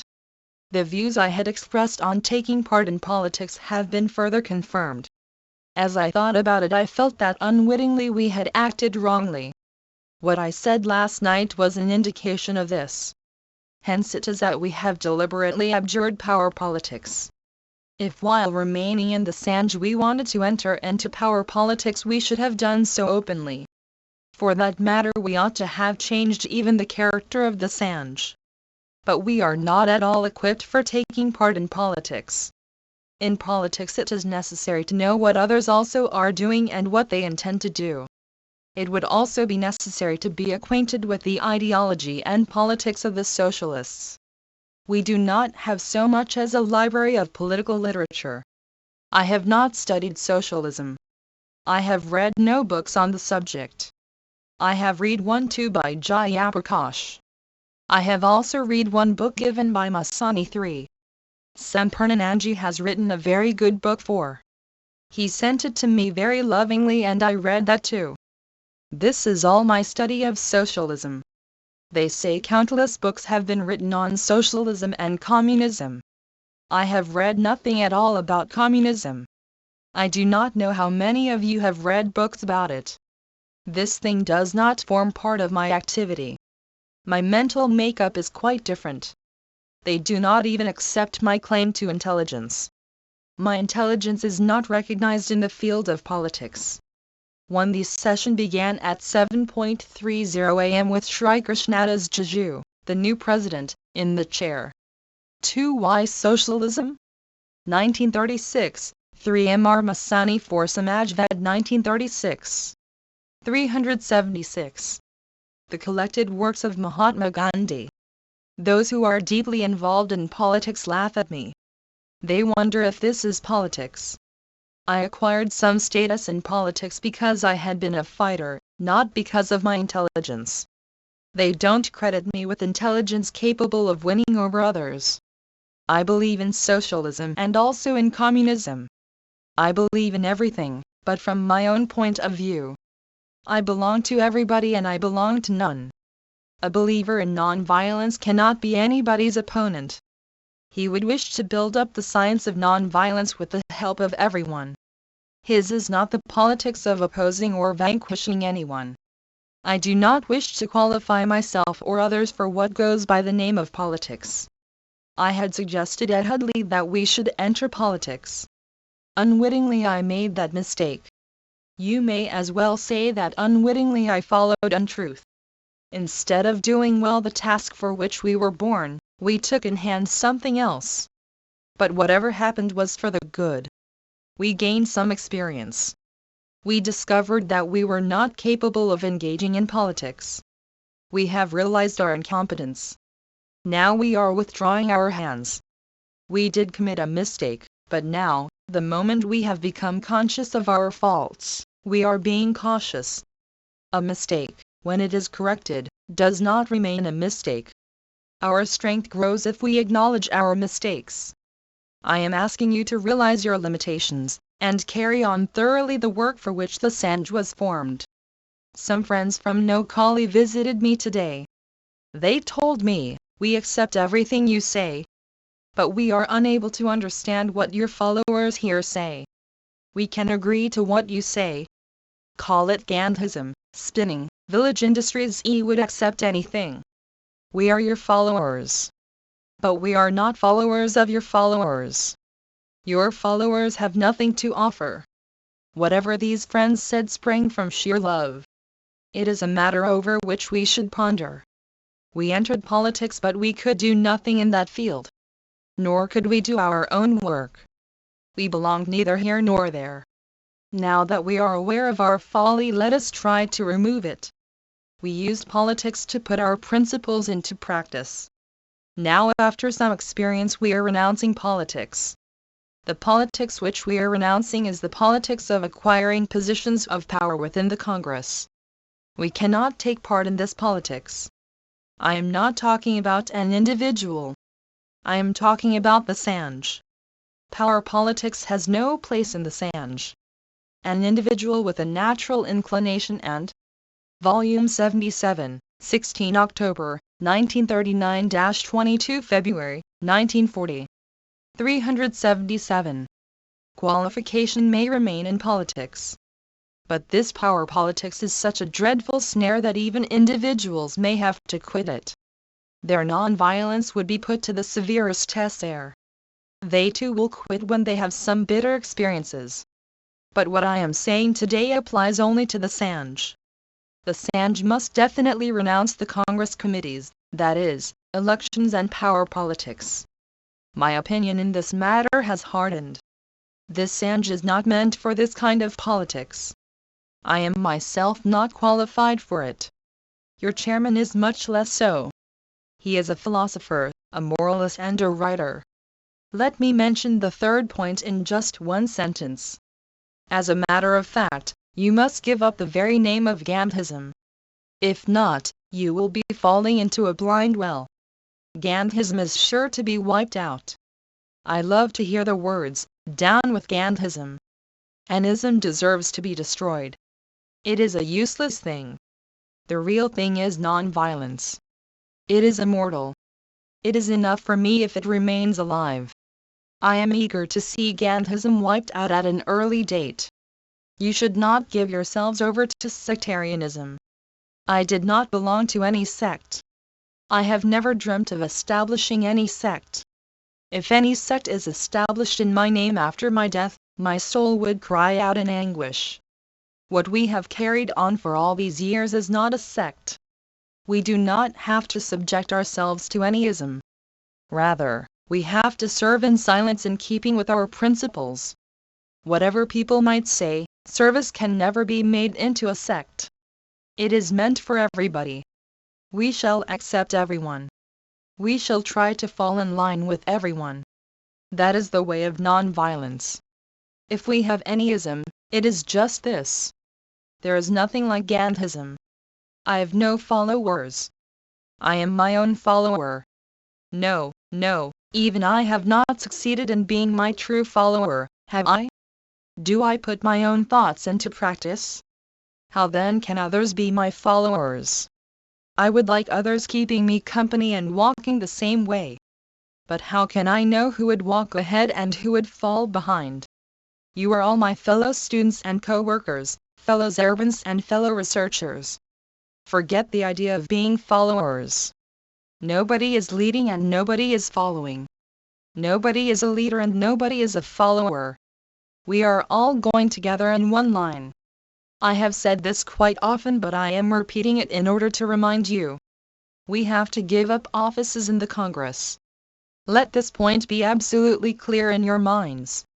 Then you would grasp the significance of what I am going to say. I am asked, should we? 378. The collected works of Mahatma Gandhi. Withdraw ourselves even from municipal bodies and similar organizations? I would say that we should withdraw even from municipal bodies. I know what had happened in the case of the Nagpur municipality. I was amazed to find how much bitterness and hatred had crept into the Congress Municipal Party. I have very little information about it. Gopal Rao knows the inside story. There are 3 factions in the Congress Municipal Party of Nagpur. They are always at daggers drawn.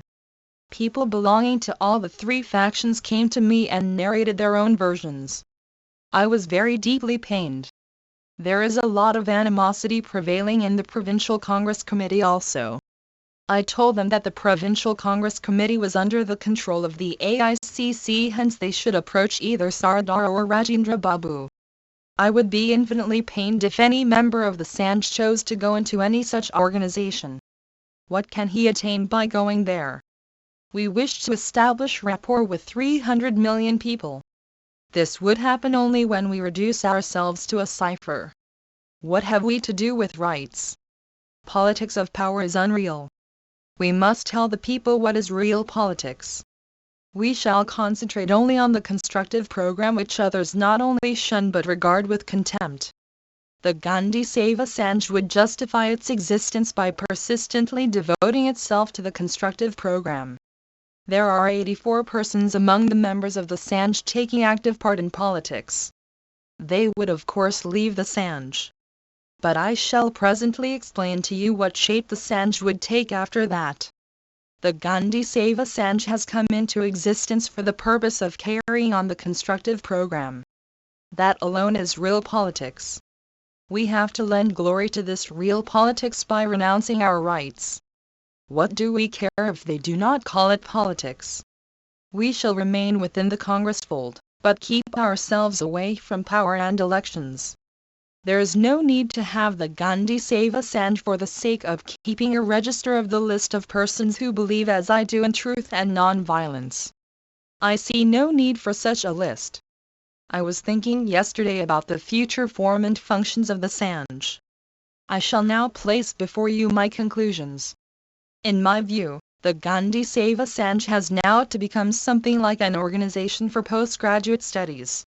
All the organizations in the country which carry my name or are run under my supervision or guidance are meant only for the constructive program. The Charkha Sanj, Gramodyog Sanj, Harjan Sevak Sanj, Talimi Sanj guide the functions of all these organizations. I was responsible for the propagation of Hindi. Volume 77, 16 October, 1939-22 February, 1940. 379. Throughout the country. For me, these are inseparable aspects of real politics. I also control the labor union of Ahmedabad. The Gandhi Save Assange can undertake a great deal of postgraduate study and research for these organizations. All these organizations cannot take up such work to the required extent as their field of activity is limited.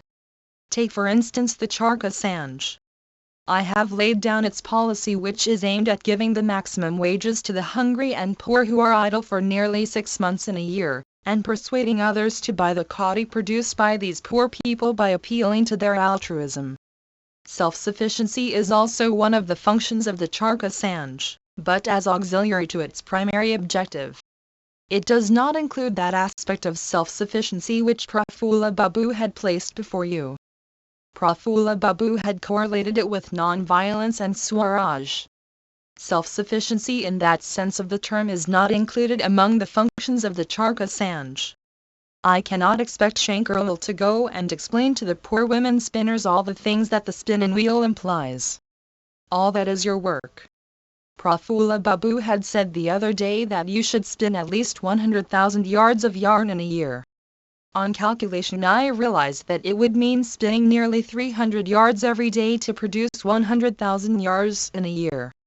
It would take 45 minutes to spin 300 yards if the wheel and the slivers are good. There are people who do it even in half an hour. I would of course expect the maximum from you. For you the art of spinning should be child's play, for, after all, you are in the postgraduate stage. You would spin sincerely and with great concentration. There are experts who can produce 300 yards of yarn in half an hour. But you would not stop at being expert spinners. You would try, as I am doing, to realize God through the spinning wheel.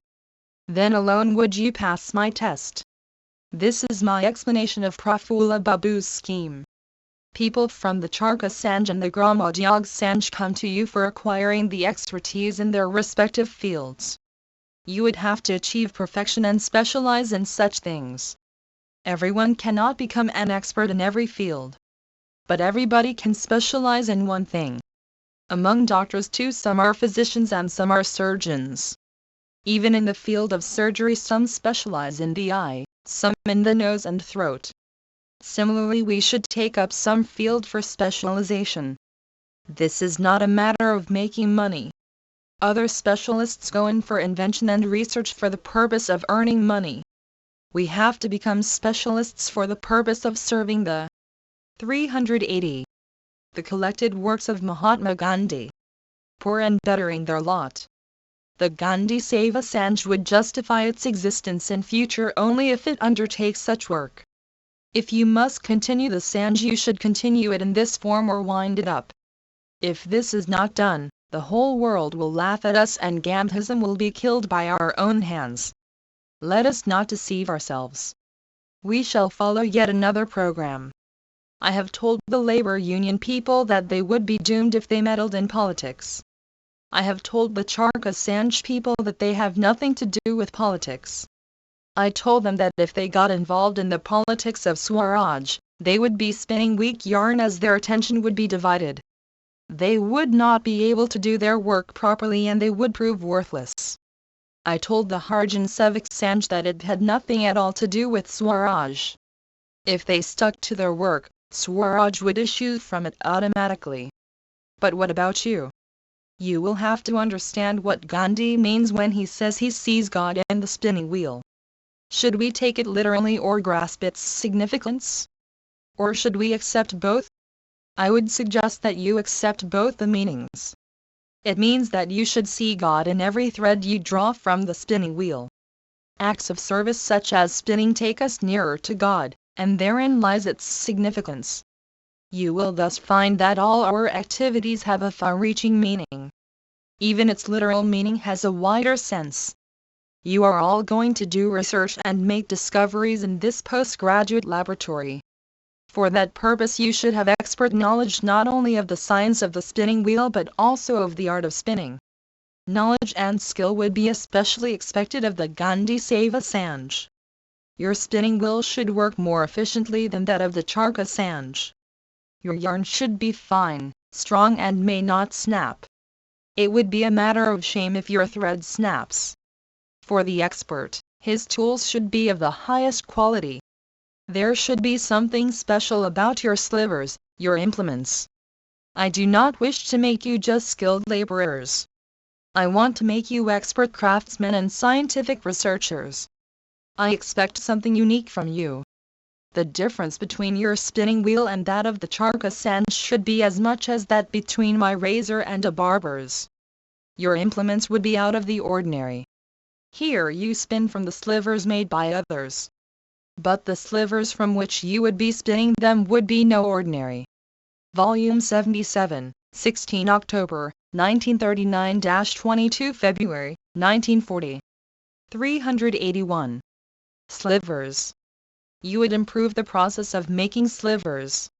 You would make the best slivers yourself and make others improve theirs. Thus you would study the smallest detail just as Vinoba has done. After persistent experiments he has built up a science round everything. He has discovered a new method of making slivers.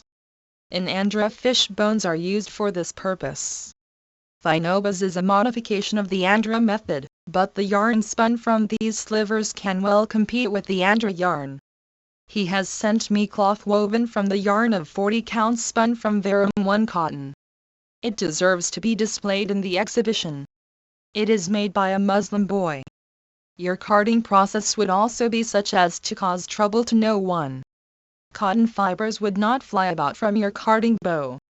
Even one suffering from cough would be able to do the carding without a hitch. There would be something special even in your choice of cotton. How could you ever take cotton from the bales? Your ginning process too would be special.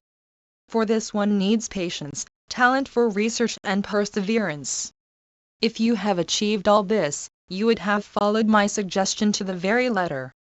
After this you would have to see if the Charkha increases your non-violent powers. Vinoba has composed a couplet comprising the 11 vows. You recite it every day. You would have to find out if the spinning wheel in any way helps you in observing these vows. There may not be politics in the spinning wheel of the Charkha Sanj. But you would have to see if it is there in your spinning wheel. In other words, you would have to see if it increases the strength of the people and whether, in free India, the economic provisions of Swaraj could be based on the spinning wheel. Would it turn people into mere automatons capable of physical labor, or would it make them non-violent soldiers of Swaraj? You must think about all this.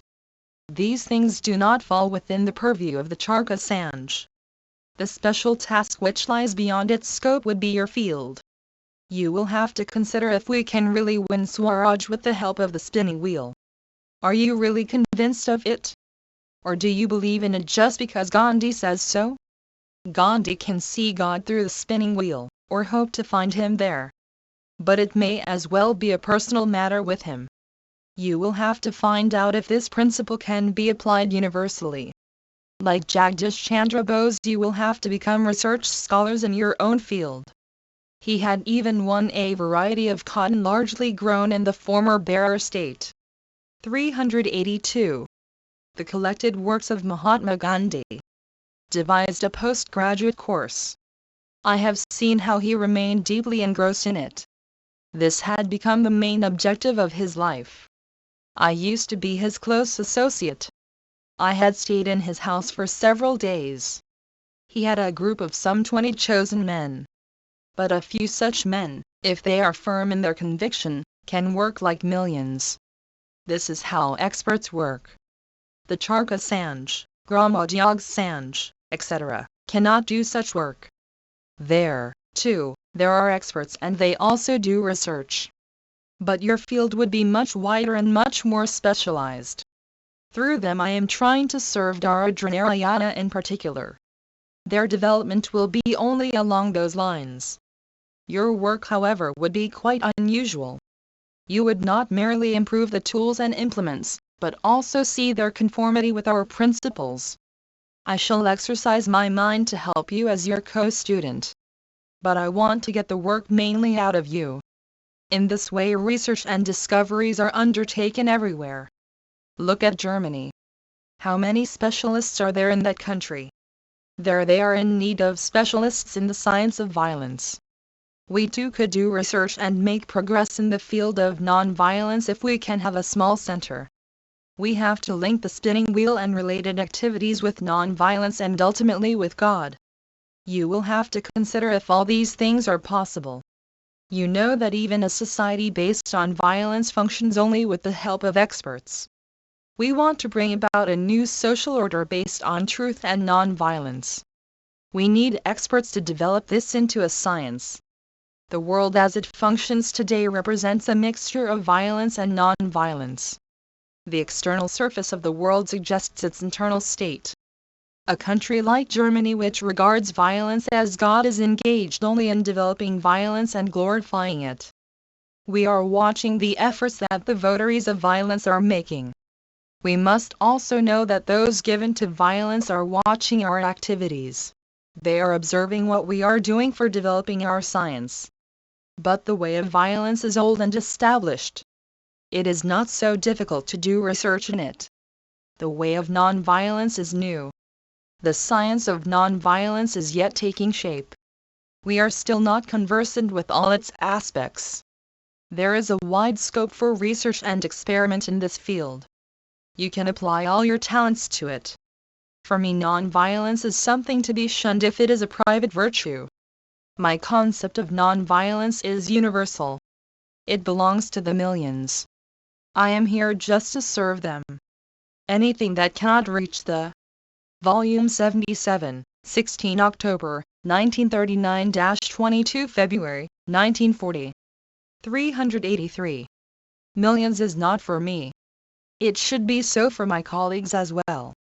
We were born to prove that truth and non-violence are not just rules for personal conduct. They can become the policy of a group, a community, a nation. We have not yet proved this, but that alone can be the aim of our life. Those who do not have this faith or those who cannot acquire it should be good enough to remove themselves. But I have only this dream. I have regarded this alone as my duty. I shall not leave it even if the whole world abandons me. So profound is my faith. I would live only to attain this and die only in that endeavor.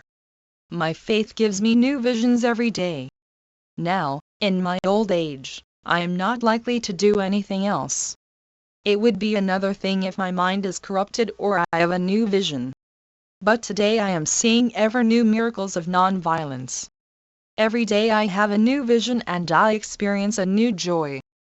I am certain that non-violence is meant for all time. It is an attribute of the Atman and is, therefore, universal since the Atman belongs to all. Non-violence is meant for everybody and for all time and at all places. If it is really an attribute of the Atman, it should be inherent in us. Nowadays it is said that truth cannot help in trade and politics. Then where can it be of help? Truth is not worth a dime if it cannot be of help in all the fields of life, in all worldly dealings. Of what use would it be in life then? I see every day that truth can be applied to life in all its practical aspects. I have been doing this sadhana for more than 50 years now. I have been conveying to you from time to time some of my experiences during this sadhana. You too can have glimpses of it. If the Sanj has to continue, it should be for this purpose. If you do not have this much inclination, earnestness or strength, disbanding the Sanj would itself be the pursuit of truth and non-violence. If we do not do so, we would prove guilty, we would be committing the sin of dishonesty. We would be committing yet another sin. We have in our midst a worker like Kisharalal Pai.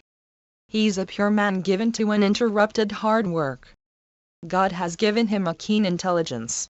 We would be misusing the services of such a man. Would we take his life even if he offered it himself?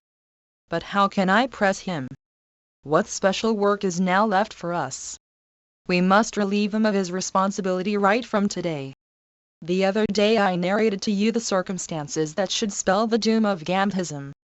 I repeat today that if Gandhism encourages any wrong thing, it deserves to be doomed. Truth and non-violence are not just flowers in the sky.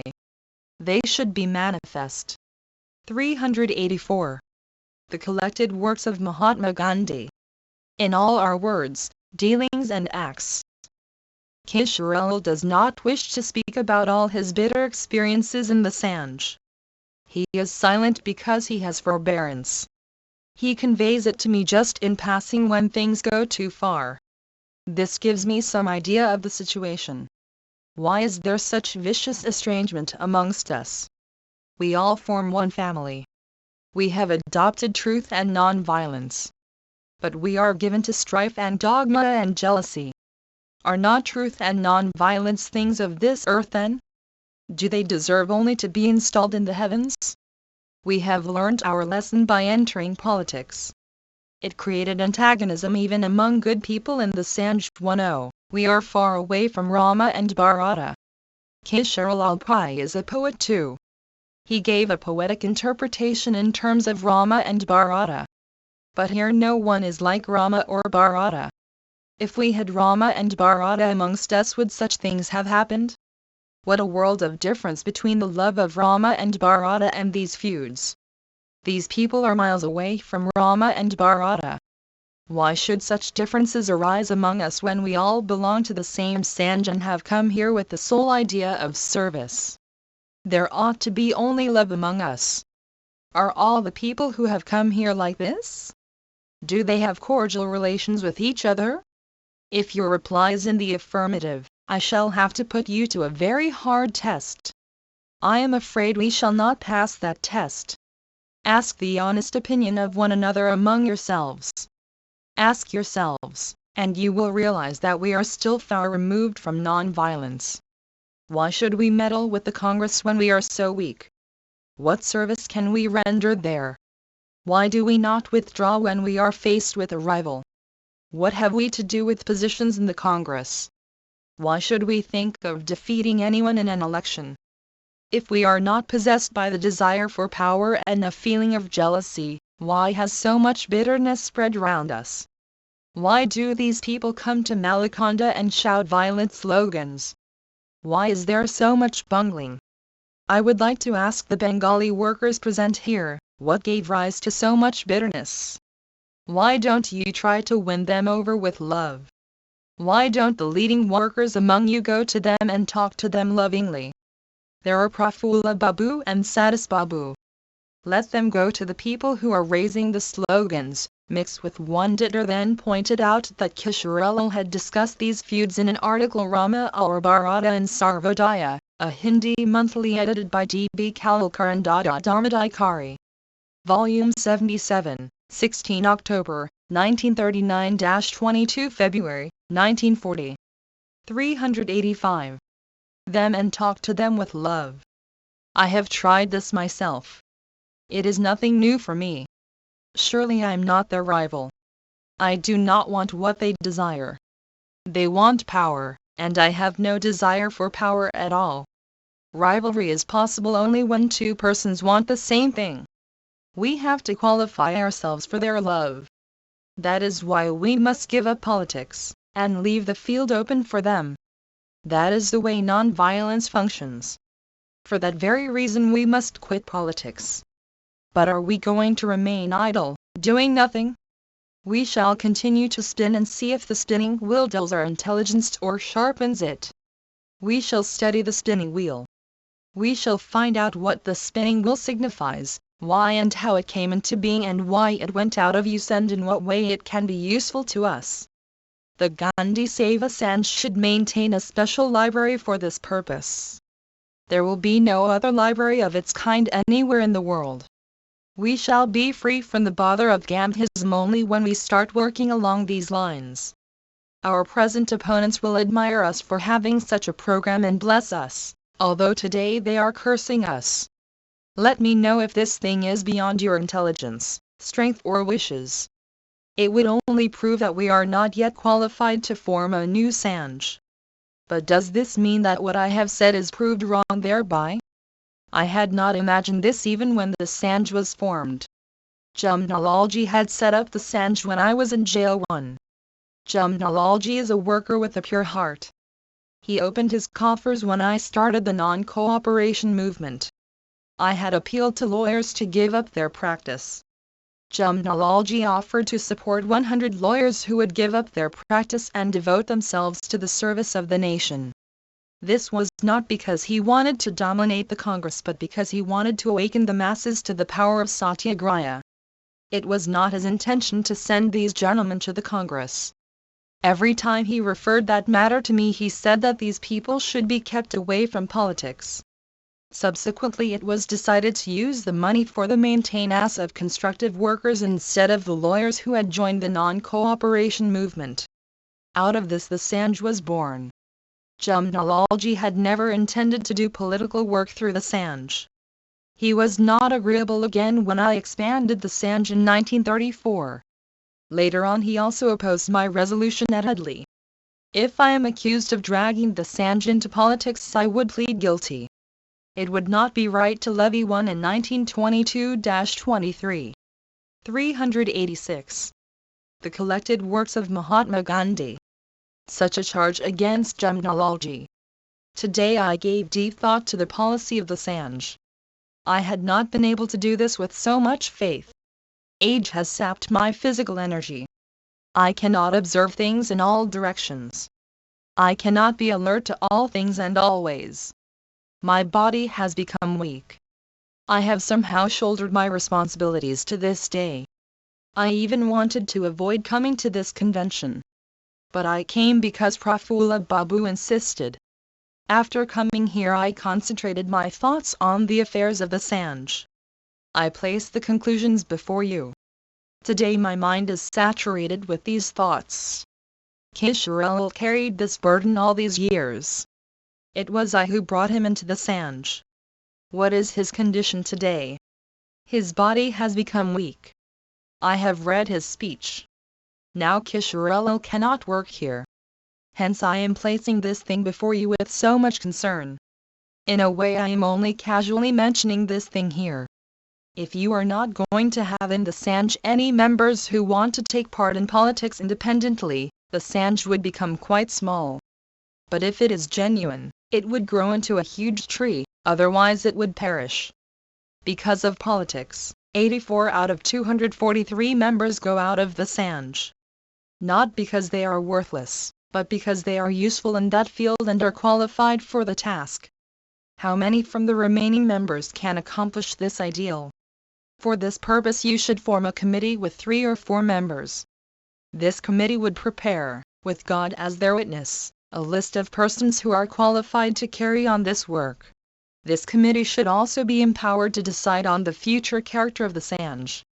On this point you may also place your views before the committee in brief. But do not make speeches. In any case, the Sanj as it is functioning today has to be disbanded. It need not be considered whether or not it should function in future, and if it should, in what shape. I have given you an outline of the shape it can take. The question that now remains is, what would happen to the paid members who number nearly 30? It is a matter of settling accounts. But the Sanj does not exist for settling accounts, does it? It is Gemnology's trust, and this is a small matter. Titter and Gemnology can attend to it. It is not a matter for others to worry about. Let Gemnology and others concerned with him think about it. With this the matter comes to a close. Volume 77, 16 October, 1939-22 February, 1940. 387. I am asking the rest of you if, in your view, the Gandhi Seva Sanj should continue to exist. If you want it to continue, it will have to be in the form I have indicated. You will have to study, do research and conduct experiments. And life will then be a grand thing. For that purpose all intellectual, physical and spiritual forces will have to be brought together. It will be a unique thing for the country, and for the world at large, which none may possibly envy. You will be placing before the country and the world the ideal of a new culture by this unity of body, mind and spirit. Can there be a goal loftier than this? I have placed this serious point before you. If this is beyond your capacity, it is only wise to wind up the Sanj. Only those who can pass the test of truth and non-violence and who are capable of working efficiently with a sense of complete dedication can manage the Sanj in its changed form. I have explained my points at great length. Now you may express your views. Swami Anand. Will communal unity also form part of the activities of the Sanj? Or has it been kept out? Gandhiji, it has not been kept out. It is there all right. Non-violence has no meaning without it. We have no program for it right now, hence I deliberately omitted to mention it. Swami, I am afraid if we get involved in the work of labor unions and communal unity it also may arouse jealousy and anger in other people. There too we shall come in conflict with them, and we shall have to withdraw from that field as well. Gandhiji, if feelings of jealousy and anger oblige us to withdraw it would be proved that we who are experimenting with non-violence are good for nothing. Some people may as well say that non-violence itself is meaningless. From their point of view non-violence would prove to be a great adharma instead of a great dharma, for they say that the world functions because of the mixture of violence and non-violence. In their view, it is necessary that these two go hand in hand, otherwise the world would come to a standstill. Laborers have become cowards they say, and it is necessary to train them in violent protest to build up their self-confidence. The Hindus are also cowards, and for them non-violence is not the supreme dharma. I am still receiving letters to this effect. But we have to prove that we can solve labor disputes and communal problems by adopting non-violent methods. 388. The collected works of Mahatma Gandhi. Ram Ratan Sharma, I wish to place before you one of my difficulties. I requested Kisharlal Pai to arrange for sending me somewhere to be given some training. He said that he had no provision for such training for me. I had also wanted to shape the Sanj in the manner Bapu has suggested. For that purpose it is necessary that I get some expert training somewhere. Gandhiji, the Sanj about which I am thinking can come about after specialized training. It is a different question what we should do for training experts. One Sadakar, are we giving up politics for good or for some time? Gandhiji, who can say it is for good? We are not God, after all. We are talking only about the present. Krishna Nair, people attached to the Charka Sanj, the Gramodyog Sanj, etc., have their own organizations to lean on. But how should we organize those who do not belong to any of these 5 organizations? Is it not necessary to have for them some kind of an old students' association? Are all our members covered by these 5 organizations? Gandhiji, if you have read the report carefully, you should know how many of our members are working in organizations devoted to constructive program. This report is a thing which deserves to be studied. It is not an ordinary report. It indicates the number of the members in several ways. They are classified according to their provinces, their activities and the organizations to which they belong. I was fascinated by the report. Look at the appendix. You find in the report an answer to every point. After reading the report you will realize that we are not going to achieve anything great by having an independent organization like the Gandhi Save Assange. Those who would work with complete dedication would not need frequent consultation or guidance at every step. Attaining freedom is not an ordinary thing. For that purpose we would need workers who could carry on their tasks independently and with a sense of dedication. Those who require supervision would work under the aegis of some organization or other. The Assange does not have to exist for that purpose. We have 5 organizations devoted to the constructive one. Narahari Parekh, Dada Dharmadhikari and Gopalbandhu Chaudhary then expressed concurrence with Gandhiji's suggestion to disband the present Assange and to set up a new one. Volume 77, 16 October, 1939-22 February, 1940. 389. Program. Most of the members are covered by these organizations. What more can we offer them by having them to continue in the Assange? The Assange remains like a 6th finger. And how can we carry on supervision or inspection? We have no means to do it. Krishnan Nair, this means that the Assange ceases to exist physically from today. Gandhiji, yes, that is so. Today we are pushing Sita down into the netherworld. Premaban, at the time of the Dandi March 1st also you said that we were all worthless and disbanded the ashram. Has a similar situation arisen now? Is this also a preparation for some struggle? Or is it merely an attempt at purification? Gandhiji, I did not say that anyone was worthless. And how could I say such a thing so long as people like you are around? But this is only by way of a joke. The fact is that we want to become purer. I do not consider anyone worthless nor call him so. I did not describe anyone in the Sabarmati ashram as worthless. You would be doing me an injustice by putting such an interpretation on my speeches. All I say is that applying the yardstick we have chosen we have not passed the test.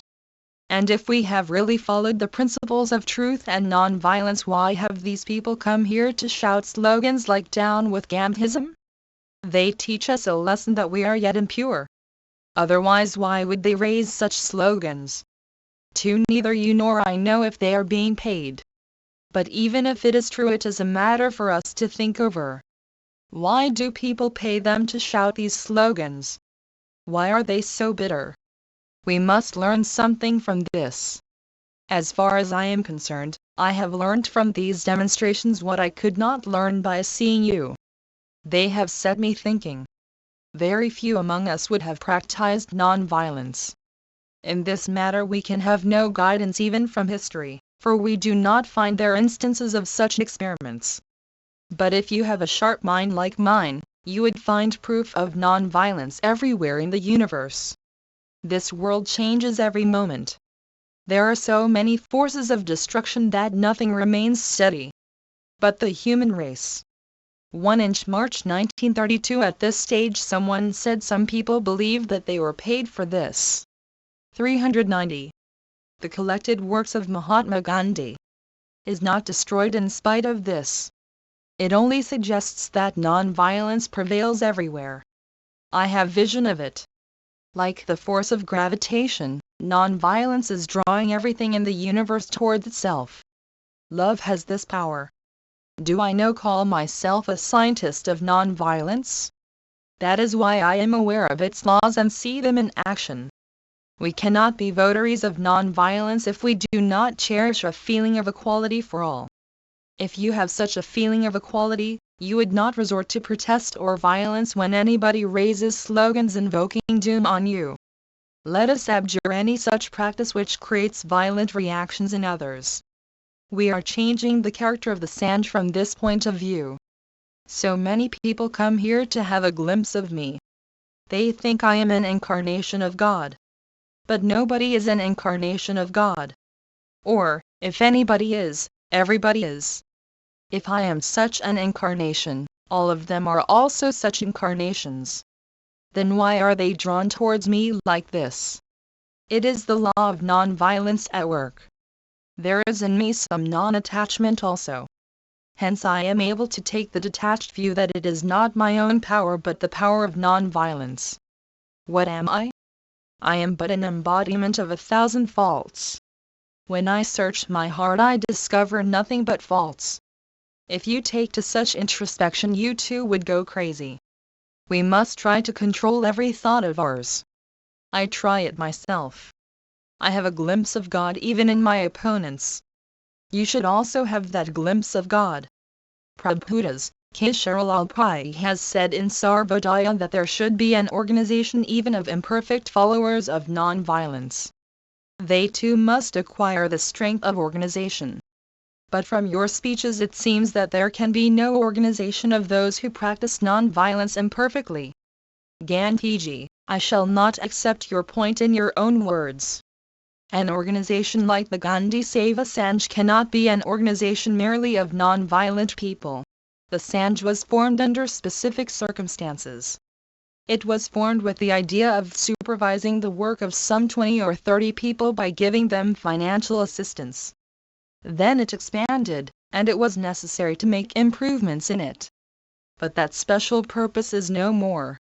There is no need to have such an organization for the progress of people who follow non-violence imperfectly. An institution is formed only with imperfect people. If men were perfect, no organization would be needed. Non-violence is imbibed even in the Charka Sanj and the Harjan Sevak Sanj. Volume 77, 16 October, 1939-22 February, 1940. 391. These also want to follow the path of peace. The Gandhi Seva Sanj can become an organization of non-violent people only if it has some special program. But what is the meaning of a mere organization of non-violent people? It is an implied dharma. When we wish to attain non-violence through certain means, an organization is formed.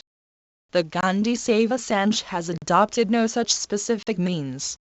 We have our institutions for each particular department, which organize various constructive activities. But it is not the function of these institutions to examine how far their activities have helped develop non-violence. I would ask Shankarlal how many persons were paid wages. I would not ask how much progress he made in the direction of non-violence. I would ask a labor union how far it had improved the lot of the workers through peaceful methods. I shall not ask how the labor movement was related to non-violence.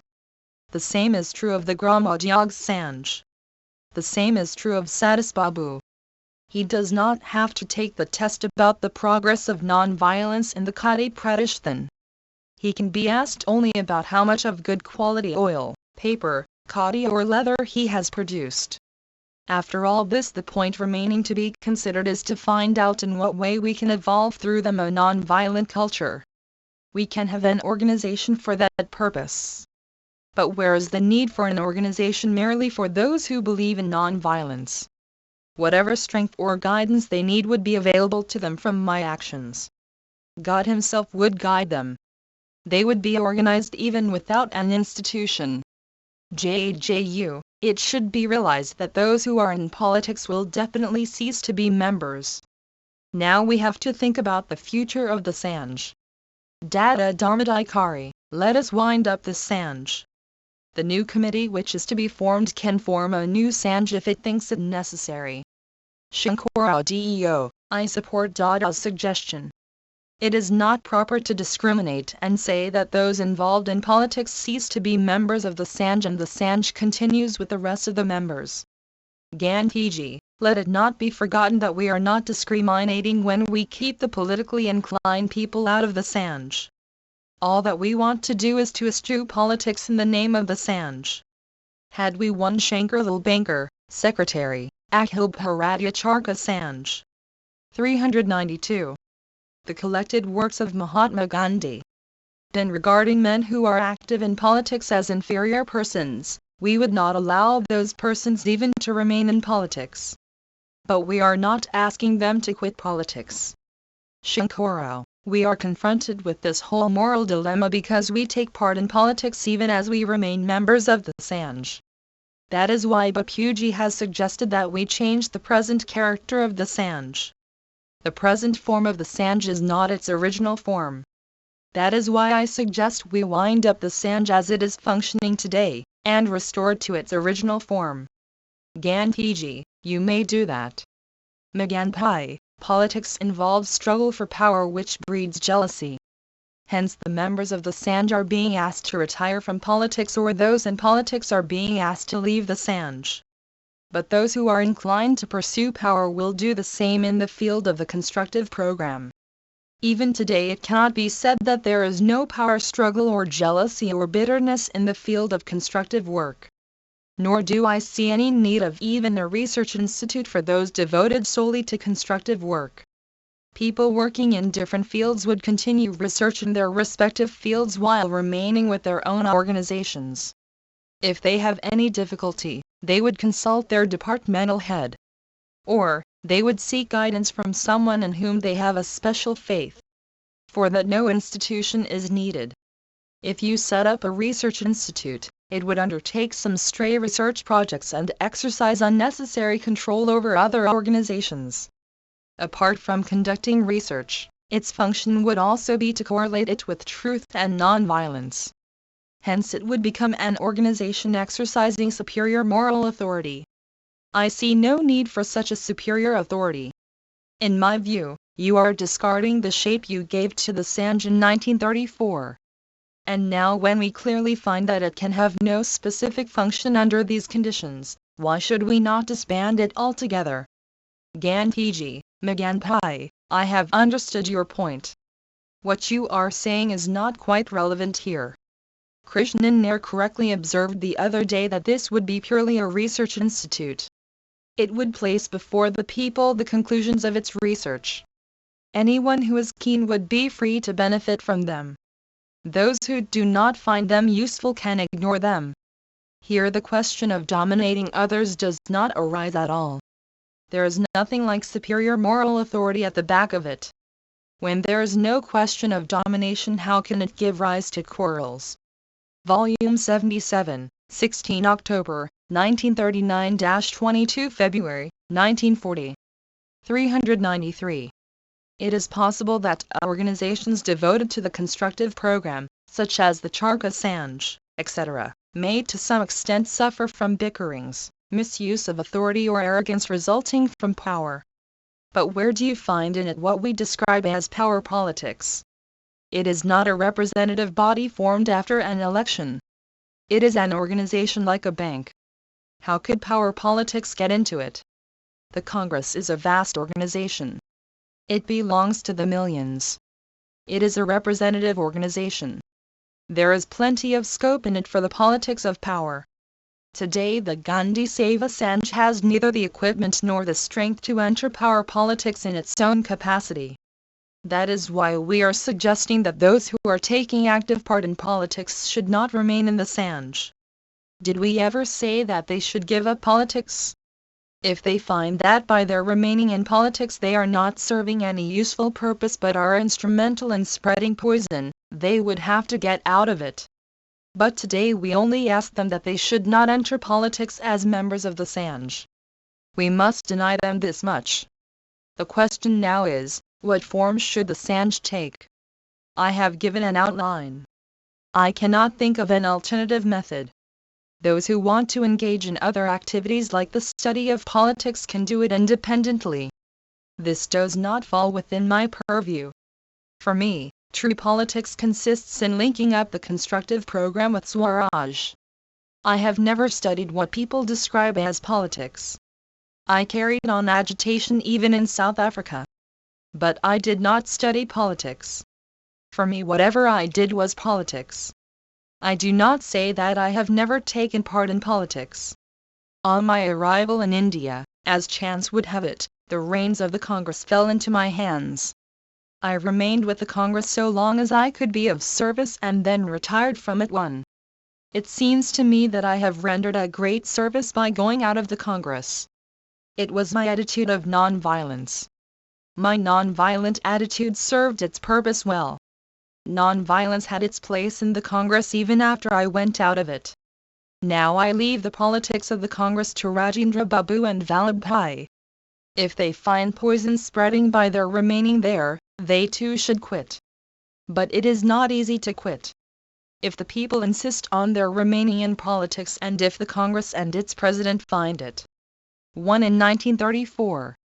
394. The collected works of Mahatma Gandhi. Necessary that they should be there, then it becomes difficult for them to go out. But in that case they should not remain with the Sanj. We have to keep the Sanj untouched by the politics of power and groupism.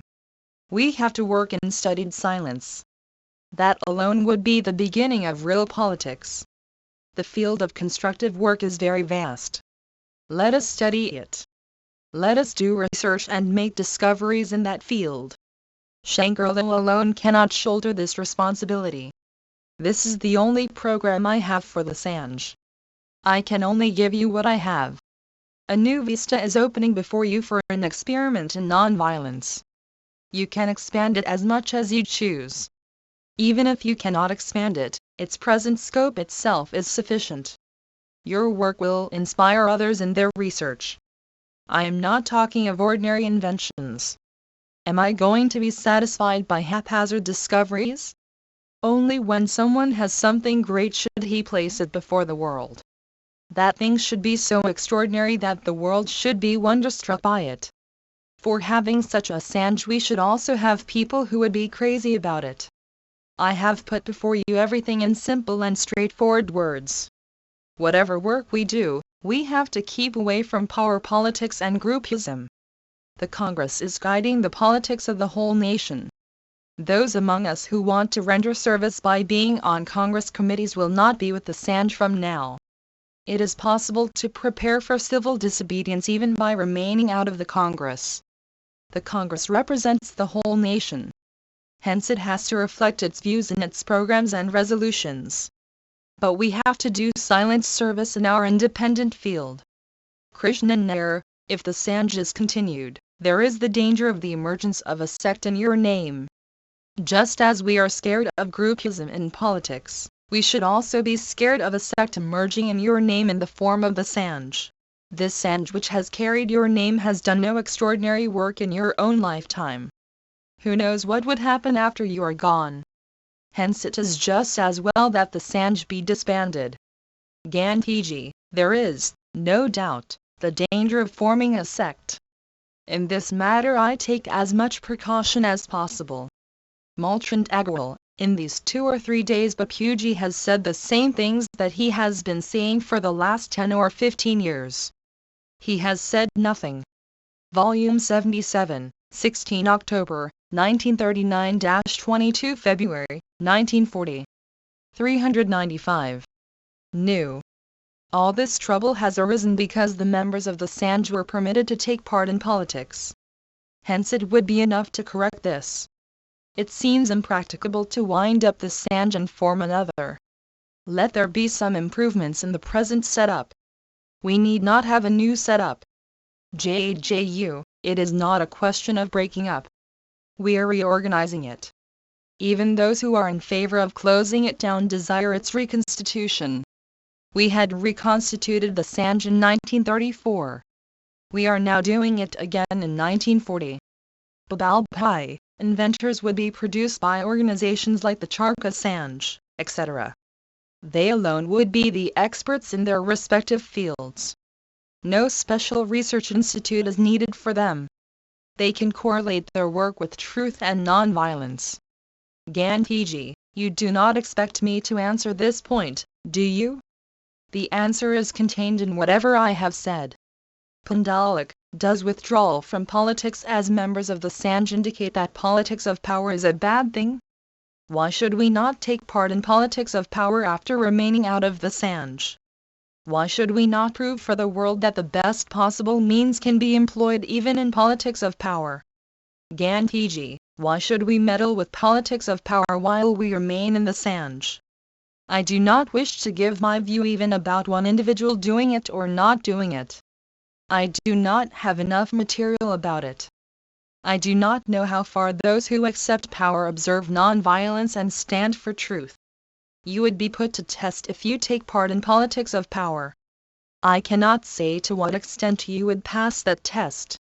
Vallabhbhai is conducting the experiment by remaining in politics.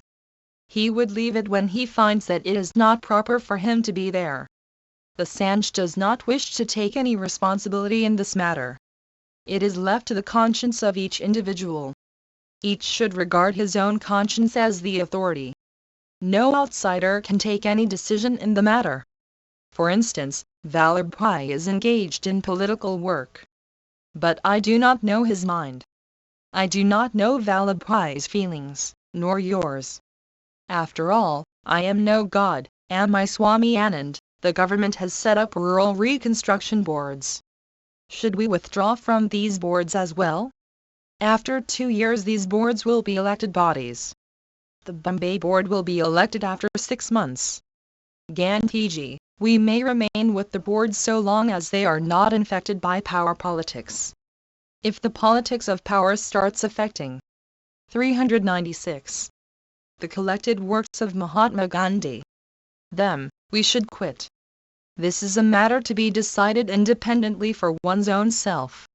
It is quite likely that the committee which we are going to form may not be able to finish its work here in Malaconda. But it should nevertheless fix a time limit for submitting its conclusions. If people are not offering their names, Kishorelal is of course there. I am there too. One from Hindi Gandhi Seva Sanghadadhavishan Malaconda Engel Ka Vivran, pages 34 to 52 427. Speech at Gandhi Seva Sanj meeting VI Malaconda, February 22, 1940. We can say barring the members mentioned below, others should withdraw. Point 2. This change we have introduced today is not ideal. We could not give the Sanj the new shape we wanted to.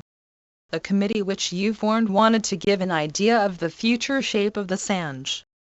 But we realized our shortcoming when we actually started our deliberations. Where are the men who would be useful to the new Sanj? It was with great difficulty that we could decide upon the names for the new executive committee.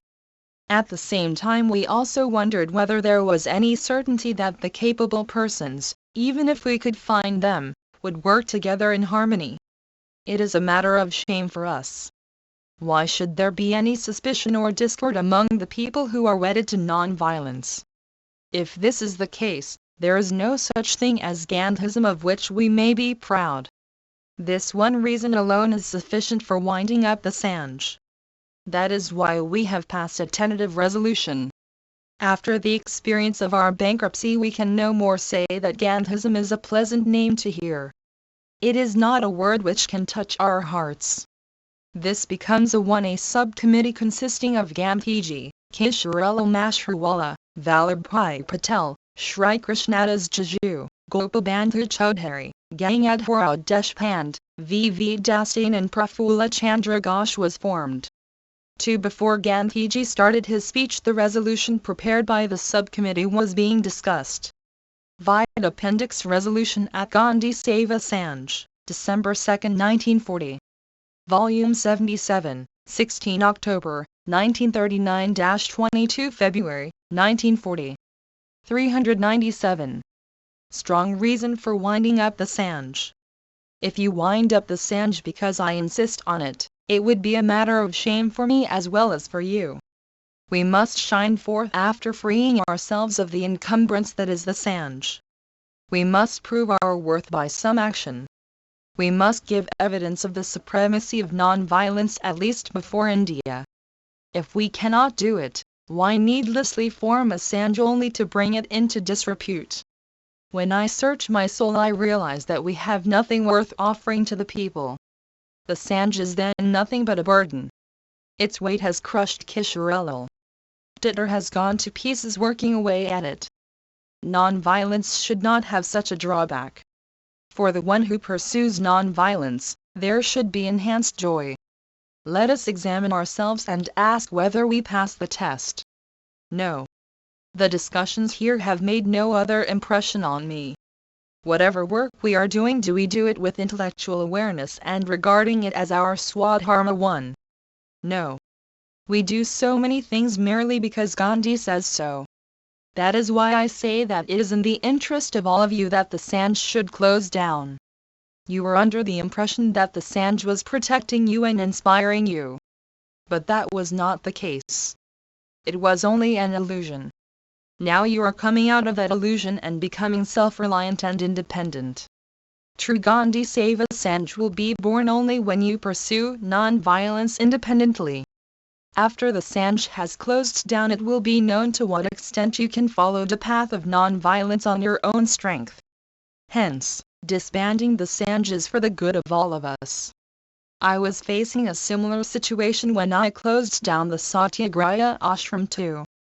There were the same problems and the same arguments. At first some inmates of the ashram used to quarrel with one another over petty matters. This was a slur on the name of the Satyagraha ashram. I felt that one should realize at least one's own weaknesses if one wanted to follow the path of true worship. Honesty is the first step. I found that we did not live like one family. We were lost in strifes and feuds. We should have lived in complete amity at the Satyagraha ashram. But it should have happened spontaneously, not as a result of compulsion or coercion. When I saw that we have failed to conquer our nature, I replaced the name ashram by Udyog Mandir and changed its character. But I was not satisfied even with that. I won one's own duty 2 inches July 1933.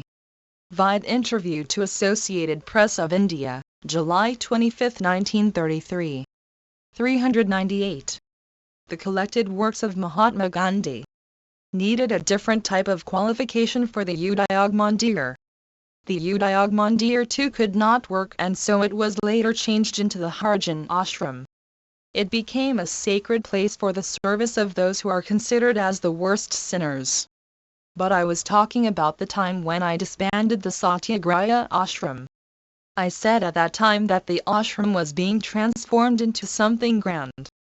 I said that each one of the inmates was carrying the Satyagraha ashram with him, each one of them had become a mobile ashram. Can there be any transformation greater and more wonderful? Not all the inmates of the ashram passed the test I gave. But how does it affect me? As a result, everyone could discover his own path. Those who had imbibed the spirit of the ashram in their nature and their way of life, are like a mobile ashram to this day. And those who had a different temperament and inclination were like prisoners set free. It was for the good of both. Just as these inmates of the ashram who had faith in Satyagraha became each one a mobile ashram, you who are members of the Gandhi Seva Sanj have to be mobile sanghas. You are all going to take the Gandhi Seva Sanj with you. Your burden has become lighter as well as heavier. You will now be your guides. Just as I am my own follower, however incompetent and imperfect, you too should become your own followers.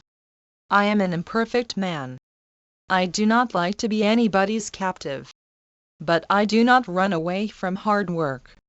I try to go ahead slowly, step by step. You too should do the same. You need no one's help in this regard. God's help is enough. Let every member be ready to carry out the task he may have set for himself. Let him seek help from God. We should remain in the forefront among the freedom fighters of India and proceed regarding life as a deathbed. We should not sleep all alone in that bed but have the messenger of death as our bedfellow. Let us say to death, you may take me away if that be your wish. But I am dancing in your jaws. I shall dance as long as you let me, and when you would not, I shall go to sleep in your own lap. This Sanj will become immortal when you thus conquer your fear of death. And if you are men of this kind, what need is there for any Sanj? You are, in that case, each one a Sanj by yourself. We add to our strength by freeing ourselves from an illusion. You acquire new strength if you take this step with full knowledge. I am pleased to know that you do not wish to remain in a state of suspended animation. I am also pleased to learn that you have. Volume 77, 16 October, 1939-22 February, 1940. 399. Cancelled the membership of all the members. Today you have brought to a close the Sanj in its present form. If you have done this on an impulse, it will bring you no good. for it would then not be an act in keeping with the principles of truth and non-violence.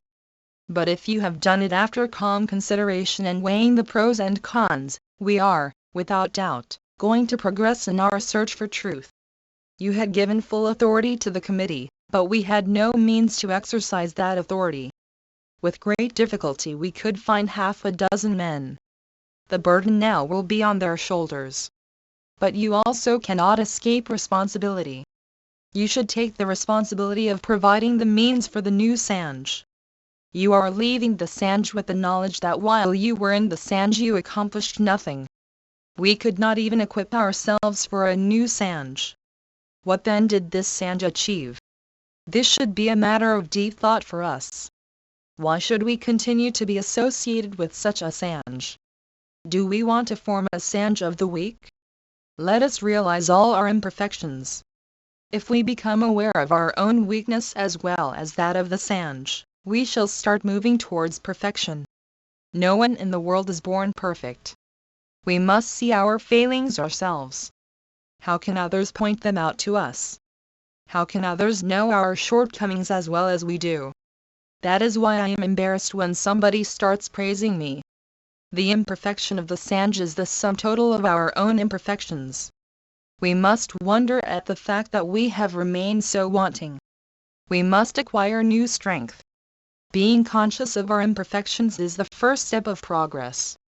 He who does not realize this knows nothing. He is the greatest fool. You must write to the new president of the Sanj that he should consider you as experts. Tell him that you wish to do research. For a year you should carry on research by keeping in touch with Jajiji or by staying at Warda. You may render silent service, incognito. We can then expect to acquire the power we wish to have. We can also hope to produce some research scholars who would dedicate their lives to ceaseless research. They would come to me with the results of their research. I would dance for joy if I find that they have found something which I wanted but was incapable of finding. Then the Sanj would grow and non-violence take one step forward. Why should we believe in Gandhism if our work does not progress in this manner? What is the test of your being Gandhites? You know only the science of spinning. But that is not enough. The 400. The collected works of Mahatma Gandhi. People who have come here for the exhibition can spin much better than you. But they are happy with their daily wages of 8 annas. They know nothing about the science of spinning. It is not enough to spin well. It must be developed into a science.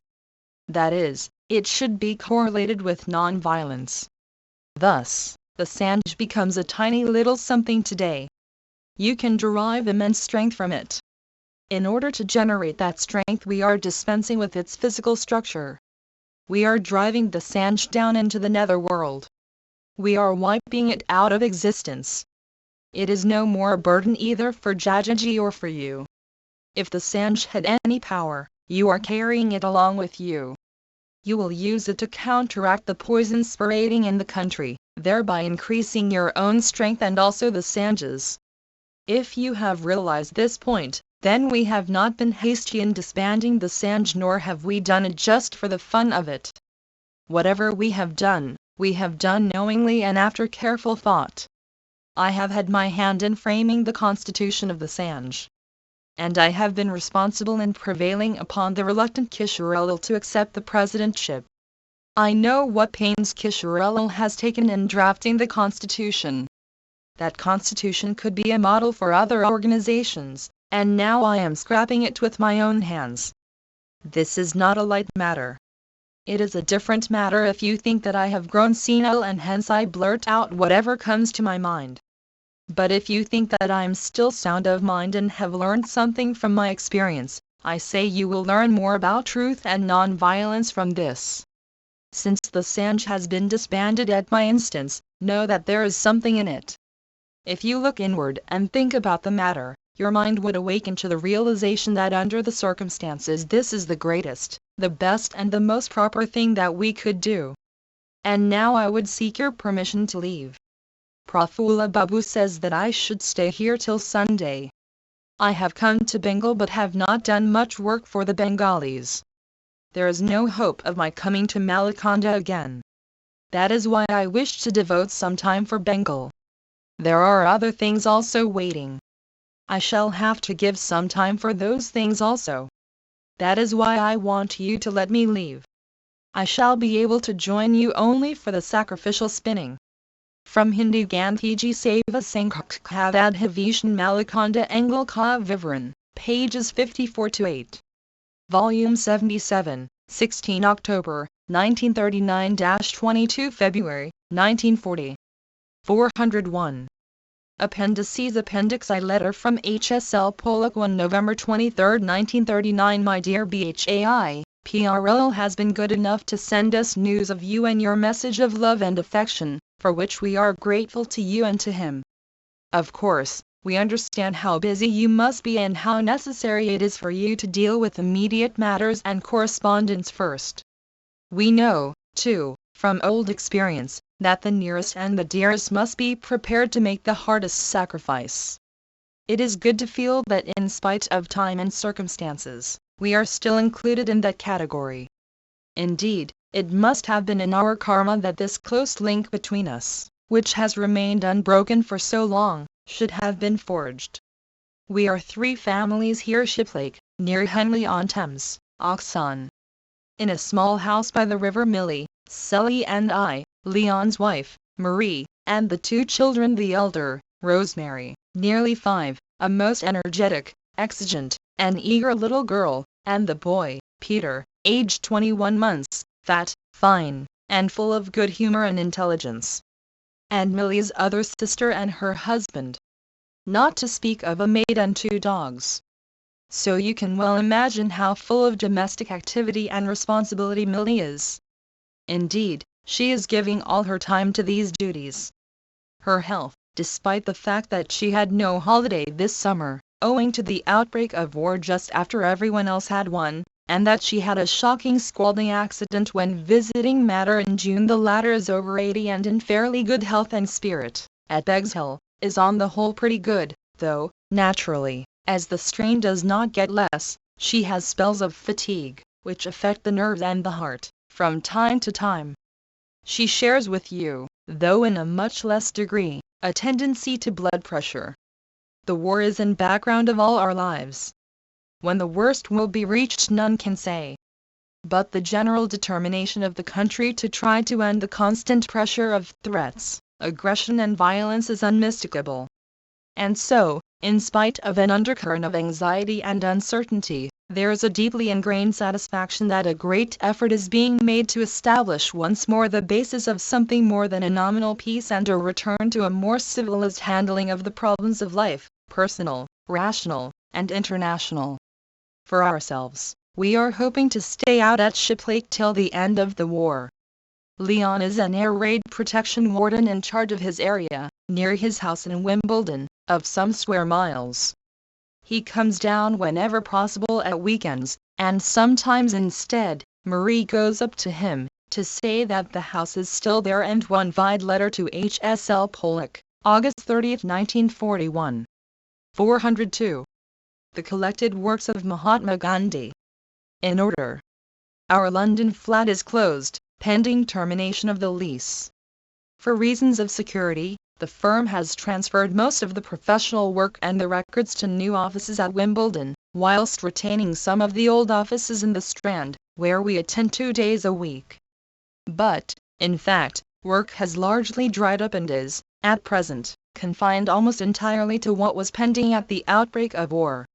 How it will end is uncertain. I go to the office 4 days a week from Shiplake, and participate at the same time in my various public activities, including writing and lecturing. I am, among other things, the treasurer of Theosophical Society in England.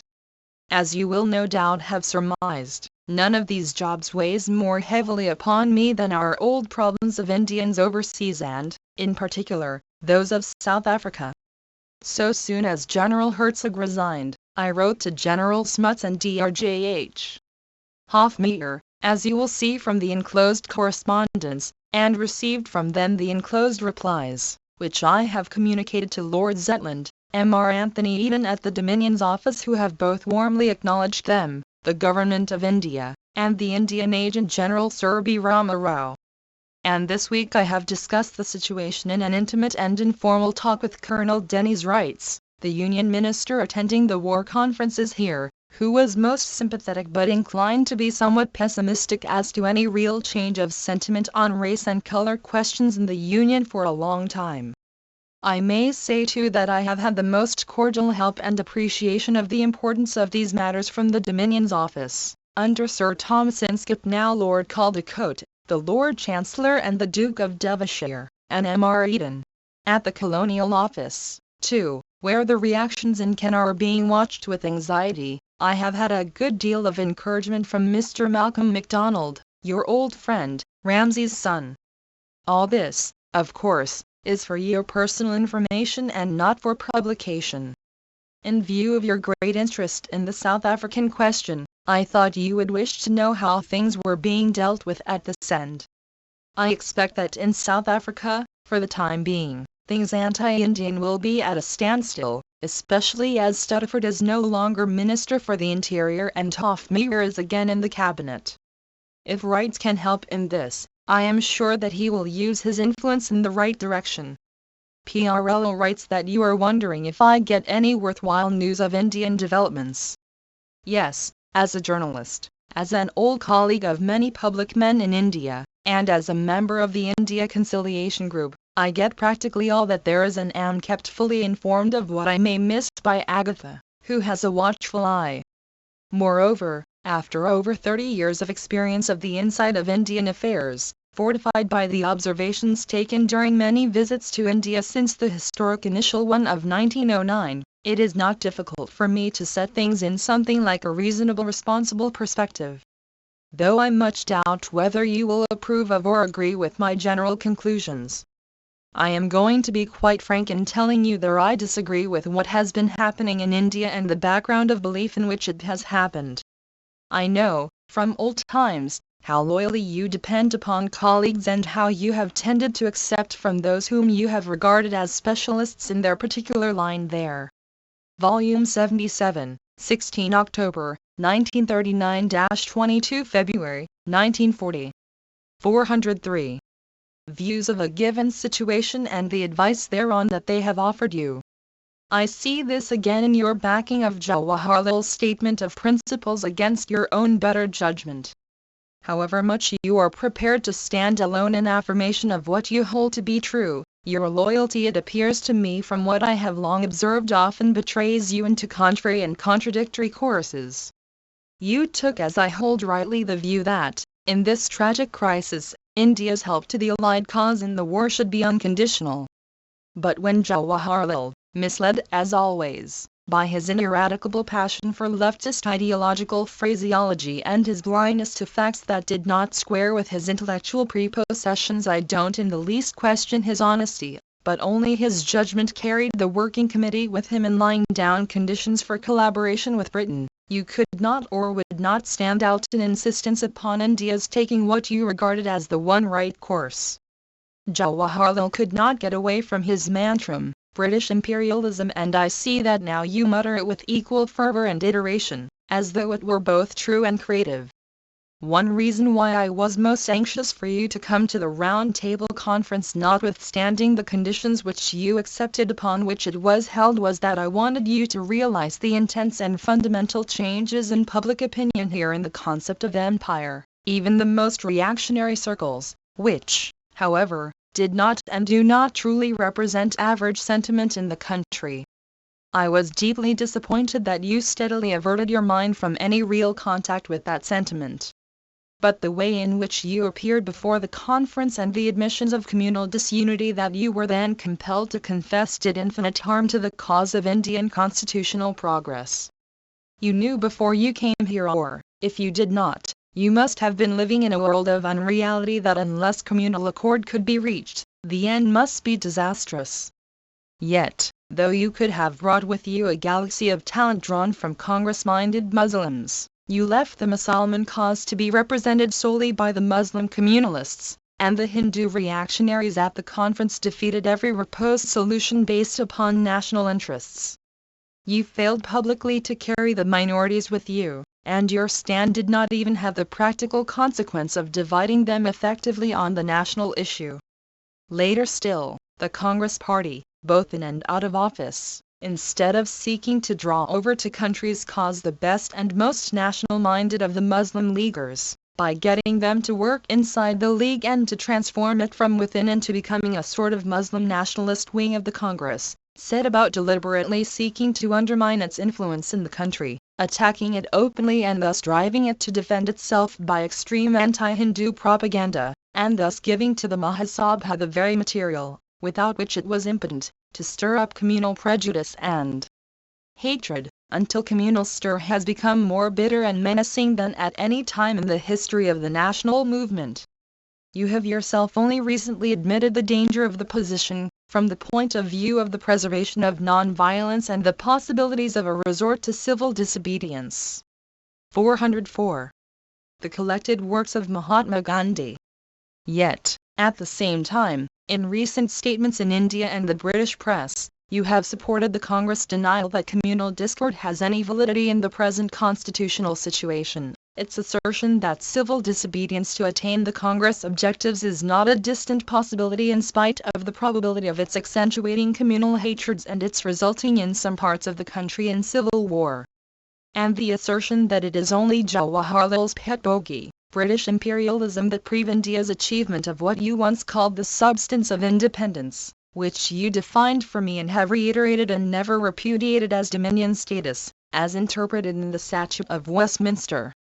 Both Mr. de Valera and General Herzog have claimed that this involves the right to secede, and I have seen no authoritative denial of this claim of right. It is unlikely, for good reasons of a very practical character, to be exercised either by India or by South Africa.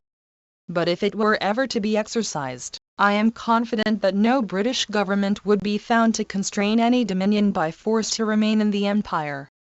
That is what British imperialism has now come to mean.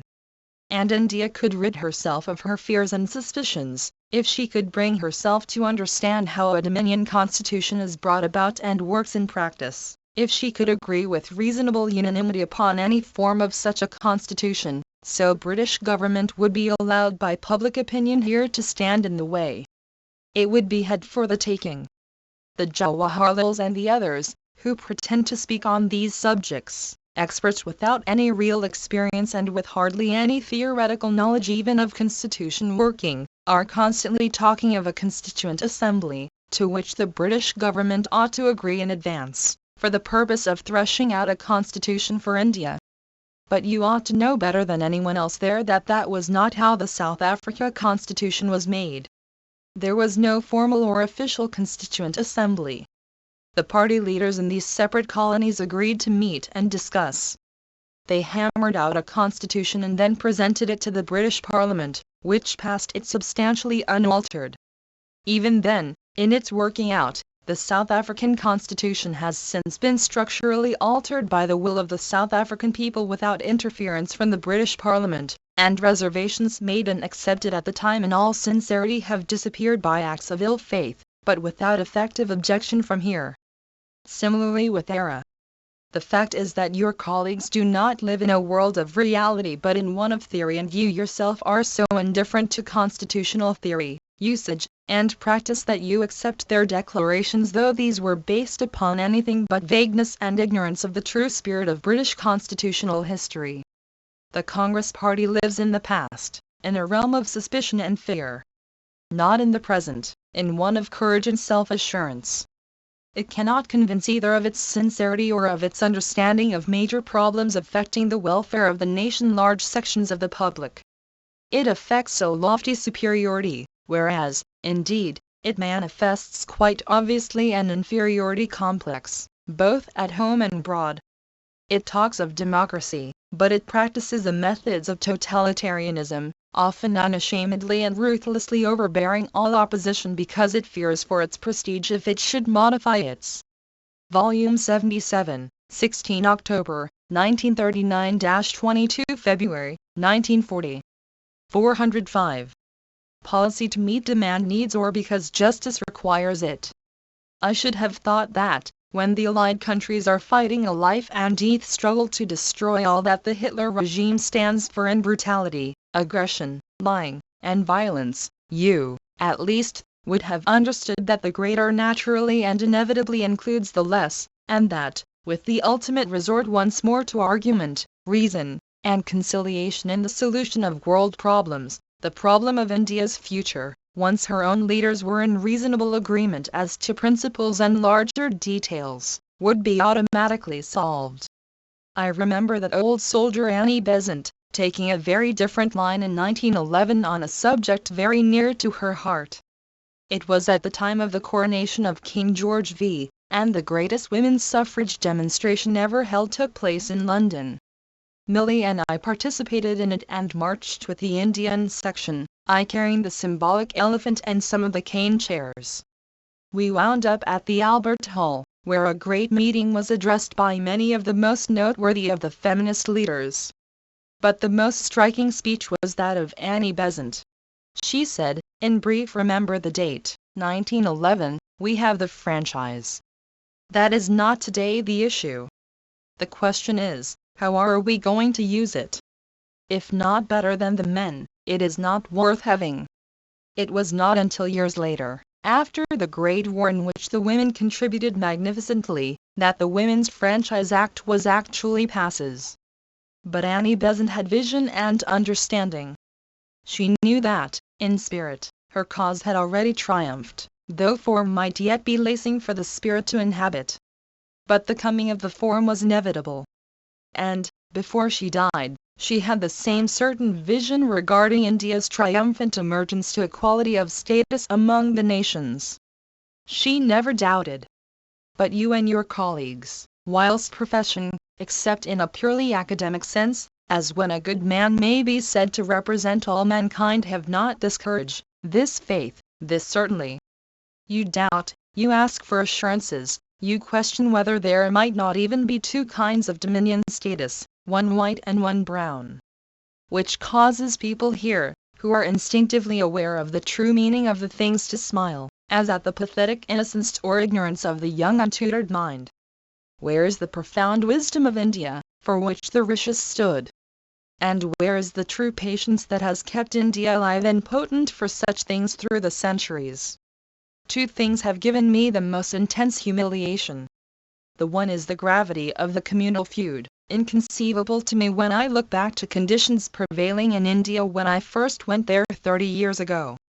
The second is the intrigue, the dishonesty, the rancor, and the dangerous authoritarianism in the Congress circles that has been condemned by none more vigorously than yourself. They displayed together not the spirit of unity which would, in itself, command successful realization of the national aspiration, but one of tragic internal feud and discord, one of inferiority which, even in the absence, as I firmly believe, of external opposition, would suffice to frustrate the fulfillment of India's hope. And when I hear you echoing Jawaharlal's endless repetition of the mantra of British imperialism, as though this had anything in common, either in theory or in 406. The collected works of Mahatma Gandhi. Practice, with the calculated bestiality and horror of Nazi torture of the unoffending Jews, or persecution and terrorism of the Czechs and the Poles.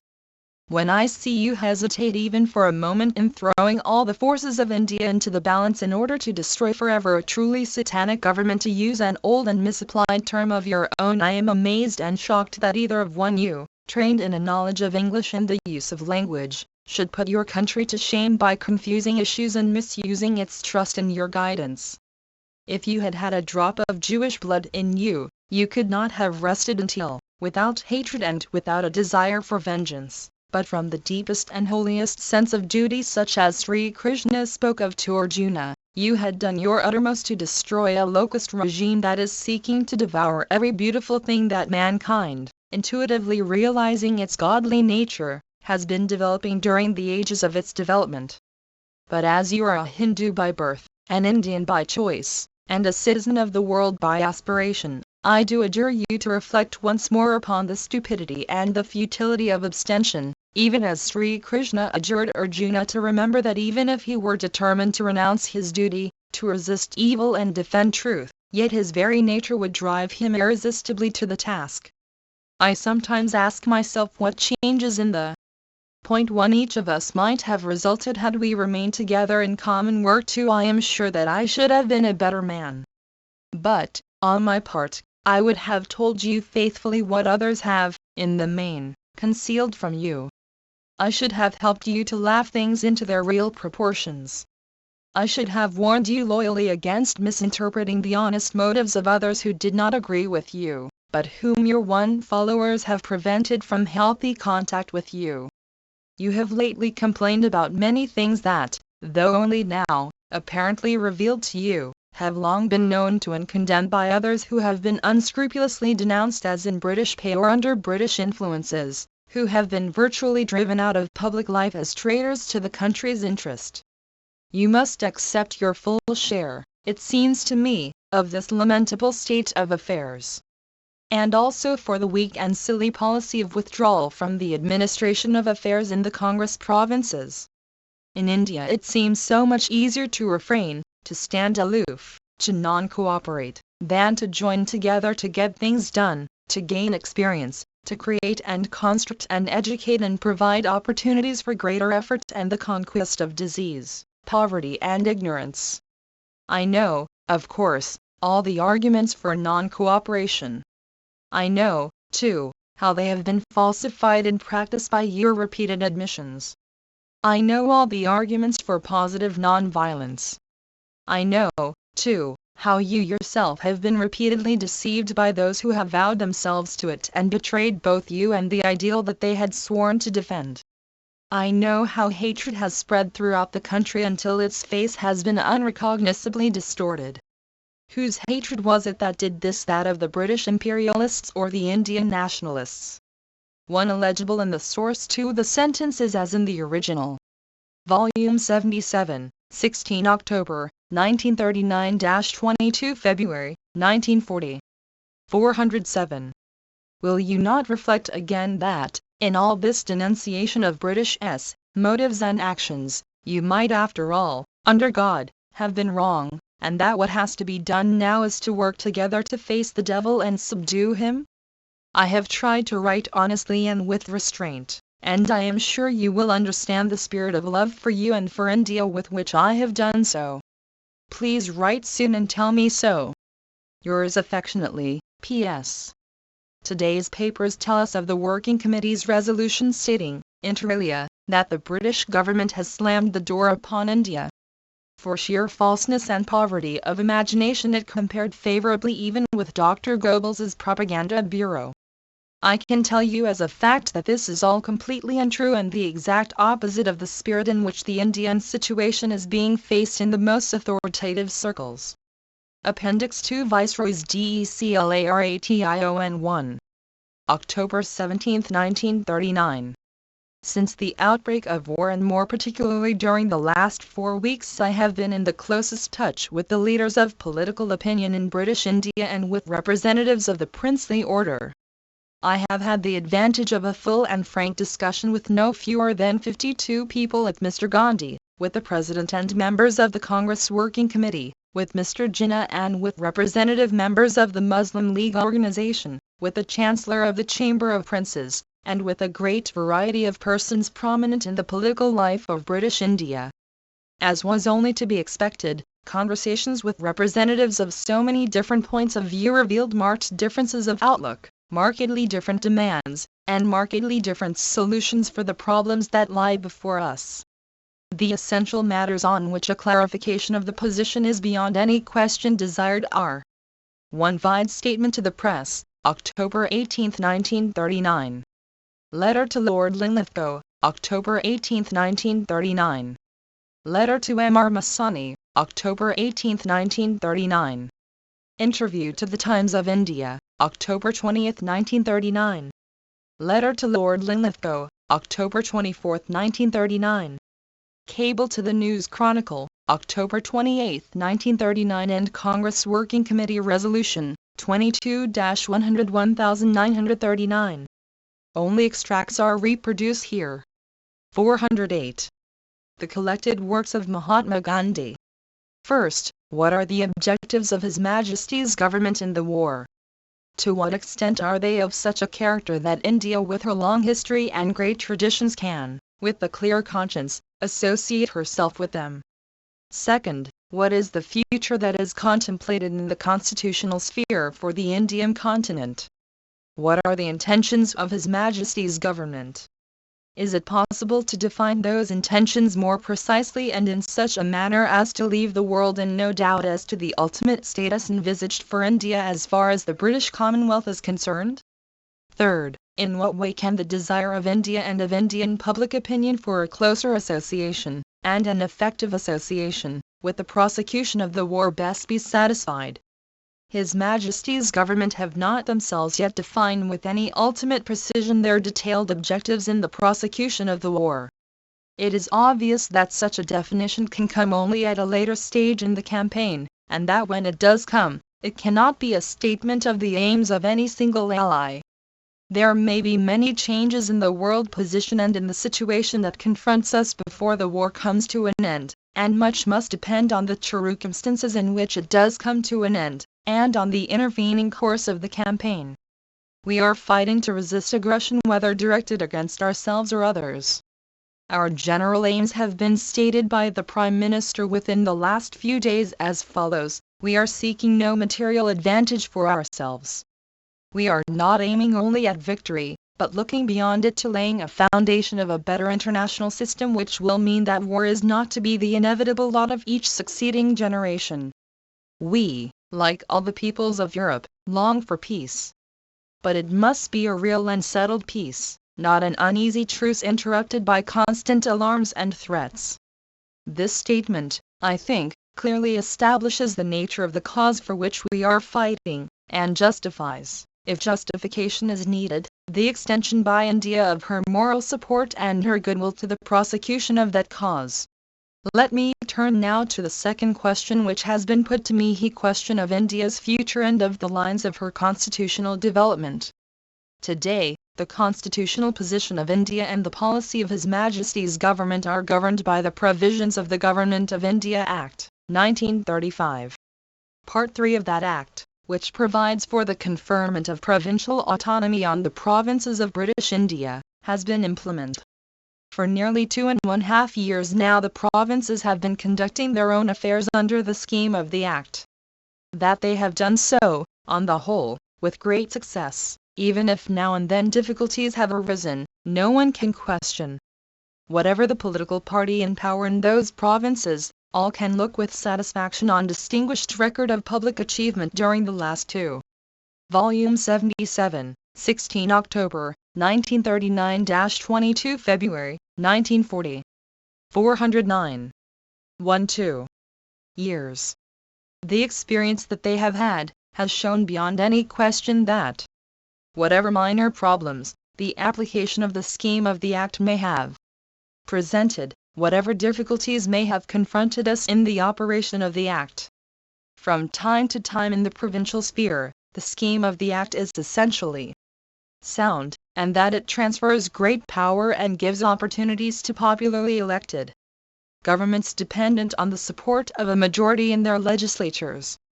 The second stage contemplated by the Act was the reconstitution of the central government on such a basis as to achieve the essential goal of Indian unity. The method contemplated for that purpose was the achievement of a federation of all India in which the representatives of all political parties in British India would, together with the rulers of the Indian states, form a unified government of India as a whole. I have throughout believed that the federal scheme in its operation would have turned out as satisfactorily as, broadly speaking, we can all of us regard the scheme of provincial autonomy as having turned out. I will not dilate on that subject today, for our work in connection with the federal scheme has been suspended. But in reaffirming as I do my belief in the essential soundness of the federal aspects of the Act of 1935, I do so with the greater emphasis because of the evidence which the federal provisions of the Act constitute, of the anxiety of His Majesty's government to achieve, with a minimum of delay, and on the basis which appears to represent the greatest amount of agreement between the various parties and interests affected, the unity of India, and to advance beyond a further and a most important milestone on the road to India's goal. Such being the background against which we are working, what are the intentions and aims of His Majesty's government in relation to India? I cannot do better in reply to that question than to refer to the statement made on behalf of His Majesty's government, and with their full authority, by the late Secretary of State for India in the House of Commons on the 6th February, 1935. That statement makes the position clear beyond a shadow of doubt. I need not dilate on the words of that statement. They are clear and positive. They are enshrined in the parliamentary record. They stand as a definite and categorical exposition of the policy of His Majesty's government today, and of their intentions today in this and the future constitutional development and position of India. I would add only that the instrument of instructions issued to me as Governor-General by His Majesty the King Emperor in May 1937, lays upon me as Governor-General a direction so to exercise the trust which His Majesty has reposed in me that the partnership between India and the United Kingdom with our empire may be furthered to the end that India may attain its due place among our dominions. That is the policy and that is the position. Those are the intentions of His 410. The collected works of Mahatma Gandhi. Majesty's government. Let me go on to say another word about the Act of 1935. That act was based on the greatest measure of common agreement which it was possible to obtain at the time when it was framed. It was based, as is well known to all of us, on the common labors of British and Indian statesmen, and of representatives of British India as well as of the Indian states over a long period of years. All parties were at one stage or other closely associated with those deliberations. Be that as it may, His Majesty's government recognized that when the time comes to resume consideration of the plan for the future federal government of India, and of the plan destined to give effect to the assurances given in Parliament by the late Secretary of State, to which I have just referred, it will be necessary to reconsider in the light of the then circumstances to what extent the details of the plan embodied in the Act of 1935 remain appropriate. And I am authorized now by His Majesty's government to say that at the end of the war they will be very willing to enter into consultation with representatives of the several communities, parties and interests in India, and with the Indian princes, with a view to securing their aid and cooperation in the framing of such modification as may seem desirable. I have, I trust, in what I have just said, made clear that the intention and the anxiety of His Majesty's government is, as stated in the instrument of instruction to the Governor-General, to further the partnership between India and the United Kingdom within the Empire to the end that India may attain her due place among the great dominions. The scheme of government embodied in the Act of 1935 was designed as an essential stage in that process. But I have made clear in what I have just said that His Majesty's government will, at the end of the war, be prepared to regard the scheme of the Act as open to modification in the light of Indian views. And I would make it clear, too, that it will be their object, as at all times in the past it has been, to spare no pains to further agreement by any means in their power in the hope of contributing to the ordered and harmonious progress of India towards her goal.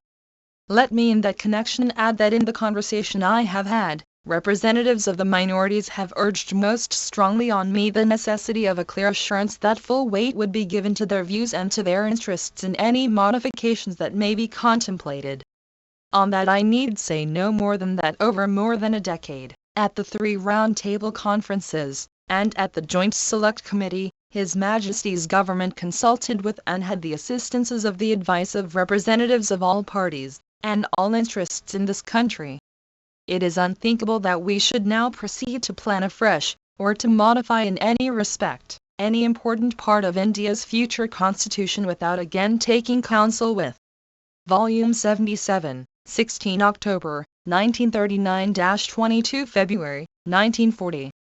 411. Those who have in the recent past been so closely associated in a like task with His Majesty's government and with Parliament, that some even more extensive scheme than I have mentioned, some even more widely phrased indication of the intentions of His Majesty's government, is desired in certain quarters in this country. I am fully aware from the conversations I have had during these last few weeks. That is a desire held with sincerity, and that those who hold it are convinced that it is in the manner in question that the future progress and development of India and the express intentions of His Majesty's government can best be fulfilled. I fully and readily accept. I would utter one word only of caution. It is essential in matters of this nature, affecting the future of tens of millions of people, affecting the relations of the great communities, affecting the princes of India, affecting the immense commercial and industrial enterprises, whether Indian or European, in this country, that the largest measure of agreement practicable should be achieved. With the best will in the world, progress must be conditioned by practical consideration. I would ask that these words of caution be not taken as indicating any lack of sympathy on the part of His Majesty's government for the aspirations of India, or any indifference to the pace of her advance. And I would repeat that His Majesty's government are but concerned to use their best endeavours, now as in the past, to bring about that measure of agreement and understanding between all parties and all interests in this country which is so essential a condition of progress to India's goal. I turn now to the arrangements to be made to secure the association of public opinion in India with the conduct of the war. India's contribution has already been great to a degree which has impressed the imagination of the world. At the head of the list I would put the contribution which India has made in spiritual, and not in material, terms the support of her peoples for a cause which they can regard as a good and a righteous cause. In the material field equally her contribution is already most significant, and may be greater still. And in the circumstances the desire, the anxiety of public opinion in India to be associated with the conduct of the war is naturally one with which I personally have throughout felt the greatest sympathy. In the circumstances I have described, the desirability of steps to ensure that leaders of public opinion should be in the closest touch with developments is of the first importance. I have discussed with the utmost frankness with the leaders of the various parties who have been good enough to come to see me in connection with constitutional position, by what machinery we could best give effect to this desire. I will only say that in the light of my conversations and of the views by No. 412, the collected works of Mahatma Gandhi, means always in a court of representatives of the great parties and of the princes, I am of opinion that the right solution would be the establishment of a consultative group, representative of all major political parties in British India and of the Indian princes, over which the Governor-General would himself preside, which would be summoned at his invitation, and which would have as its object the association of public opinion in India with the conduct of the war and with questions relating to war activities. This group, for practical reasons, would inevitably be limited in size. But His Majesty's government contemplate that it should be fully representative, and in particular that its personnel should be drawn by the Governor-General from panels prepared by the various major political parties, from which a selection of individuals to attend meetings of the group would be made by the Governor-General. I hope in the very near future to enter into consultation with political leaders and with the princes on this question. I have no doubt whatever that an arrangement of this nature will most materially contribute to associating the Indian states and British India with the steps which are being taken for the prosecution of the war, and with the arrangements that are being made in that connection. And I am confident, too, that in an association of this nature of representatives of all parties and all interests, there lies the germ of that fuller and broader association of all points of view in this country which contains in it the seeds of such advantage for the future of India as a whole. When I spoke to the Central Legislature a month ago, I made an appeal for unity. I would repeat that appeal today. We live in difficult and anxious days. Great ideals are an issue. Dangers real and imminent face our civilization.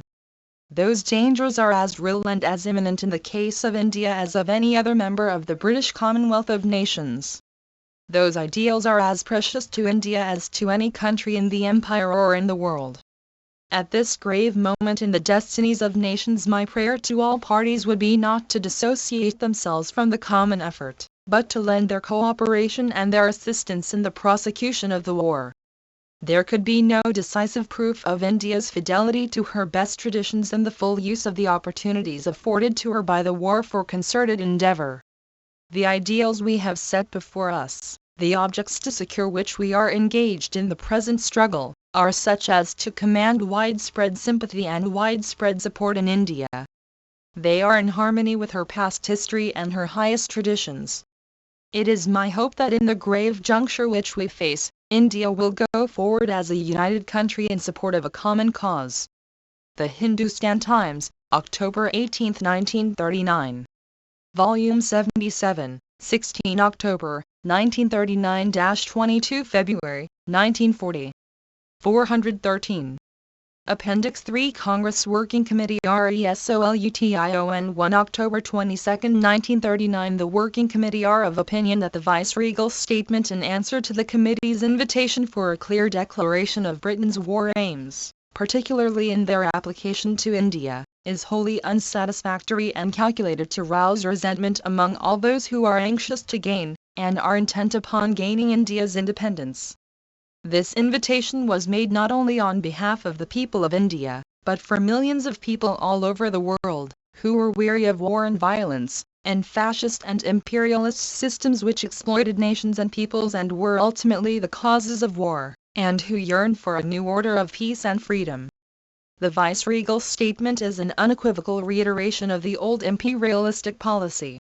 The committee regard the mention of the differences among several parties as a screen to hide the true intention of Great Britain. What the committee had asked for was a declaration of war aims as a test of Britain's bona fides regarding India, irrespective of the attitude of opposing parties and groups. The Congress has always stood for the amplest guarantee of the rights of minorities. The freedom the Congress claimed was not for the Congress or any particular group or community, but for the nation and for all communities in India that go to build that nation.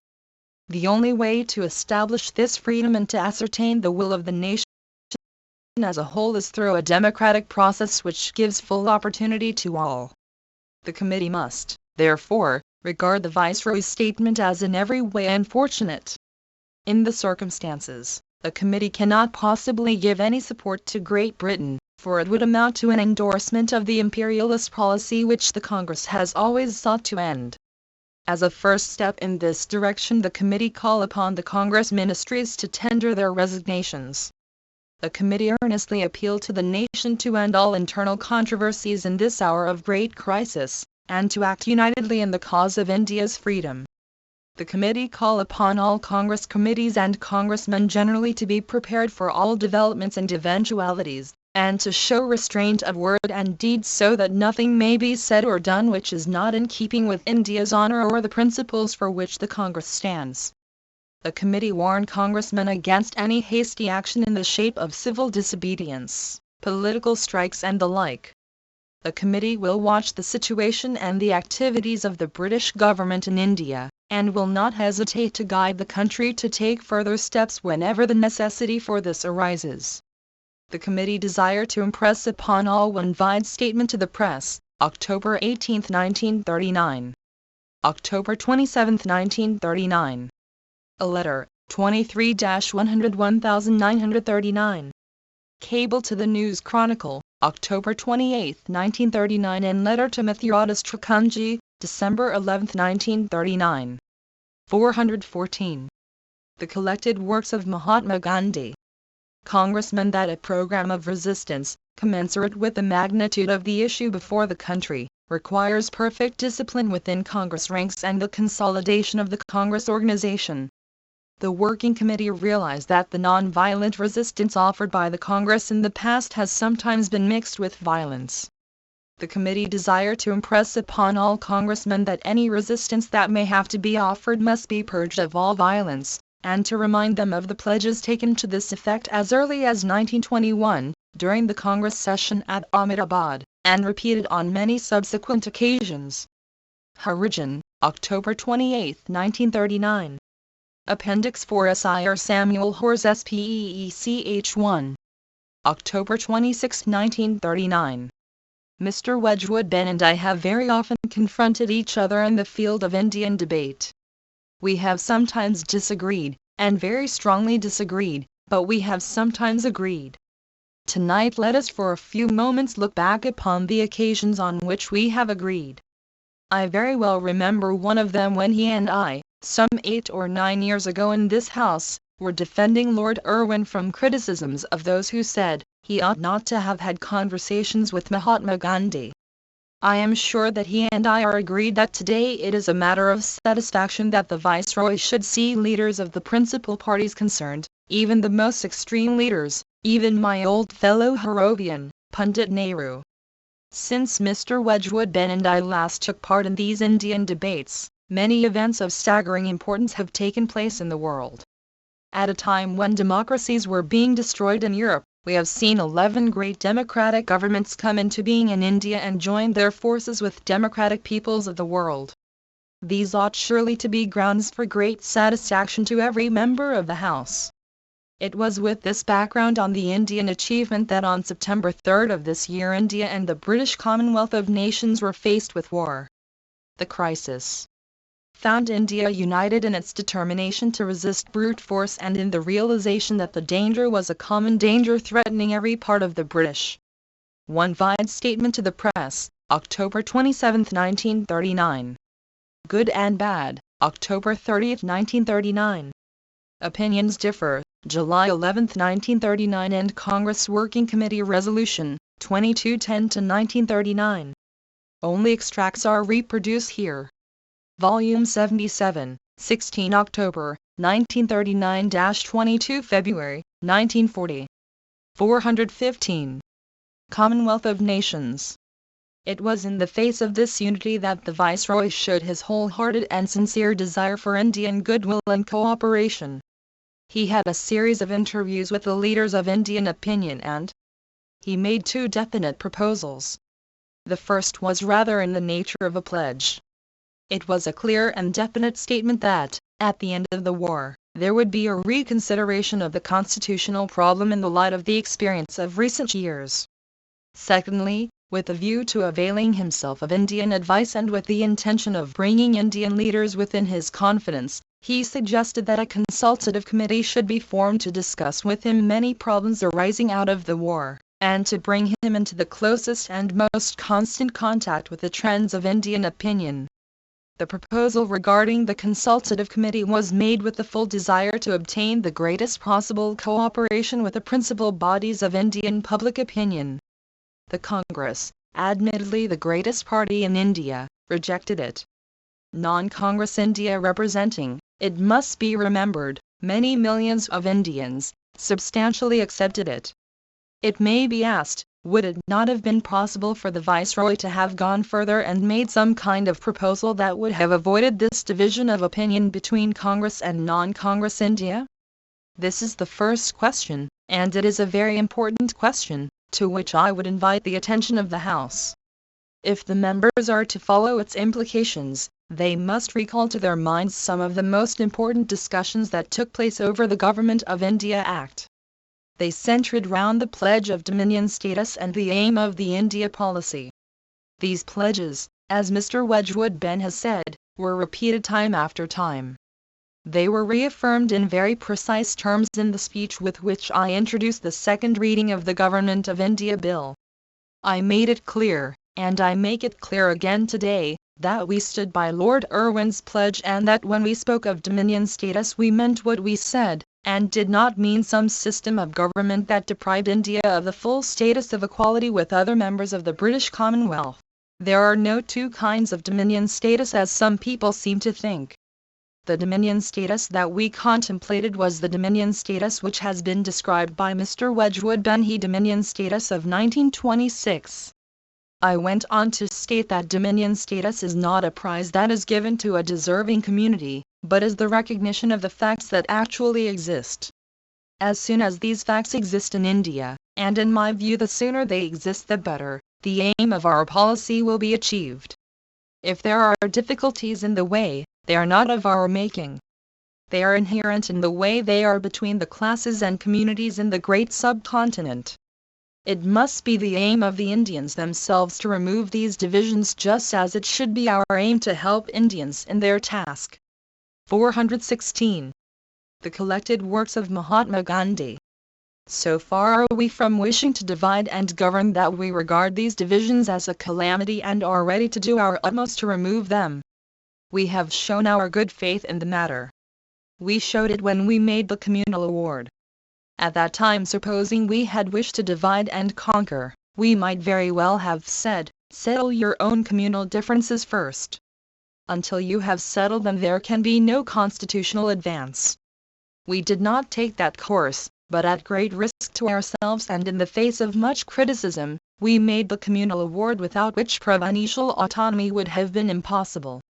But in spite of our award, these divisions still exist, and, until they are removed, we have responsibilities to the minorities that we cannot repudiate.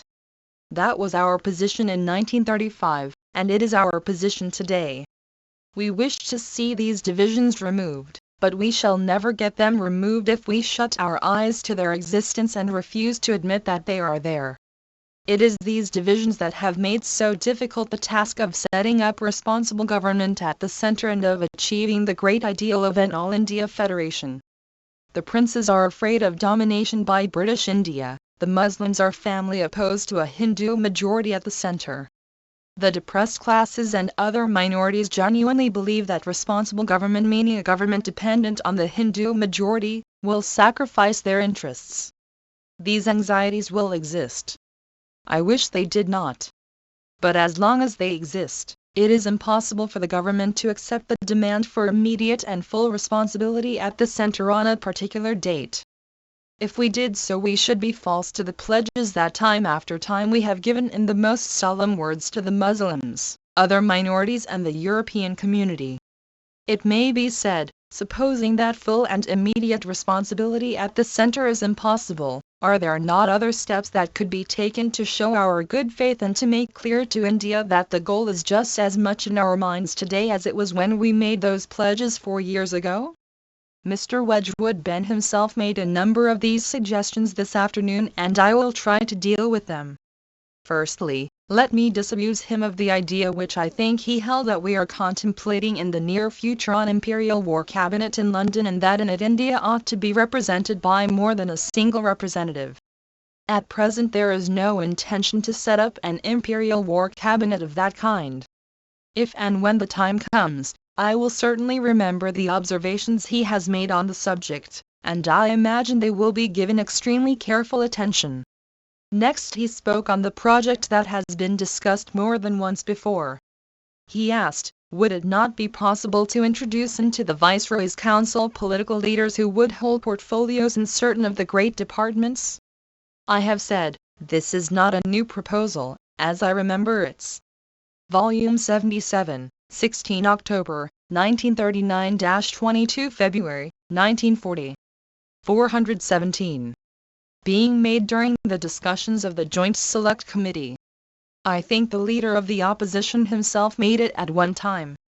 We went fully into it then, and at that time we found ourselves confronted by certain difficulties in the way of its adoption. I do not enumerate those difficulties tonight.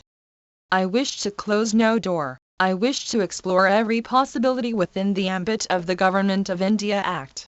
Mr. Wedgwood Ben then spoke of the discussions that took place in the last war on the subject of the Constitution.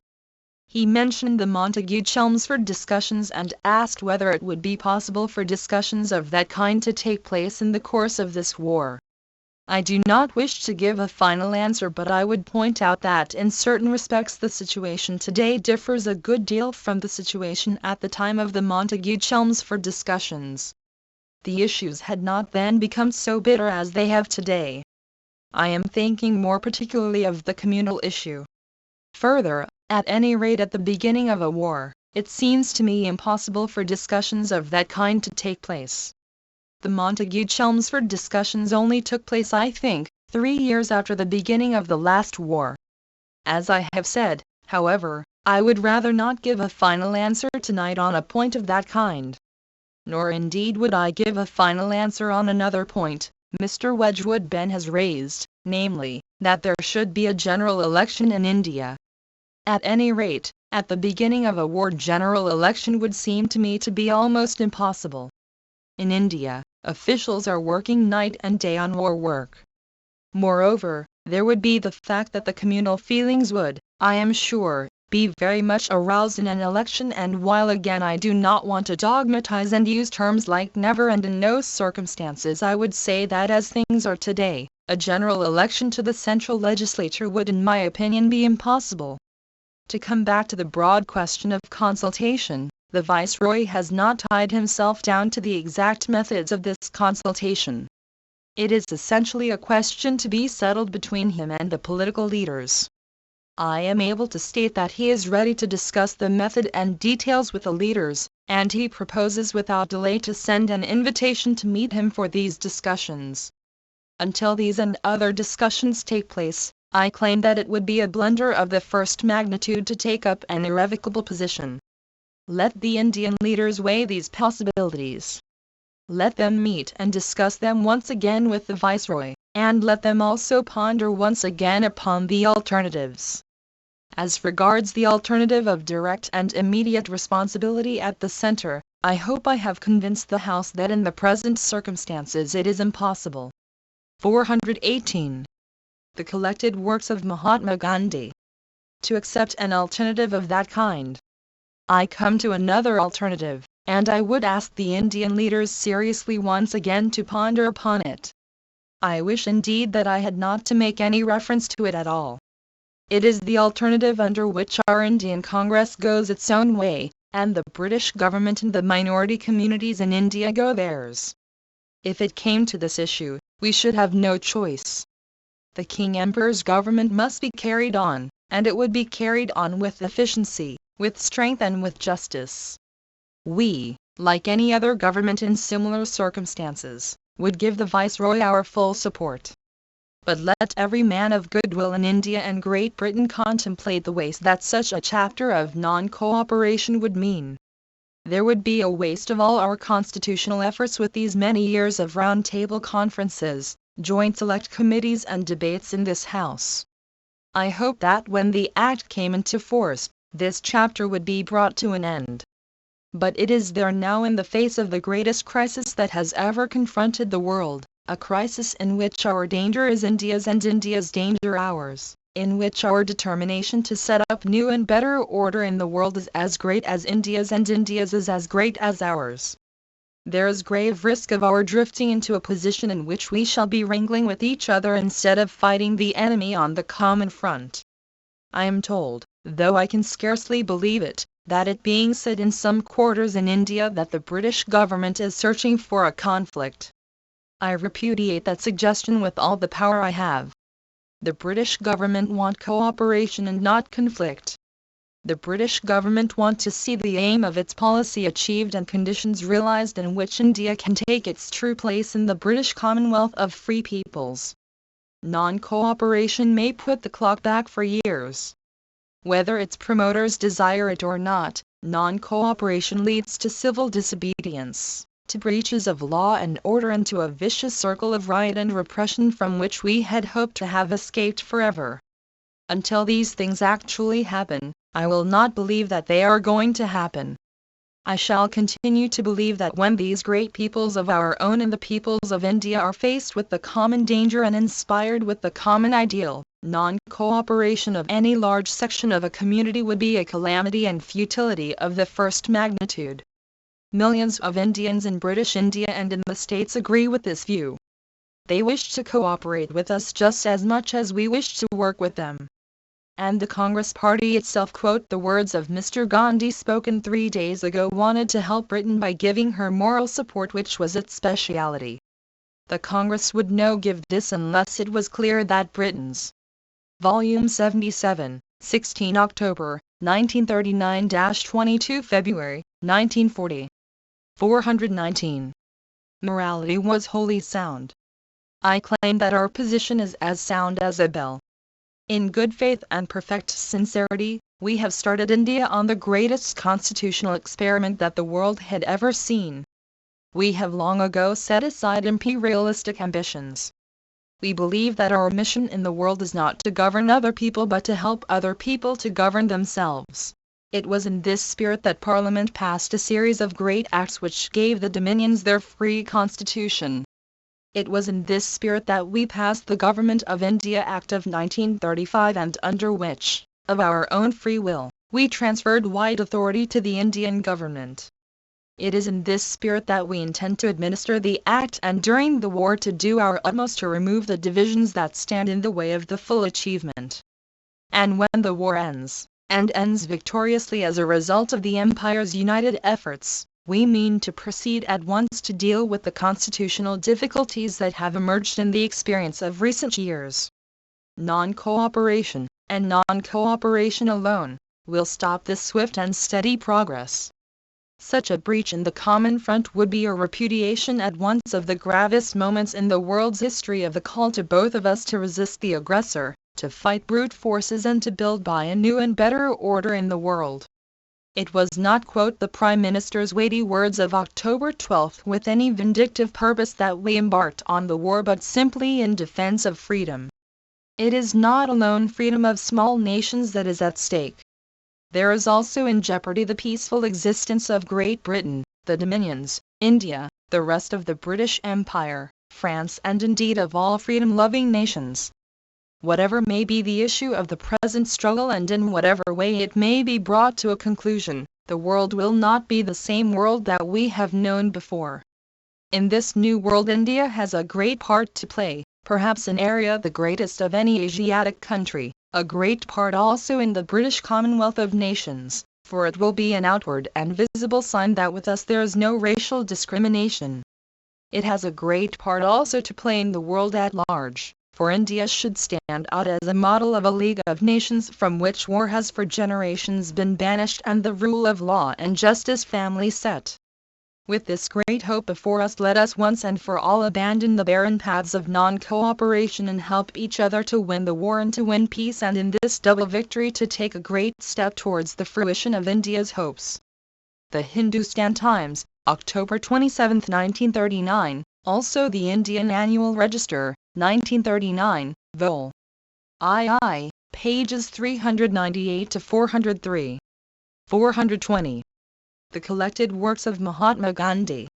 Appendix 5 Travancore Government Press Note 1-inch communique issued on the 23rd September, 1939, the Travancore government pointed out that they cannot permit an organized scheme of agitation at this juncture in view of the present situation and the industrial and economic position of the people who are affected by the adverse conditions produced by the war in a country so dependent on imports and exports as Travancore. They gave a warning that such a scheme of agitation is bound to give rise to serious repercussions, and the government who have a duty to protect the law-abiding citizens of the state would be forced to take all necessary steps for maintaining normal conditions. The Travancore State Congress have now arranged for the holding of public meetings on the 8th, 16th and 24th of every Malabar month, these days being styled as Civil Liberties Day, Responsible Government Day and Political Prisoners Day respectively. Volunteer rallies, opening of training camps, and what is called organization work are also contemplated. It is noted that these demonstrations are timed to begin on the day preceding the commencement of the functions in celebration of the birthday of His Highness the Maharaja. All persons are hereby warned not to take part in these demonstrations and rallies, and against attempts by means of pamphlets, leaflets, etc., to inflame public opinion and promote agitation and unrest. Persons organizing or taking part in such agitation and demonstrations are liable to be dealt with under the Defense of Travancore Proclamation and rules without further notice. Chief Secretary to Government Hazar Kacheri, Trivandrum, October 30, 1939. Harijan, November 11, 1939. Appendix 6 Viceroy's Broadcast DECLARATION 2 November 5, 1939. It is with profound regret that I have to announce that the conversations which, at my instance, had been inaugurated between the representatives of the Congress and the Muslim League have so far not achieved what I had hoped. The country is entitled to know, in a matter of such moment and at a time of such gravity, 1 Vide Travancore again, June 11, 1939. 2 Vide Statement to the Press, August 11, 1939 and Congress Working Committee Resolution, October 22, 1939. Volume 77, 16 October, 1939-22 February, 1940. 421. What was the nature of the proposition which I invited my friends in those two organizations to consider? I shall tomorrow publish correspondence which will make the position perfectly clear.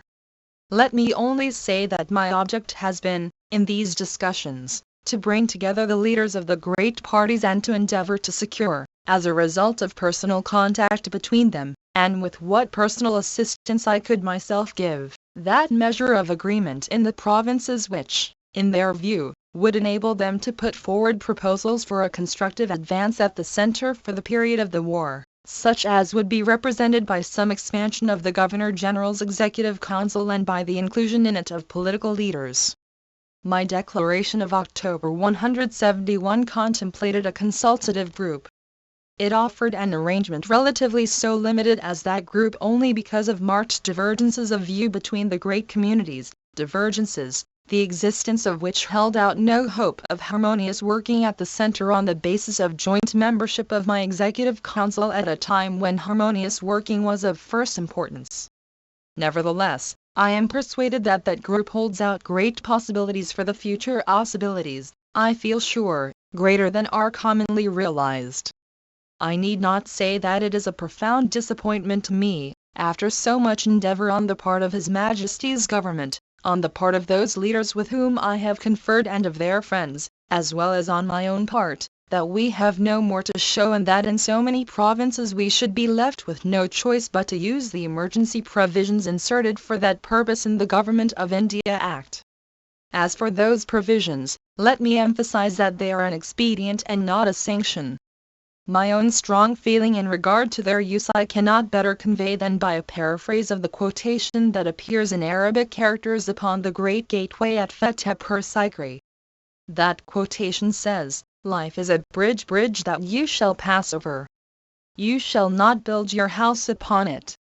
Nor, in the wider field, do I propose to take this disappointment as final, or to abandon the efforts I am making to bring about a friendly adjustment of the differences in this country to the end that we can continue to cooperate over the achievement of our common objectives. Differences and difficulties such as those which now threaten to retard then reverse the course of constitutional development in India and the earliest attainment of the common goal will not disappear spontaneously, nor will they be conjured away by any refusal to recognize their existence.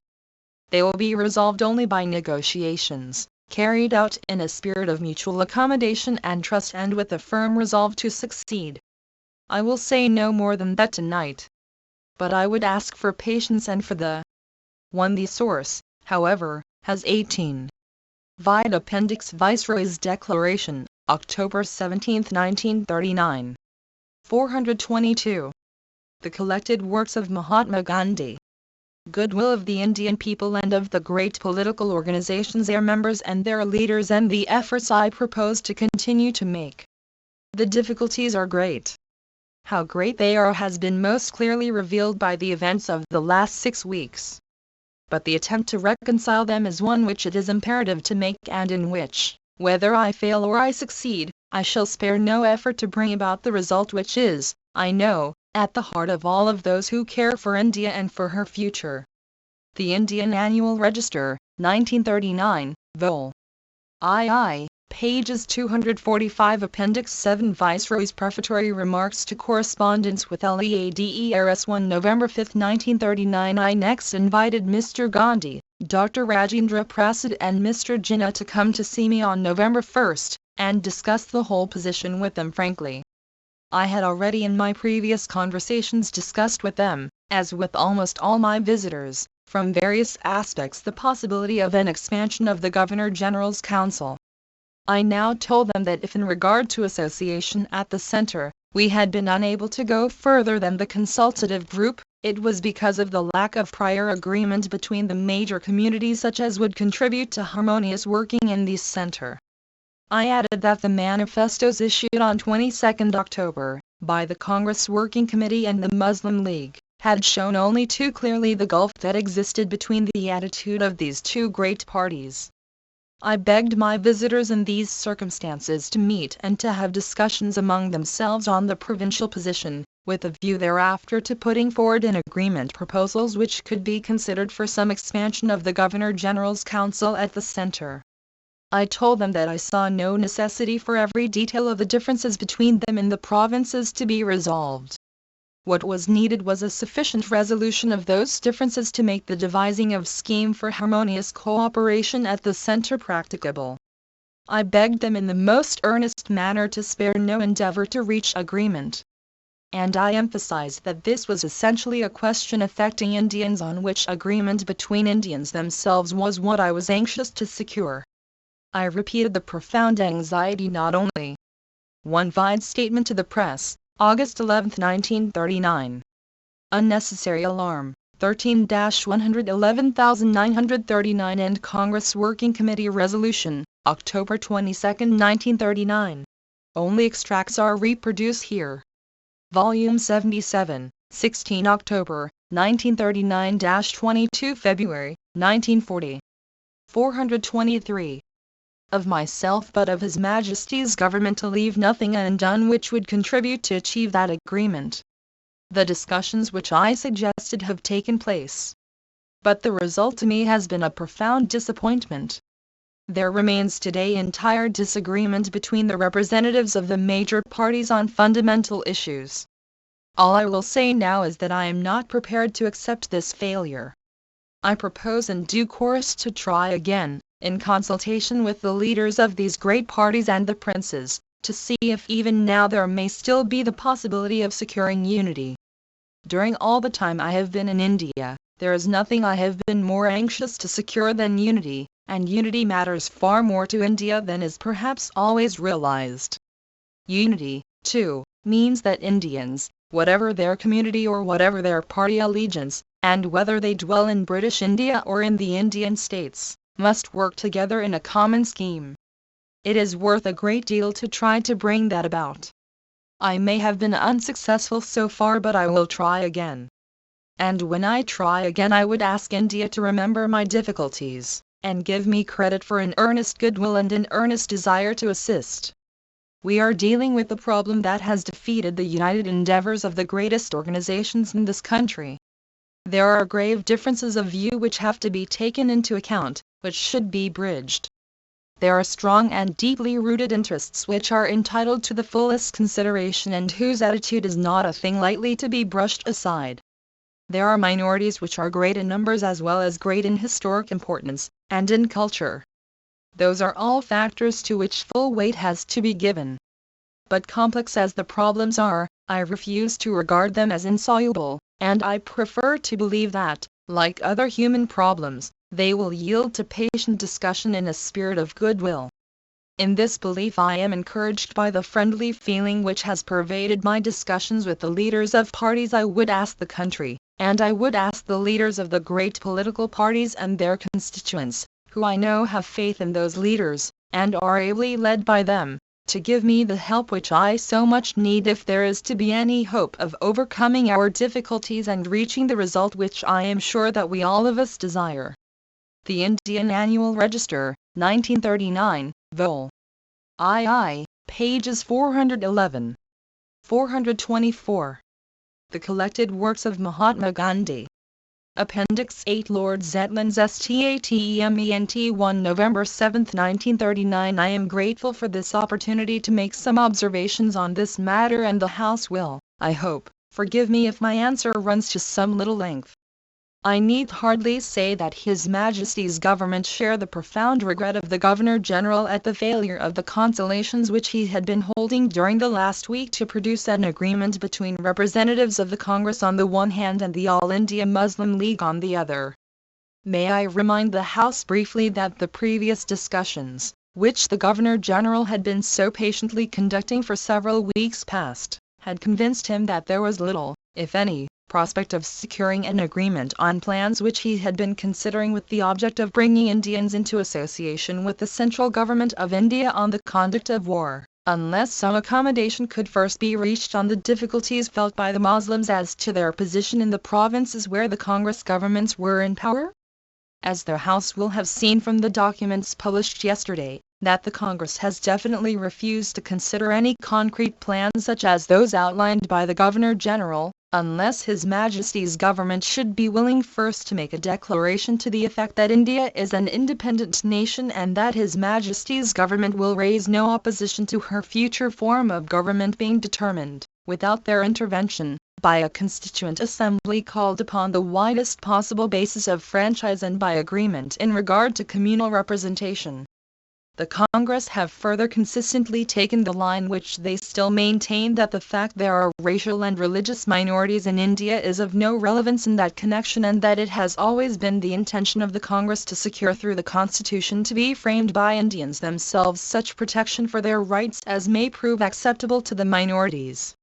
His Majesty's government find it impossible to accept this position. The long-standing British connection with India has left His Majesty's government with obligation towards her which it is impossible for them to shed by disinteresting themselves wholly in the shaping of her future form of government. Moreover, one outstanding result of the recent discussions in which the Governor-General has been engaged with representatives of all parties and interests in India has been to establish beyond doubt the fact that a declaration in the sense proposed with the summary one-sided statement to the press, August 11, 1939 and Congress Working Committee Resolution, October 22, 1939. Volume 77, 16 October, 1939-22 February, 1940. 425. Abandonment by His Majesty's government of their position in India would be far from acceptable to large sections of Indian population. But this does not mean that we had in any sense weakened in our determination to assist India by such means as are in our power to reach without avoidable delay the position to the British Commonwealth of Nations to which we are pledged.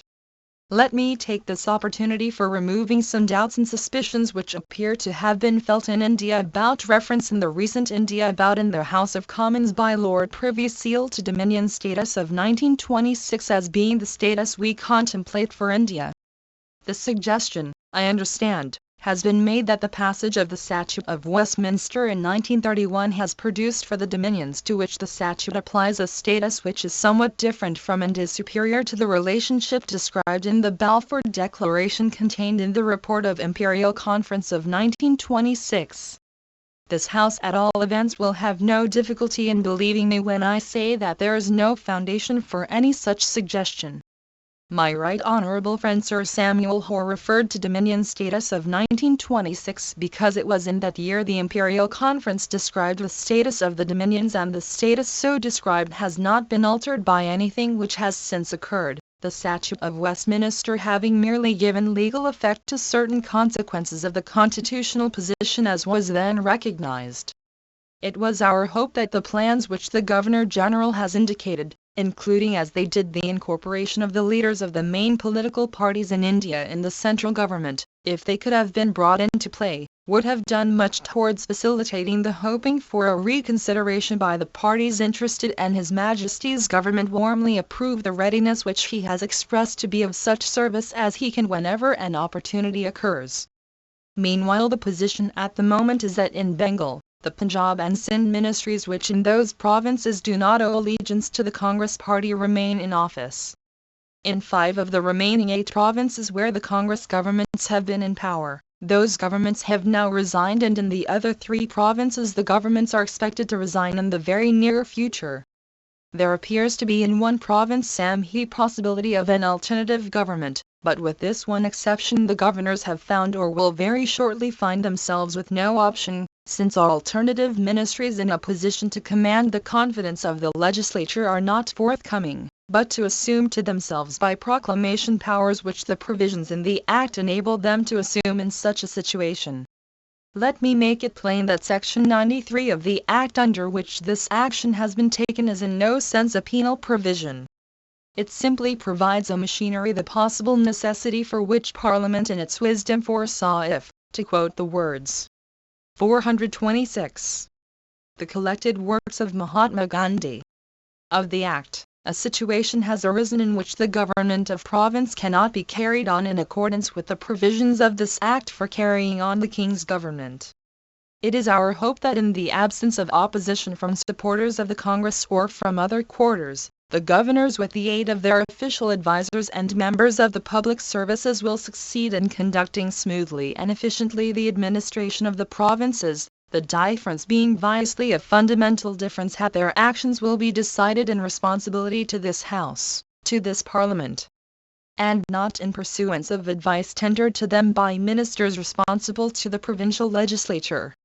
We greatly regret that the ministries which have with so much zeal been carrying on the government of their great provinces and tackling with energy and resource the many problems with which administration has naturally brought them into contact should have found it necessary to withhold their further services from their country, but we refuse to believe that this withdrawal will be for long, and we shall continue to hope, so long as any grounds for such hope remain, that proclamations by the governors need have only a temporary duration, for I can assure the House that the governors will be only too ready to recall to their councils responsible advisers as soon as they are available.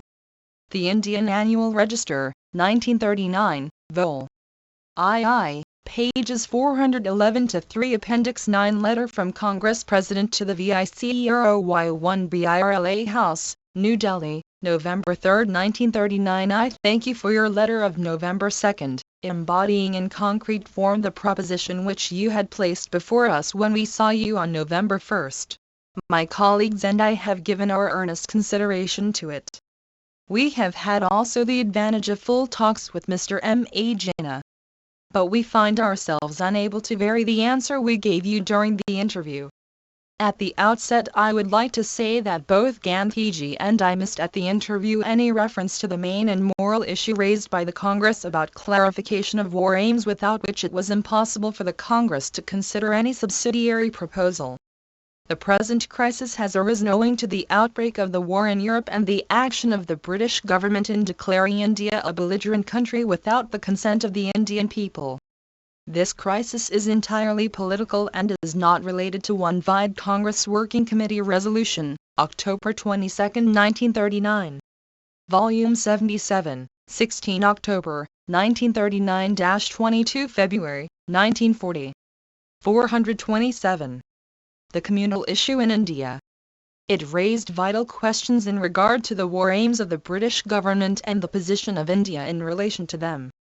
The Congress Working Committee, as you are aware, issued a lengthy statement on September 14, 1939, in which they invited the British government to declare their war aims, and in particular how these aims were going to apply to India and to be given effect to in the present. It was further stated that the Indian people must have the right of self-determination by framing their own constitution through a constituent assembly without external interference, and should guide their own policy. On October 10, 1939, the All India Congress Committee approved of and endorsed this statement, and stated that in the declaration to be made by the British government, India must be declared an independent nation and present application should be given to this status to the largest possible extent. The committee further added that Indian freedom must be based on democracy and unity and the full recognition and protection of the rights of all minorities. Subsequent to this, the policy of the British government was declared in the Viceregal statement, extracts from which you have been good enough to send me. This statement was considered by the Congress Working Committee soon after, and the committee expressed their opinion that it was unfortunate and wholly unsatisfactory. As a consequence of this, they felt compelled to declare that they were unable to give any support to Great Britain and to call upon the provincial governments, in provinces where the Congress is in a majority, to tender their resignation. It is worthy of note that the Viceregal declaration of British policy met with disapproval of the overwhelming body of opinion in India, even outside the Congress. Subsequent statements made on behalf of the British government in Parliament have not made any essential difference to the policy outlined in the Viceregal statement, and, as you have rightly pointed out, that policy is still governed by the extracts from it that you have kindly sent us. I am afraid it is quite impossible for us to accept this policy or to consider any steps to further cooperation unless the policy of the British government is made clear in a declaration on the lines suggested by the Congress. It has pained us to find the communal question being dragged in this connection. It has clouded the main issue. It has been repeatedly said on behalf of the Congress that it is our earnest desire to settle all points of communal controversy by agreement, and we propose to continue our efforts to this end. But I would point out that this question does not in any respect come in the way of a declaration of Indian freedom as suggested above. Such a declaration applies to the whole of India and not to any particular community, and the Constituent Assembly which will frame India's constitution will be formed on the widest possible basis of franchise and by agreement in regard to communal representation. We are all agreed that there must be full protection of minority rights and interests, and this protection should be by 428. The collected works of Mahatma Gandhi. Agreement between the parties concerned. The British government, talking of sharing the burden, has, in our opinion, made a settlement of the question much more difficult than it should have been. It should allay all real anxiety on the part of the British government when the Congress declares that it contemplates no constitution which does not carry with it the protection of real minorities to their satisfaction. It seems to us that a clear declaration of the kind suggested is an essential preliminary to any further consideration of the matter. I should like to add that recent developments in the European war have made it all the more necessary for a clear enunciation of war aims. If a satisfactory declaration is made, a discussion of the proposal made by Your Excellency will be appropriate and useful, and we shall gladly discuss it with you. It is perhaps unnecessary to state that Gandhiji is in full agreement with this letter. We propose to leave tomorrow evening for Wardha unless Your Excellency desires otherwise. The Hindustan Times, June 11, 1939. Appendix 10. Resolution on Independence Day Pledge 1. The Working Committee draw the attention of all Congress committees, Congressmen in the country to the necessity of observing properly and with due solemnity Independence Day on January 26, 1940. Ever since 1930 this day has been regularly observed all over the country, and it has become a landmark in our struggle for independence. Owing to the crisis through which India and the world are now passing and the possibility of our struggle for freedom being continued in an intensive form, the next celebration of this day has a special significance attached to it. This celebration must, therefore, not only be the declaration of our national will for freedom, but a preparation for that struggle and a pledge to disciplined action. The Working Committee, therefore, call upon all Congress committees and individual congressmen to take the pledge prescribed below in public meetings called for the purpose. Where, owing to illness or other physical disability or to being in an out-of-way place, individual congressmen are unable to attend a public meeting, they should take the pledge in their homes, individually or in groups. The Working Committee advise organizations and individuals to notify their provincial Congress committees of the meetings held as well as the individual or group pledges taken. The committee hope that none who does not believe in the contents of the pledge will take it merely for the sake of form. Those congressmen who do not believe in the prescribed pledge should notify their disapproval, stating reasons therefor, to the 1. Vide the pledge December 24, 1939. Letter to Sempurnanand, December 29, 1939. Letter to H. V. Kamath, June 1, 1940. The Dissensions, January 16, 1940. Volume 77, 16 October, 1939-22 February, 1940. 429. Provincial Congress Committee, giving their names and addresses. This information is required not for the purpose of any disciplinary action but for the purpose of ascertaining the strength of disapproval of anything contained in the pledge. The Working Committee have no desire to impose the pledge on unwilling congressmen. In a non-violent organization compulsion can have little place. The launching of civil disobedience requires the disciplined fulfillment of the essential conditions therefore. Pledge we believe that it is an inalienable right of the Indian people, as of any other people, to have freedom and enjoy the fruits of their toil and have the necessities of life, so that they may have full opportunities of growth.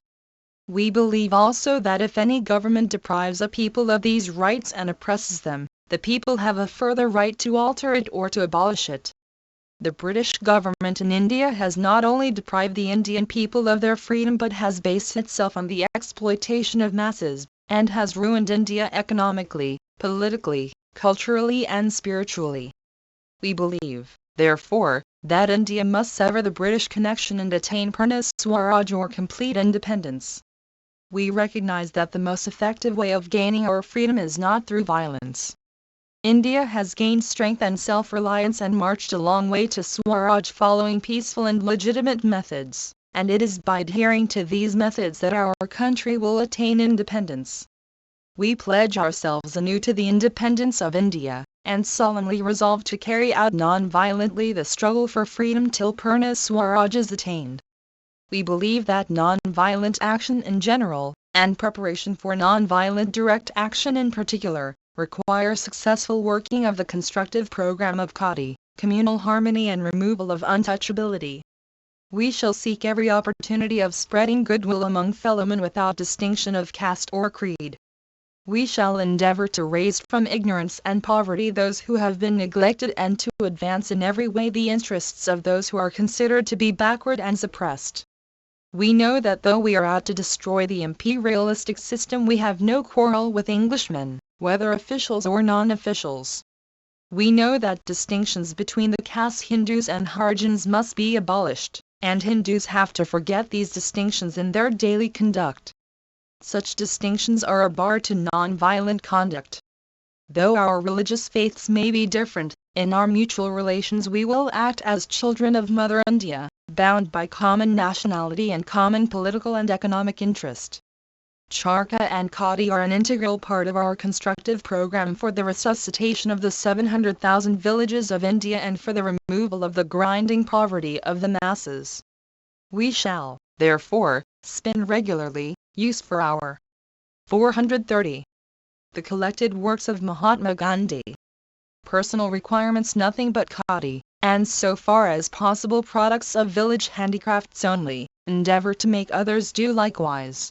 We pledge ourselves to a disciplined observance of Congress principles and policies and to keep in readiness to respond to the call of the Congress, whenever it may come, for carrying on the struggle for the independence of India. Harijan, December 30, 1939. Appendix I. Viceroy's Speech 1 Bombay, January 10, 1940. As you know, in response to requests for a clarification of the aims of His Majesty's government and of their intentions towards India, His Majesty's government have made it clear, both through statements issued by myself, and in Parliament, that their objective for India is full dominion status, too, of the Statute of Westminster variety. That so far as the intermediate period is concerned, and it is their desire to make intermediate period the shortest practicable, they are ready to consider the reopening of the scheme of the Act of 1935, as soon as practicable, after the war, with the aid of Indian opinion. That they are prepared in the meantime, subject to such local adjustments between the leaders of the great communities as may be necessary to ensure harmonious working, and as an immediate earnest of their intention, to expand the Executive Council of the Governor-General by the inclusion of a small number of political leaders. And that they are ready and anxious to give all the help they can to overcome the difficulties that confront us and that confront India today. But those assurances have not, to my profound regret, dissipated the doubts and the uncertainties which have led to the withdrawal from office of the Congress ministries, and which have made it necessary in 7 provinces to make use of the emergency provisions of the Act. The pronouncements made on behalf of His Majesty's government since the beginning of the war make clear, I think, beyond any question whatever, their intentions and their anxiety to help. The federal scheme of the Act was itself designed as a stage on the road to dominion status. And under that scheme, devised, I would remind you, long before there was any question of a war, very wide and extensive powers were to be placed in the hands of a central government representing the Indian states as well as British India, and constituted on a very broad basis indeed. There can be no question of the good faith and the sincerity of His Majesty's one-vide letter to Lord Linlithgow, January 14, 1940, January 17, 1940. The Dissensions, January 16, 1940 and Task Before Us, June 2, 1940. Volume 77, 16 October, 1939-22 February, 1940. 431. Government in the efforts they have made to deal with the constitutional future of India. I well know that there are many people who press for swifter and more radical solutions of the problems before us. I do not question the sincerity or the good intentions of those who feel that way. But all those of us who have to deal with problems of this magnitude know only too well how often we are attracted by apparently simple solutions. How often those apparently simple solutions, when more closely investigated, reveal unexpected difficulties, and difficulties, too, of unexpected importance, anxious as we may all be to take what seems to be the shortest course. Shortcuts, as many of us know to our cost, are too often prone in experience to lead to a considerable waste of time. Nowhere I fear is that truer than of the political problems of India, for there are difficulties, of which we are all aware, and which we all regret. But they will not be avoided or disposed of by ignoring their existence. The wise course is to face those difficulties and to try to find a solution of them that will result in the subsequent cooperation of all the parties and interests concerned. We are, after all, dealing not with one political party only, but with many, nor must we forget the essential necessity, in the interests of Indian unity, of the inclusion of the Indian states in any constitutional scheme. There are the insistent claims of the minorities. I need refer only to two of them: the great Muslim minority and the scheduled castes. Here are the guarantees that have been given to the minorities in the past. The fact that their position must be safeguarded and that those guarantees must be honored. I know, gentlemen, that you appreciate the difficulty of the position of the Viceroy and the difficulty of the position of His Majesty's government, faced as they are with strong and conflicting claims advanced by bodies and interests to whose views the utmost attention must be paid, and whose position must receive the fullest consideration. Justice must be done as between the various parties, and His Majesty's government are determined to see justice done. But I would ask my friends in the various parties to consider whether they cannot get together and reach some agreement between themselves which would facilitate my task, and the task of His Majesty's government, in dealing with this vital question of Indian constitutional progress, and I would venture again to emphasize the case for compromise, the case for avoiding too rigid an approach to problems such as those with which we are dealing today. As to the objective there is no dispute. I am ready to consider any practical suggestion that has general support, and I am ready, when the time comes, to give every help that I personally can. His Majesty's government are not blind, or can we be blind here? Oh, the practical difficulties involved in moving at one step from the existing constitutional position into that constitutional position which is 432. The collected works of Mahatma Gandhi, represented by Dominion status. But here, again, I can assure you that their concern and mine is to spare no effort to reduce to the minimum the interval between the existing state of things and the achievement of Dominion status. The offer is there. The responsibility that falls on the great political parties and their leaders is a heavy one, and one of which they are, I know, fully conscious. They have helped me in the past. I ask today that they will help me again and help India, and I ask for their cooperation and their assistance in terminating at as early a date as possible a state of things which all who have faith in the virtue of constitutional progress must deplore. A state of things which every lover of India, everyone who is concerned to advance her interests, must feel today to be a bitter disappointment. Indian Annual Register, 1940, Vol. I. Pages 374-5. Appendix XIIKM Munshi's interview with Lord Linlithgow, 1 January 12, 1940. Linlithgow, we have met under different circumstances. Let me talk to you about the general situation. I am not going to wait till the end of the war for settling the Indian problem. Possibly the war will not be over till June 1941, and we are so far away that our problem could be adjusted by us here without being concerned with a battle or two in France. There is another fact in which you are as much interested as I am. England is making a colossal effort to win the war, and at the end of the war, as on the last occasion, it will be exhausted. At the time there will be a tendency to liberalize the institutions of the empire. India should not then be found unprepared and disunited. You must have seen my recent statement.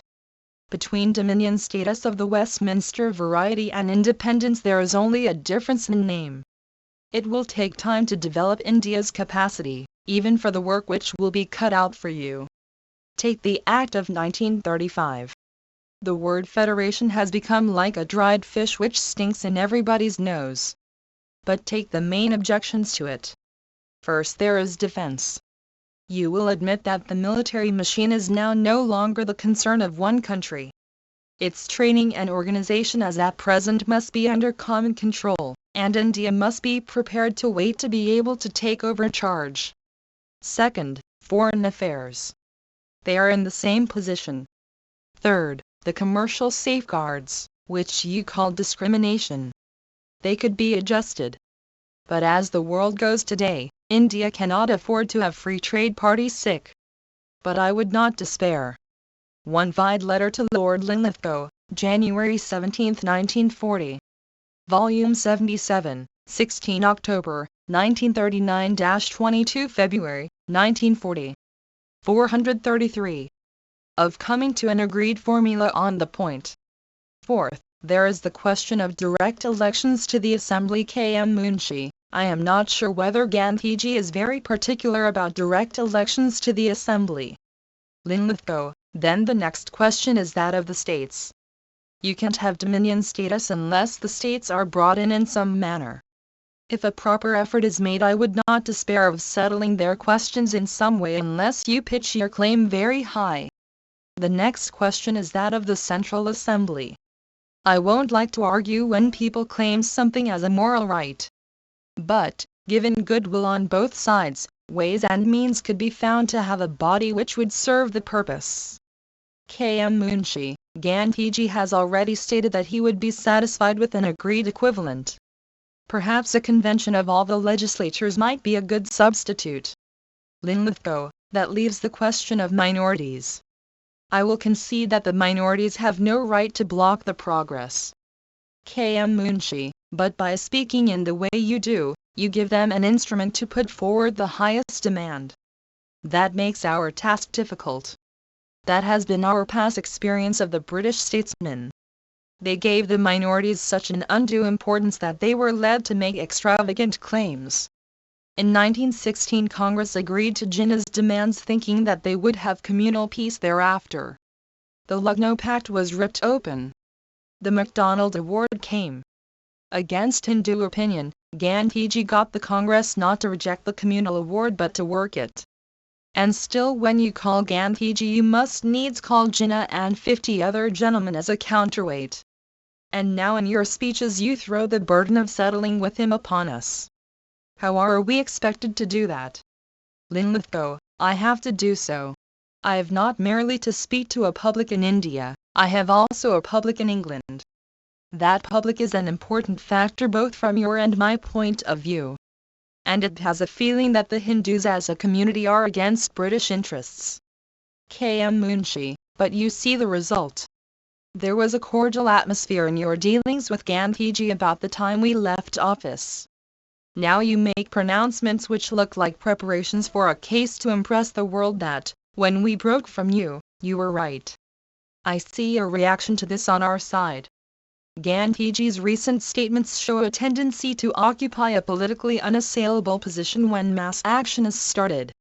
Instead of both of you coming nearer, I feel that you are drifting apart, and no settlement is likely if both of you continue to drift away from one another.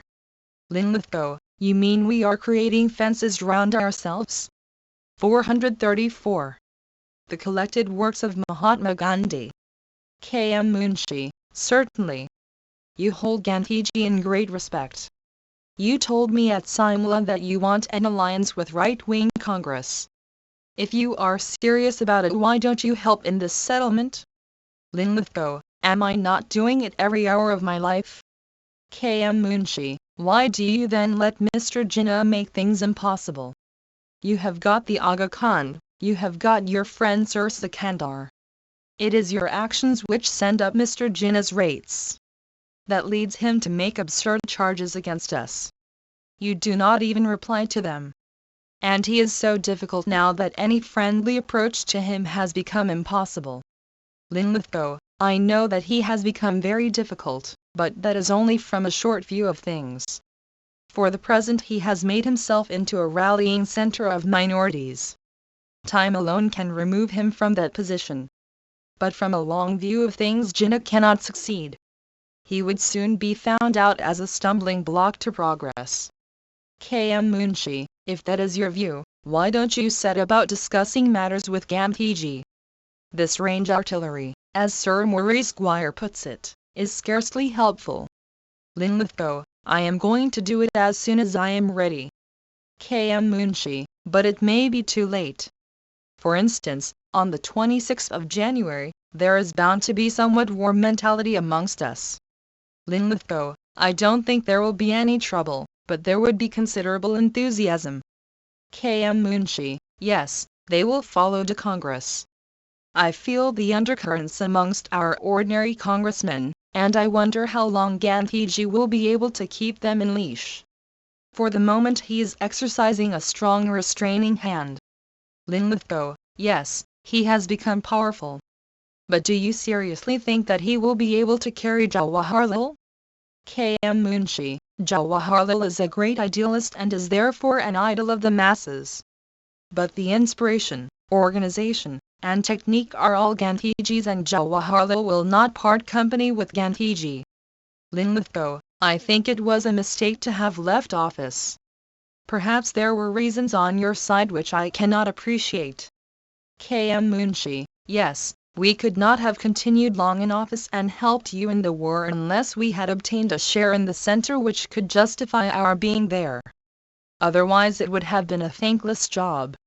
For instance, Subhas would have made our task very difficult. Linlithgow, you think Subhas formidable? I do not think so. K.M. Munshi, not in that sense, but if we had been in power he would have. Volume 77, 16 October, 1939-22 February, 1940. 435. Got himself arrested only in order to make our position difficult. Now things are better from every point of view and things should be done early. Linlithgow, I hope to make a move soon. K.M. Munshi, you hold Gandhiji in great respect, and Gandhiji, I am sure, holds you equally in great respect, and if you both cannot settle the matter, nationalism will naturally go into wilderness. Linlithgow, well, you are putting a great and flattering burden on me. K.M. Munshi, if there is no alliance between nationalist India and Britain, it may be that we may go, maybe for a long time, but then Savarkar and Jinnah will fight it out. Linlithgow, it will be a disaster.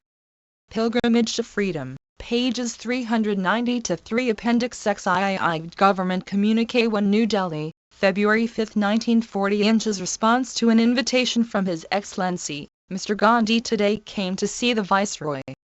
A prolonged and very friendly discussion took place in which the whole position was exhaustively examined. Mr. Gandhi made it clear at the outset of the conversation that he had no mandate from the Congress Working Committee, that he was not empowered to commit it in any way, and that he could speak on behalf of himself only. His Excellency set out in some detail the intentions and the proposal of His Majesty's government.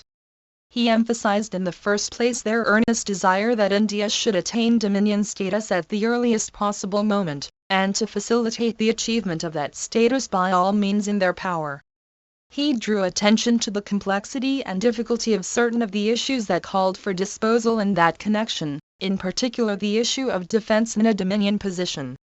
He made it clear that His Majesty's government were only too ready to examine the whole of the field in consultation with representatives of all parties and interests in India when the time came. He made clear also the anxiety of His Majesty's government to shorten the transitional period and to bridge it as effectively as possible. His Excellency drew attention to the fact that, as he recently repeated at Baroda too, the federal scheme of the One Vide cable to Carl Heath, May 2, 1940. Letter to Lord Linlithgow, May 2, 1940 and Statement to the Press, June 2, 1940. 2 on January 17, 1940. 436. The Collected Works of Mahatma Gandhi Act, while at present in suspense, afforded the swiftest stepping stone to Dominion status, and that its adoption, with the consent of all concerned, would facilitate the solution of many of the problems that had to be faced in that connection. He added that the offer put forward by him in November last of an expansion of the Governor-General's Executive Council on the lines and on the basis then indicated remained open, and that His Majesty's government were prepared to give immediate effect to that offer, subject to the consent of the parties affected.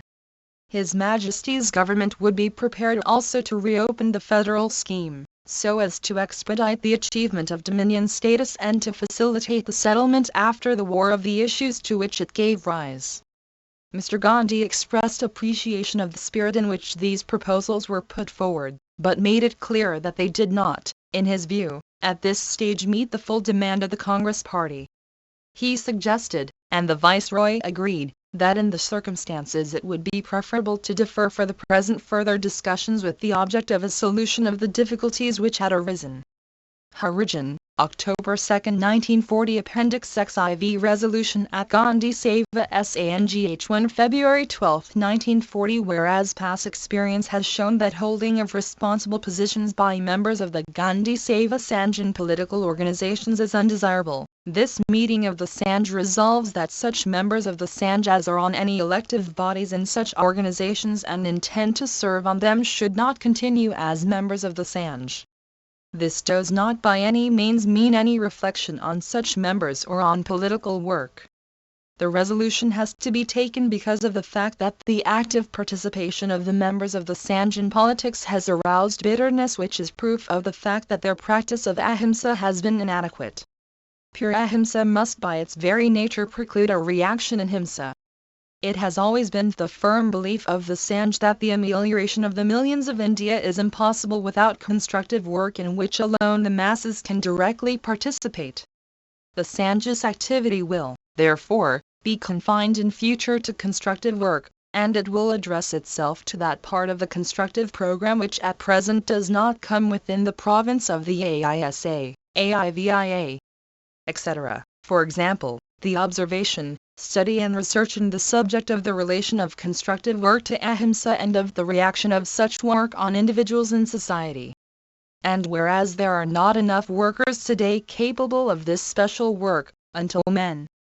One Vide Speech at Gandhi Seva Sangh Meeting I, February 21, 1940. Speech at Gandhi Seva Sangh Meeting V, February 22, 1940 and The Right Step, February 26, 1940. Volume 77, 16 October, 1939-22 February, 1940. 437. Are available for the purpose of the study and research aforesaid. The activities of the Sangh will be suspended save for the administration and disbursement of the Sangh's funds among paid workers and otherwise, and the publication of the monthly Sarvodaya. The membership of the Sangh will be henceforth confined to the following, who will also constitute the Executive Committee of the Sangh: Sri Sri Krishnadas Jaju Resident and Trustee Arrested Secretary and Trustee Sri Kishorela Mashruwala Ember and Trustee Gopabandhu Chaudhry Ember Abhadevji Ember Satis Chandra Das Gupta Ember Dilkush Diwanji Ember Sitaram P. Patward Ember Krishnadas Gandhi Ember, and all the other members will be deemed to have resigned. It is also resolved that this Executive Committee will have all powers to amend or alter the Constitution of the Sangh and will exercise all the other powers of the Sangh. Origin, February 3, 1940. 438. The Collected Works of Mahatma Gandhi.